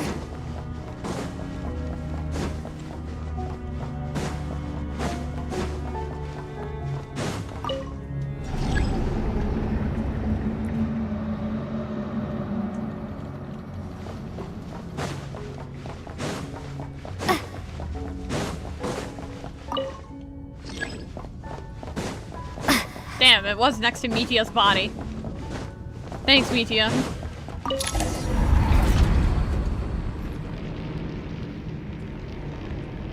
Ah, shit.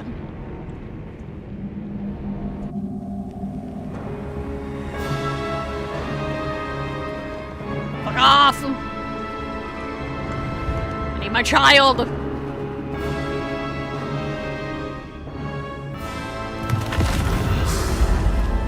Holy Aura Farm! You don't learn, do you? You've already been involved in one mass death, and now you show up at the scene of another. This might have passed for a coincidence the first time, but a second time? Am I to assume you are intentionally interfering in Snezhnaya's affairs? Judging by your expression, it seems that you understand little of what is going on here. In that case, a word to the wise. Do not interfere in Snezhnaya's affairs. A civilization that fails to learn its lesson constantly depletes its own worth. It will one day lose any reason for its existence. And as a descender, you are perfectly suited to be the lifeline to which a dying civilization might desperately cling. Consider your position carefully. No advice needed. I'll make my own judgments. Suit yourself. When the day of reckoning arrives, Not even a descender can hope to escape unscathed. The time for resurrection fast approaches. The mortals here are not yet worthy to behold my form. So that will be all for today.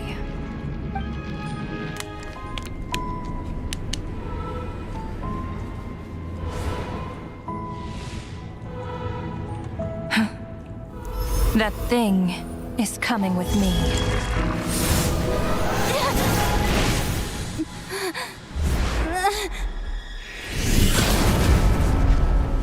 Holy impact frame aura farm.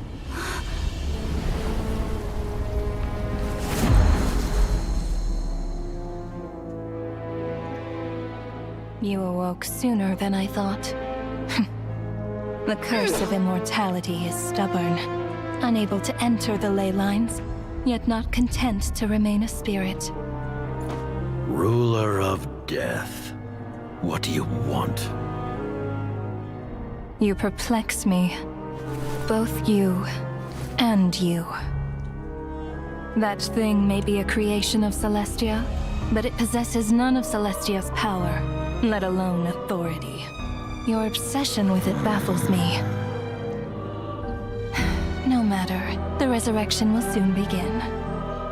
It's worthless anyway. I'll reclaim it next time.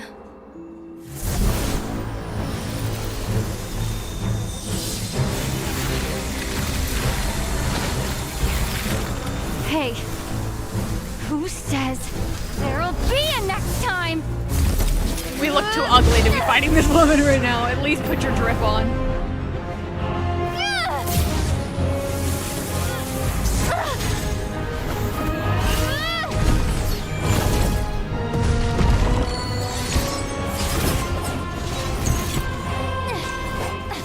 Thanks, Piero.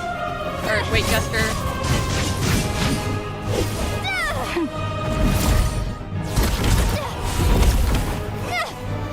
For protecting my child while I'm trying to fight God.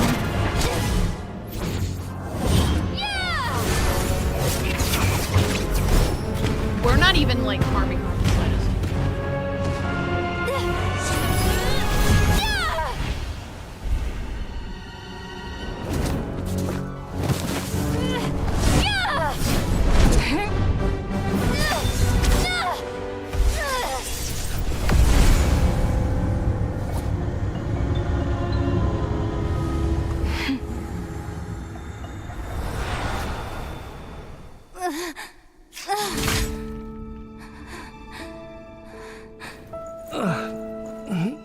Medium!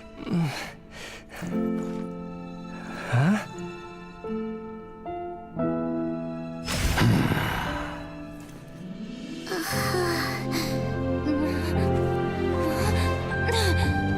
Don't abandon that sword! Traveler? My child!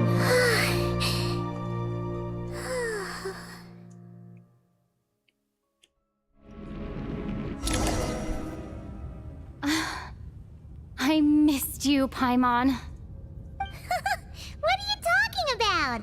We haven't even been apart for that long, have we? It was different this time. You seem to be in pretty good shape. Yeah, Paimon's back in tip-top condition. It's the weirdest thing.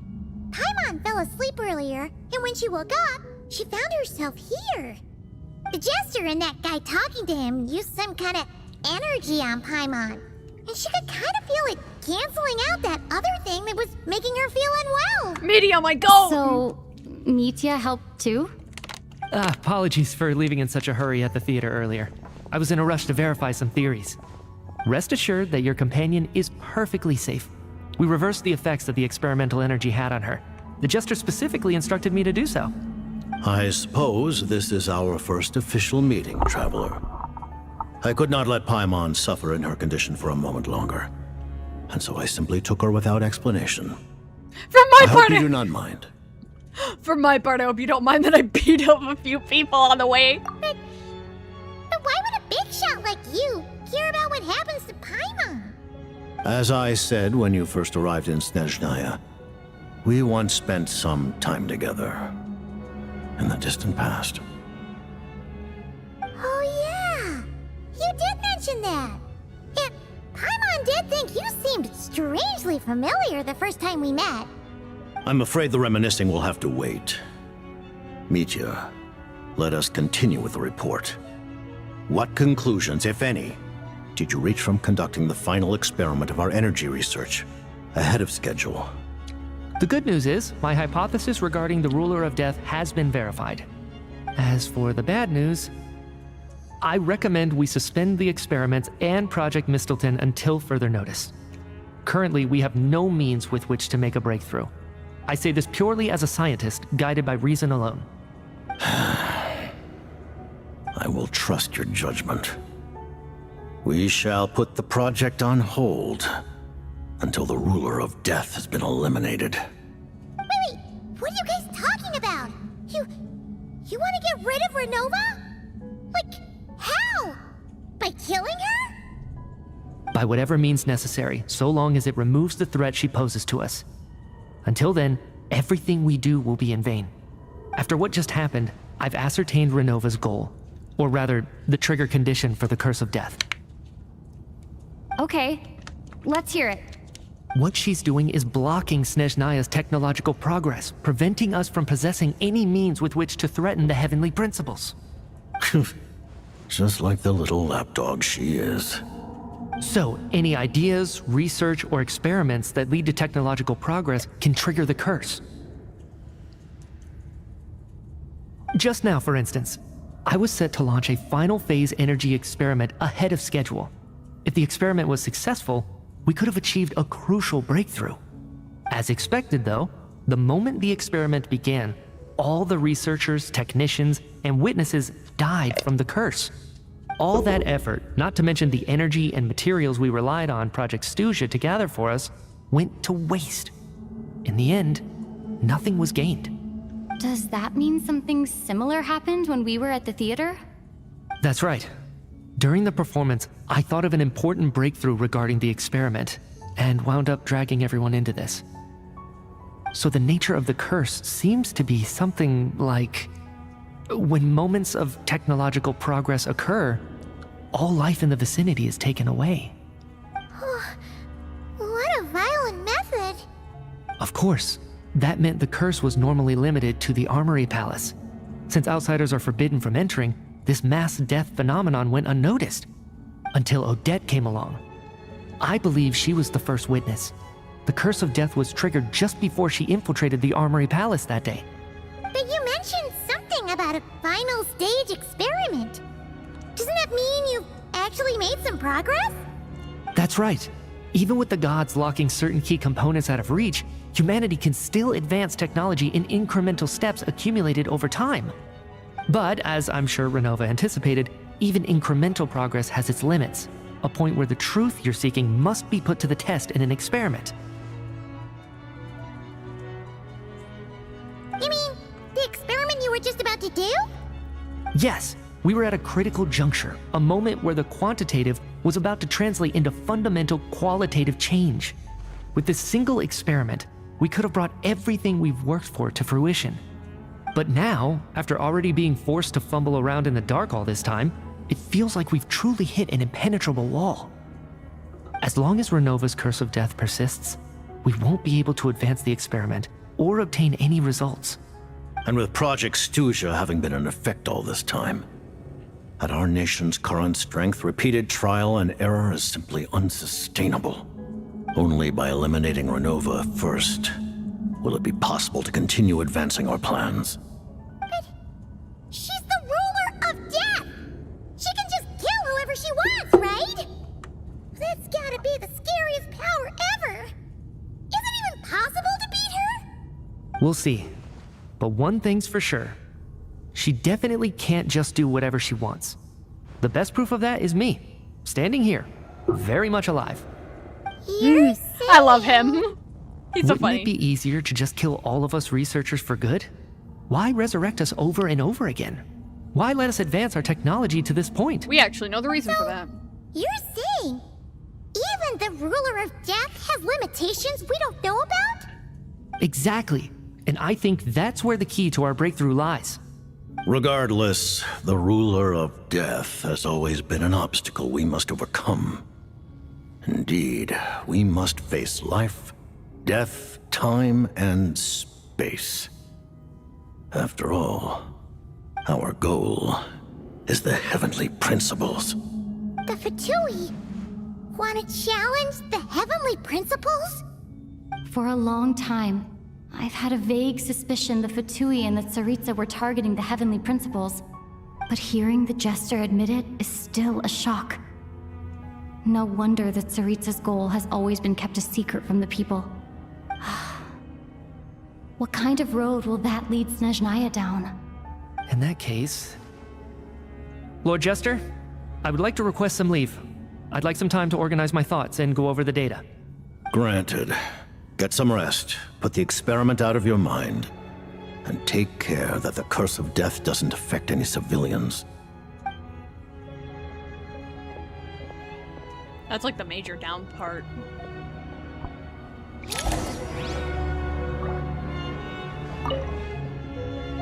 While there is yet time, allow me to offer you my hospitality, honored guest of Snezhnaya. Is there anything you wish to know? I remember hearing the term Mistleton from Columbina. Yeah! Paimon wanted to ask about that when the name came up just now. What is it? Paimon's heard of Project Stuja, but not this one. As you know, Project Stuja is a series of measures enacted to consolidate our nation's resources, the greater purpose of which is to serve Project Mistleton. Many of the things you have encountered thus far are essentially for the advancement of that project. This includes the Kuvaki Experimental Design Bureau in Notdry. Researching Kuvaki was merely a facade. Its core objective was to use local resources and research findings to build Mistleton itself. And that's a weapon built for the final battle against the Heavenly Principles, isn't it? Huh? How did you know that? I was given some intel, and I made some deductions. Wait. You must mean that thing over there. Oh, Paimon's gotta take a closer look at this thing. Especially after you guys sent so many people to Notdry to work on it. Kuvaki alone will not break through Celestia's defenses, let alone challenge the Heavenly Principles. The Heavenly Principles are no doubt accustomed to combating the power of the Light Realm, and elemental energy is simply the power of the human realm, converted to that form by the Heavenly Principles themselves. Any attempt to use this power against its creator would be a futile endeavor. On another note, this man says heavenly principles like it's a slur. For now, therefore, we have set our sights on the form of energy associated with the Third Descender and the Stellar Linchpins. This may hold the potential to allow Mistleton to contend with the Heavenly Principles. You could say that by reverse engineering the Stellar Linchpins to extract the energy within, we have obtained a source of anti-Celestia energy.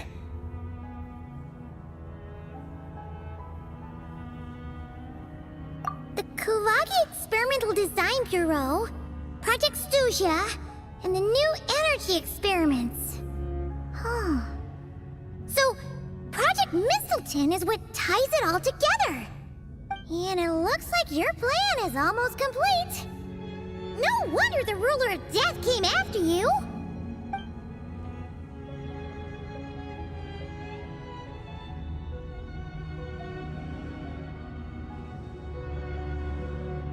Her Majesty the Tsaritsa has embarked upon an expedition to vanquish a monster.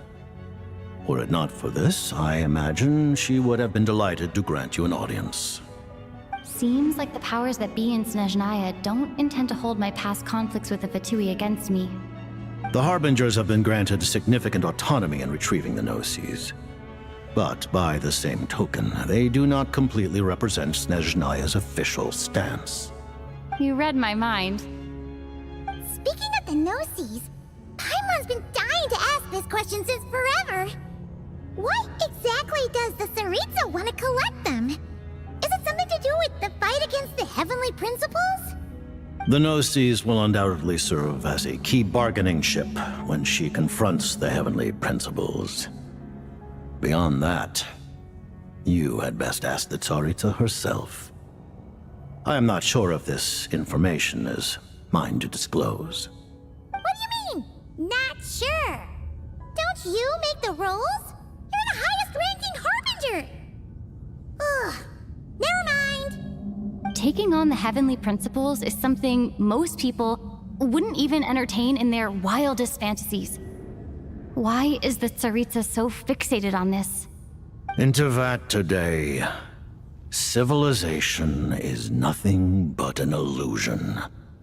Something whose very existence can be negated at any moment. Our civilization may very well be destroyed in the struggle, but as things stand, the Heavenly Principles could choose to negate our existence on a passing whim. And we must not sit back and accept that fate. Only by changing the state of affairs, only by overthrowing the Heavenly Principles, can our civilization truly be said to have taken root. Otherwise, the fate of the people of Conria and Hyperborea is a cycle doomed to repeat itself. Accepting potential destruction in return for getting to control your own fate. Furthermore, perhaps this is still somewhat difficult for you to understand. Are you aware that all the rules of this world are made up of curses? Huh? All of them? Paimon knows about the curse of death you mentioned, and the curse of immortality that you and Dainsleif have. Before she even said Dainsleif, I was literally thinking, we haven't seen Dainsleif in a hot fucking minute. Where is he? What is he doing? Then, the birth of the Hilly Churls, the rules of Natlan's Ode of Resurrection, those are curses too? Farina's long life seems to stem from a curse placed on her by Focalor as well. Yes. Even a god's love for humanity is a curse the Heavenly Principles inflicted upon the gods. What? The Tsaritsa has always had ample reason to hate the Heavenly Principles. If she can seize their authority, she will reconstruct the entire world, and when that time comes, humanity will be completely liberated from curses and lies. Look forward to it. It will be a world beyond your imagination. If there is a Genshin Impact 2, I'm wondering if that will be like the thing of it. The main theme is like if these people try to come for power. Though the ordinary people of Snezhnaya may not understand these details, in this frigid land locked in a ceaseless struggle against the environment, in this nation to which the gods have never shown favor, we all believe that standing in solidarity with the Tsaritsa in our shared struggle will surely usher in a new and better world.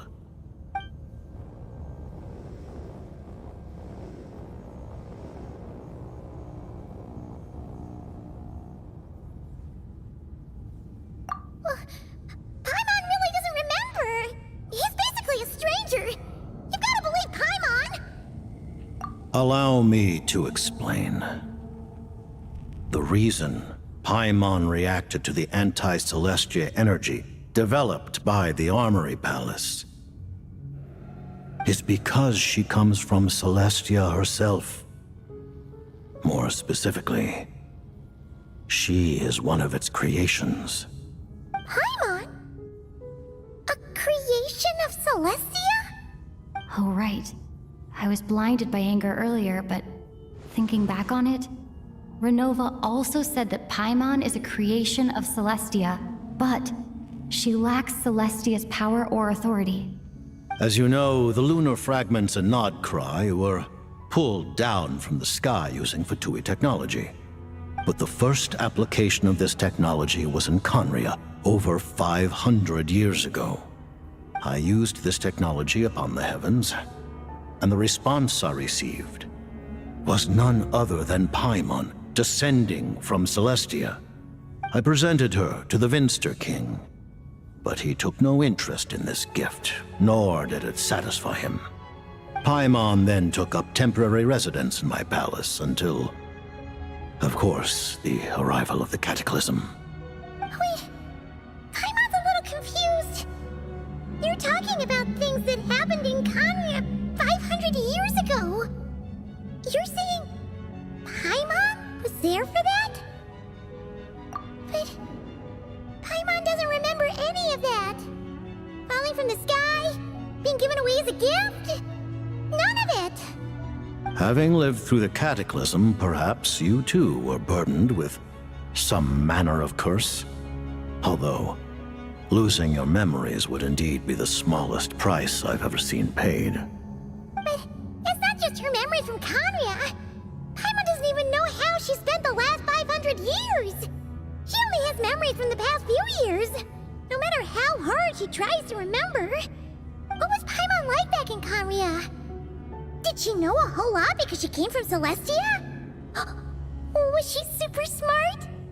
Unfortunately, when you arrived in Conria, your consciousness was like that of a newborn infant. None could say what kind of being you once were in Celestia. During the time you lived in Conria, your personality was no different from how it is now. Aw, man! Paimon's plan to get her memories back and become super smart is ruined before it could even start. You know, even though Paimon lost her memories, she still feels weirdly close to you for some reason. That must mean you took pretty good care of Paimon back then, huh? On the contrary, I completely ignored your existence. I was entirely focused on my struggle against Troptatir the Wise. But now, as I see it, it is as if you are the only sane thing that survived that era of insanity. And thus, are worthy of protection. Noted. Man, Paimon's gotta stop projecting friendship on everyone she meets. But, Traveler? Even though you know Paimon's some creation of Celestia now, you still want her, right? You're not going to abandon her? Do not say the second line because she might end up being Asmodee. Oh, phew! That's a relief. Paimon's just learning about this too. She's barely even processed it.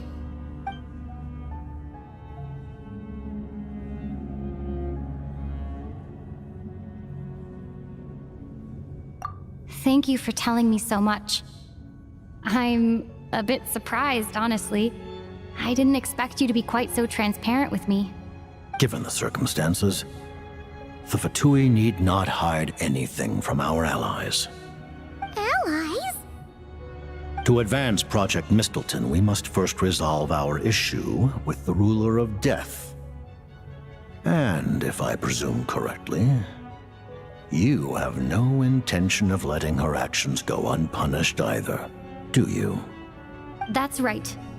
Ever since she said she intends to reclaim Paimon when we next meet, I figured reconciliation was out of the question. Not even reclaim. If you were paying attention, she literally called it useless.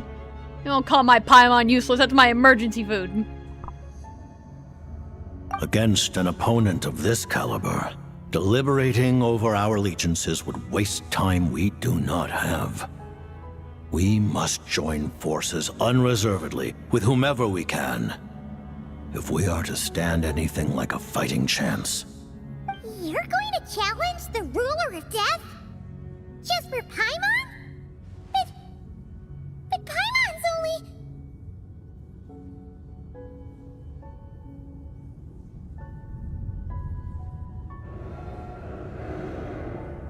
Thank you! Thank you! Oh, gee! Now Paimon doesn't even know what to say! Anyway, The Tsaritsa will return in triumph in short order, and the Fatui shall hold internal discussions regarding the enemy. The time for us to meet again will come very soon. Got it. Thanks for your help with Paimon. I'll be sure to look after her for you. There was just one other thing. Well, it's just a request, really. Paimon really wants to see what this Mistleton thingy you're gonna use against the Heavenly Principles looks like. Of course, Paimon knows it's top secret and stuff, but she just had to ask. It's okay if the answer's no. Certainly you may. Oh, for real? Actually, maybe it's best not to. What if her Nova suddenly pops up again? She might take this chance to... While the technology is not yet fully developed, it has nevertheless reached the stage where Celestia's creations are unable to damage it. In that regard, you may rest assured. Oh. Wow. No wonder Paimon felt so out of sorts recently, even though it was super far away. Alright then! Paimon's ready to take a sneaky peek at this top secret super weapon! It's not even built.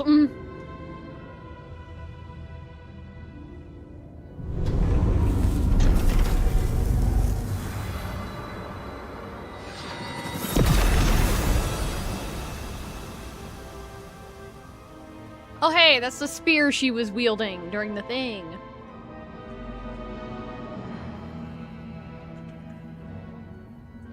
That looks like the lance from the one Hanukkah Impact 3rd game. Shit. It's about to get real.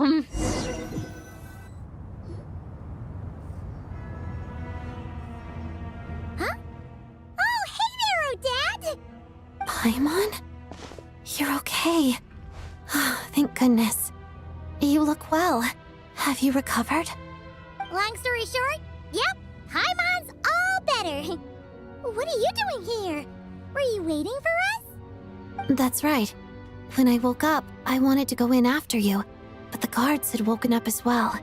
It would have been tough to take them on alone, and there was no easy way to sneak past them. So I returned the way I came and waited for you here. It was thanks to you that my soul found its way back to my body so quickly. Thank you. Huh. That actually worked? Nice.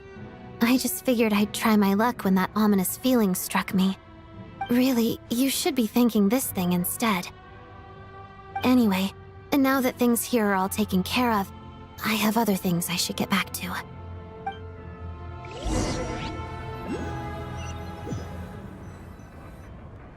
Ah, Director Chuganov, you're back. We just received notice that Project Stuja has been suspended, so we've convened an emergency meeting. This is the preliminary plan. In addition to expanding production capacity, we've also discussed feasible layoff plans to optimize revenue and expenditure structure. Our calculations indicate that the factory's profits will increase by at least 30%. Just give the word, Director. He's depressed. Leave him alone. That won't be necessary. Leave the energy for those who need it. Whether they use it just to get by or to run a business, that's up to them. Start preparing to halt production and lay off the staff. Make sure the workers are able to land on their feet and that they are duly compensated. Thank you all for your hard work during this time.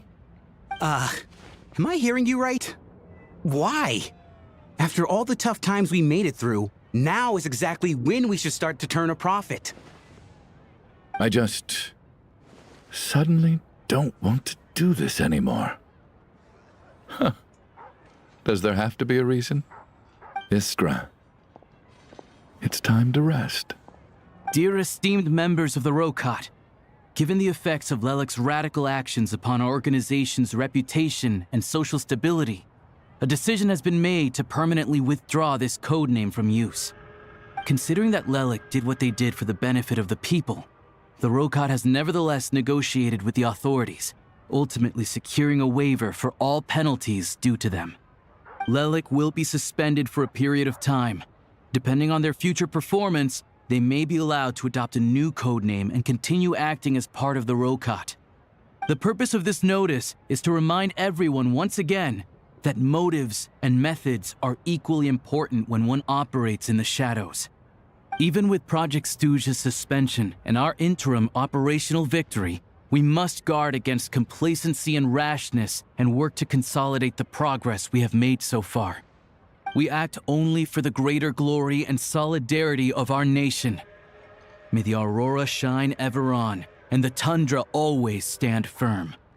We act only for the greater glory and solidarity of our nation.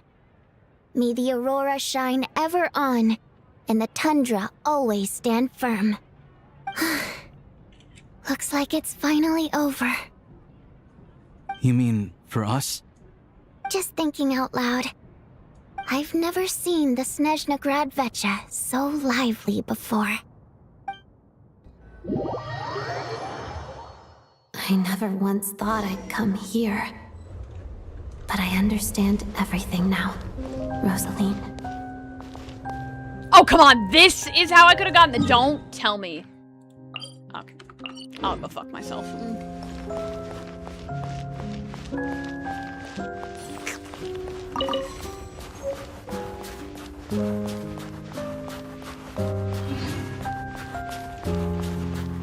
Yeah, no, I walked all the way over here manually instead of taking the TP.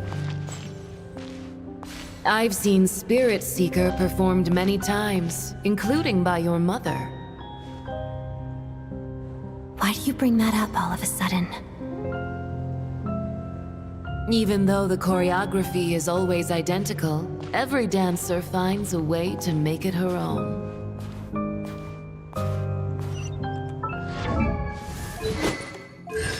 Not the C3 Odette just for us to walk. So you actually want to talk to me about ballet? I just think it would be a pity if the dance was lost to history.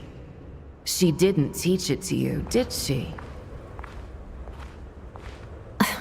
That was an unusually subtle taunt for you.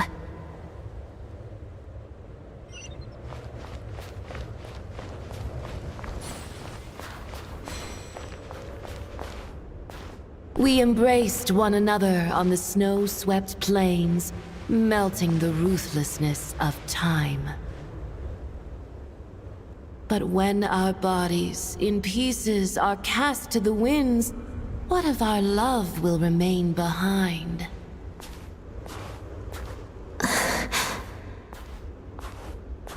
Don't tell me you can't sing. Shush.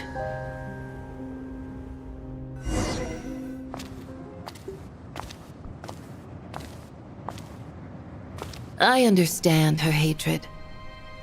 The Fatui robbed her of the life she should have had. I never opposed her dancing. Yet still I became an enemy of her ballet. I'll just keep my distance. Many despise me. I'm used to it. You're certainly not one to shy away from confrontation. But children, they need a different approach. I'm hardly the most maternal figure. Yet, she is a child. In my experience, while a father commands authority, he must still yield to love. You should tell her what you think about her dancing.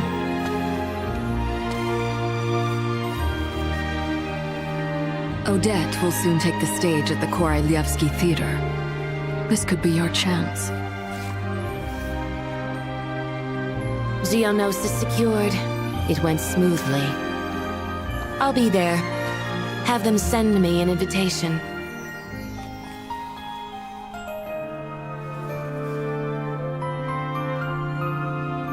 Sadly, things didn't work out. Her final words are inside that block of ice. This? Aren't these for monitoring her subordinates? Not yours. This one isn't her witch's flame, but my two worlds' flames. The two worlds' flames can burn away memories. It was my parting gift to Rosaline.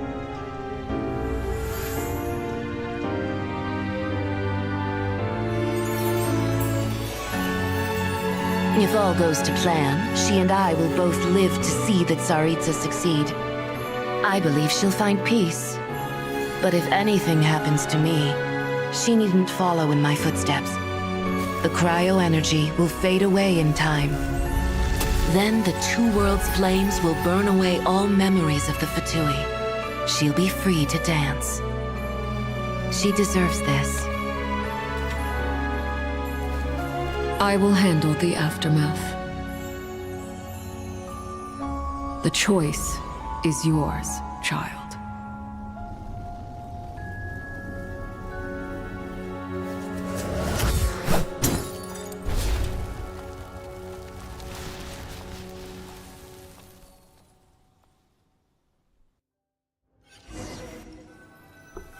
Damn, that kind of makes me feel bad for her. Kind of. Fresh air at last! Paimon's head isn't spinning anymore, and the fever's all gone. Paimon's finally free to fly again! Oh, it's nice to finally know where Paimon came from, too. It did make Paimon a little nervous at first, but it's such a relief now. Like, who cares if Paimon's a creation of Celestia? She's probably not anyone that important. Probably just the fairy of food and fun or something. And like you said, this doesn't have to change anything between us. You're not gonna just... Hey! Hurry up! Why are you walking so slowly?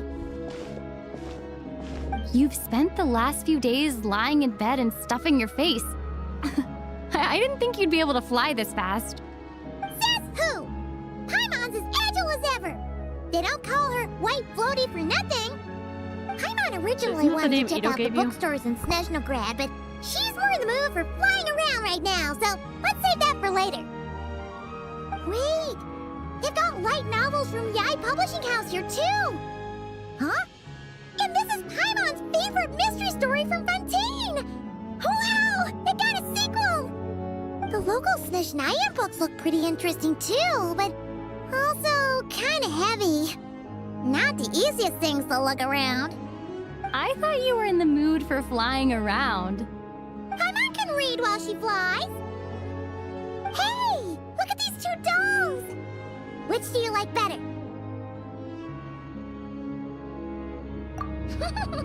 All right, boss, we'll take both. Paimon will have the other one. Oh, I thought we were only getting one. All right, fine, I'll pay. There you are. Thanks for visiting. Paimon will grab this and then... Huh? Huh?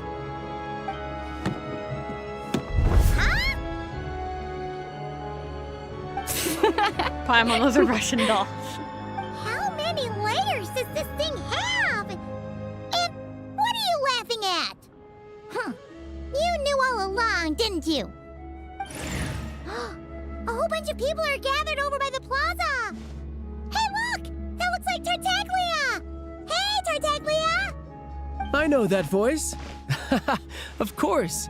If it isn't Paimon and my old comrade. You're looking well, Paimon. All better? Yeah! The jester knew I was wrong and fixed Paimon right up! Thanks for sending someone to keep Paimon safe, too. Oh, yeah. About that. That was... kind of embarrassing. Who could have known that our director would go looking for you in person? So sorry for the misunderstanding. Oh, right. Let me introduce you. This is my little sister, Tonya. Hello, Tonya! Hello. Firstly, I'm really sorry about my brother. Sounds like he's caused you no end of trouble. Hey now, why'd you have to start with that? Not that it isn't true, of course. So she's the real Tonya. She said you two didn't manage to meet up at the theater. She waited ages for me, and when I didn't show, she got a little worried and went outside.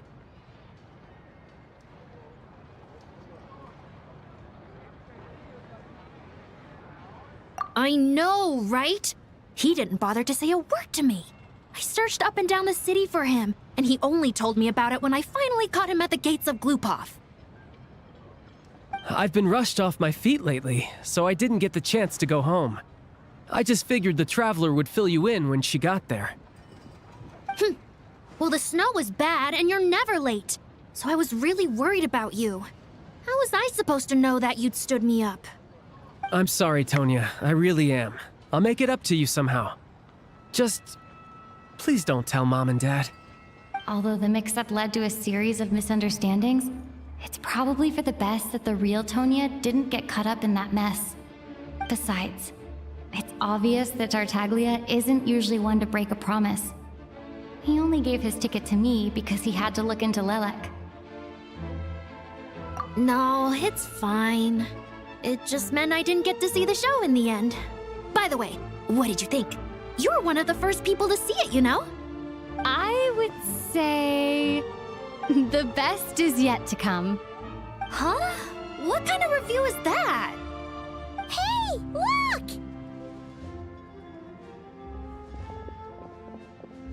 Isn't this where the Tsaritsa shows up in Aura Farms?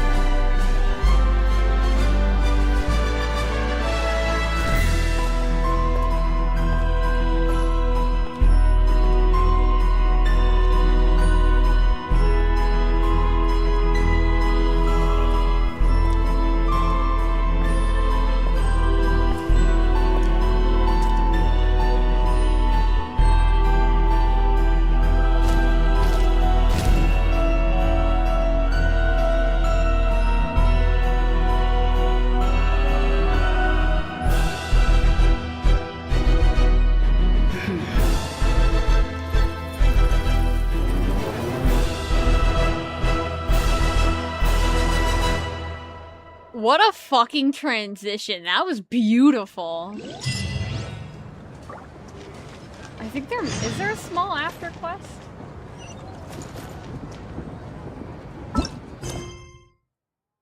No. What a way to end it. Like, it was tracking me to this quest when I literally have one of them on focused experience mode. Like, I guess they just broke focused experience mode somehow. Anyway, that is all. I will see you all later. Bye-bye. I will probably stream the other quests, who knows when.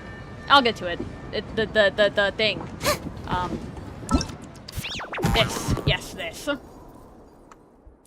See ya.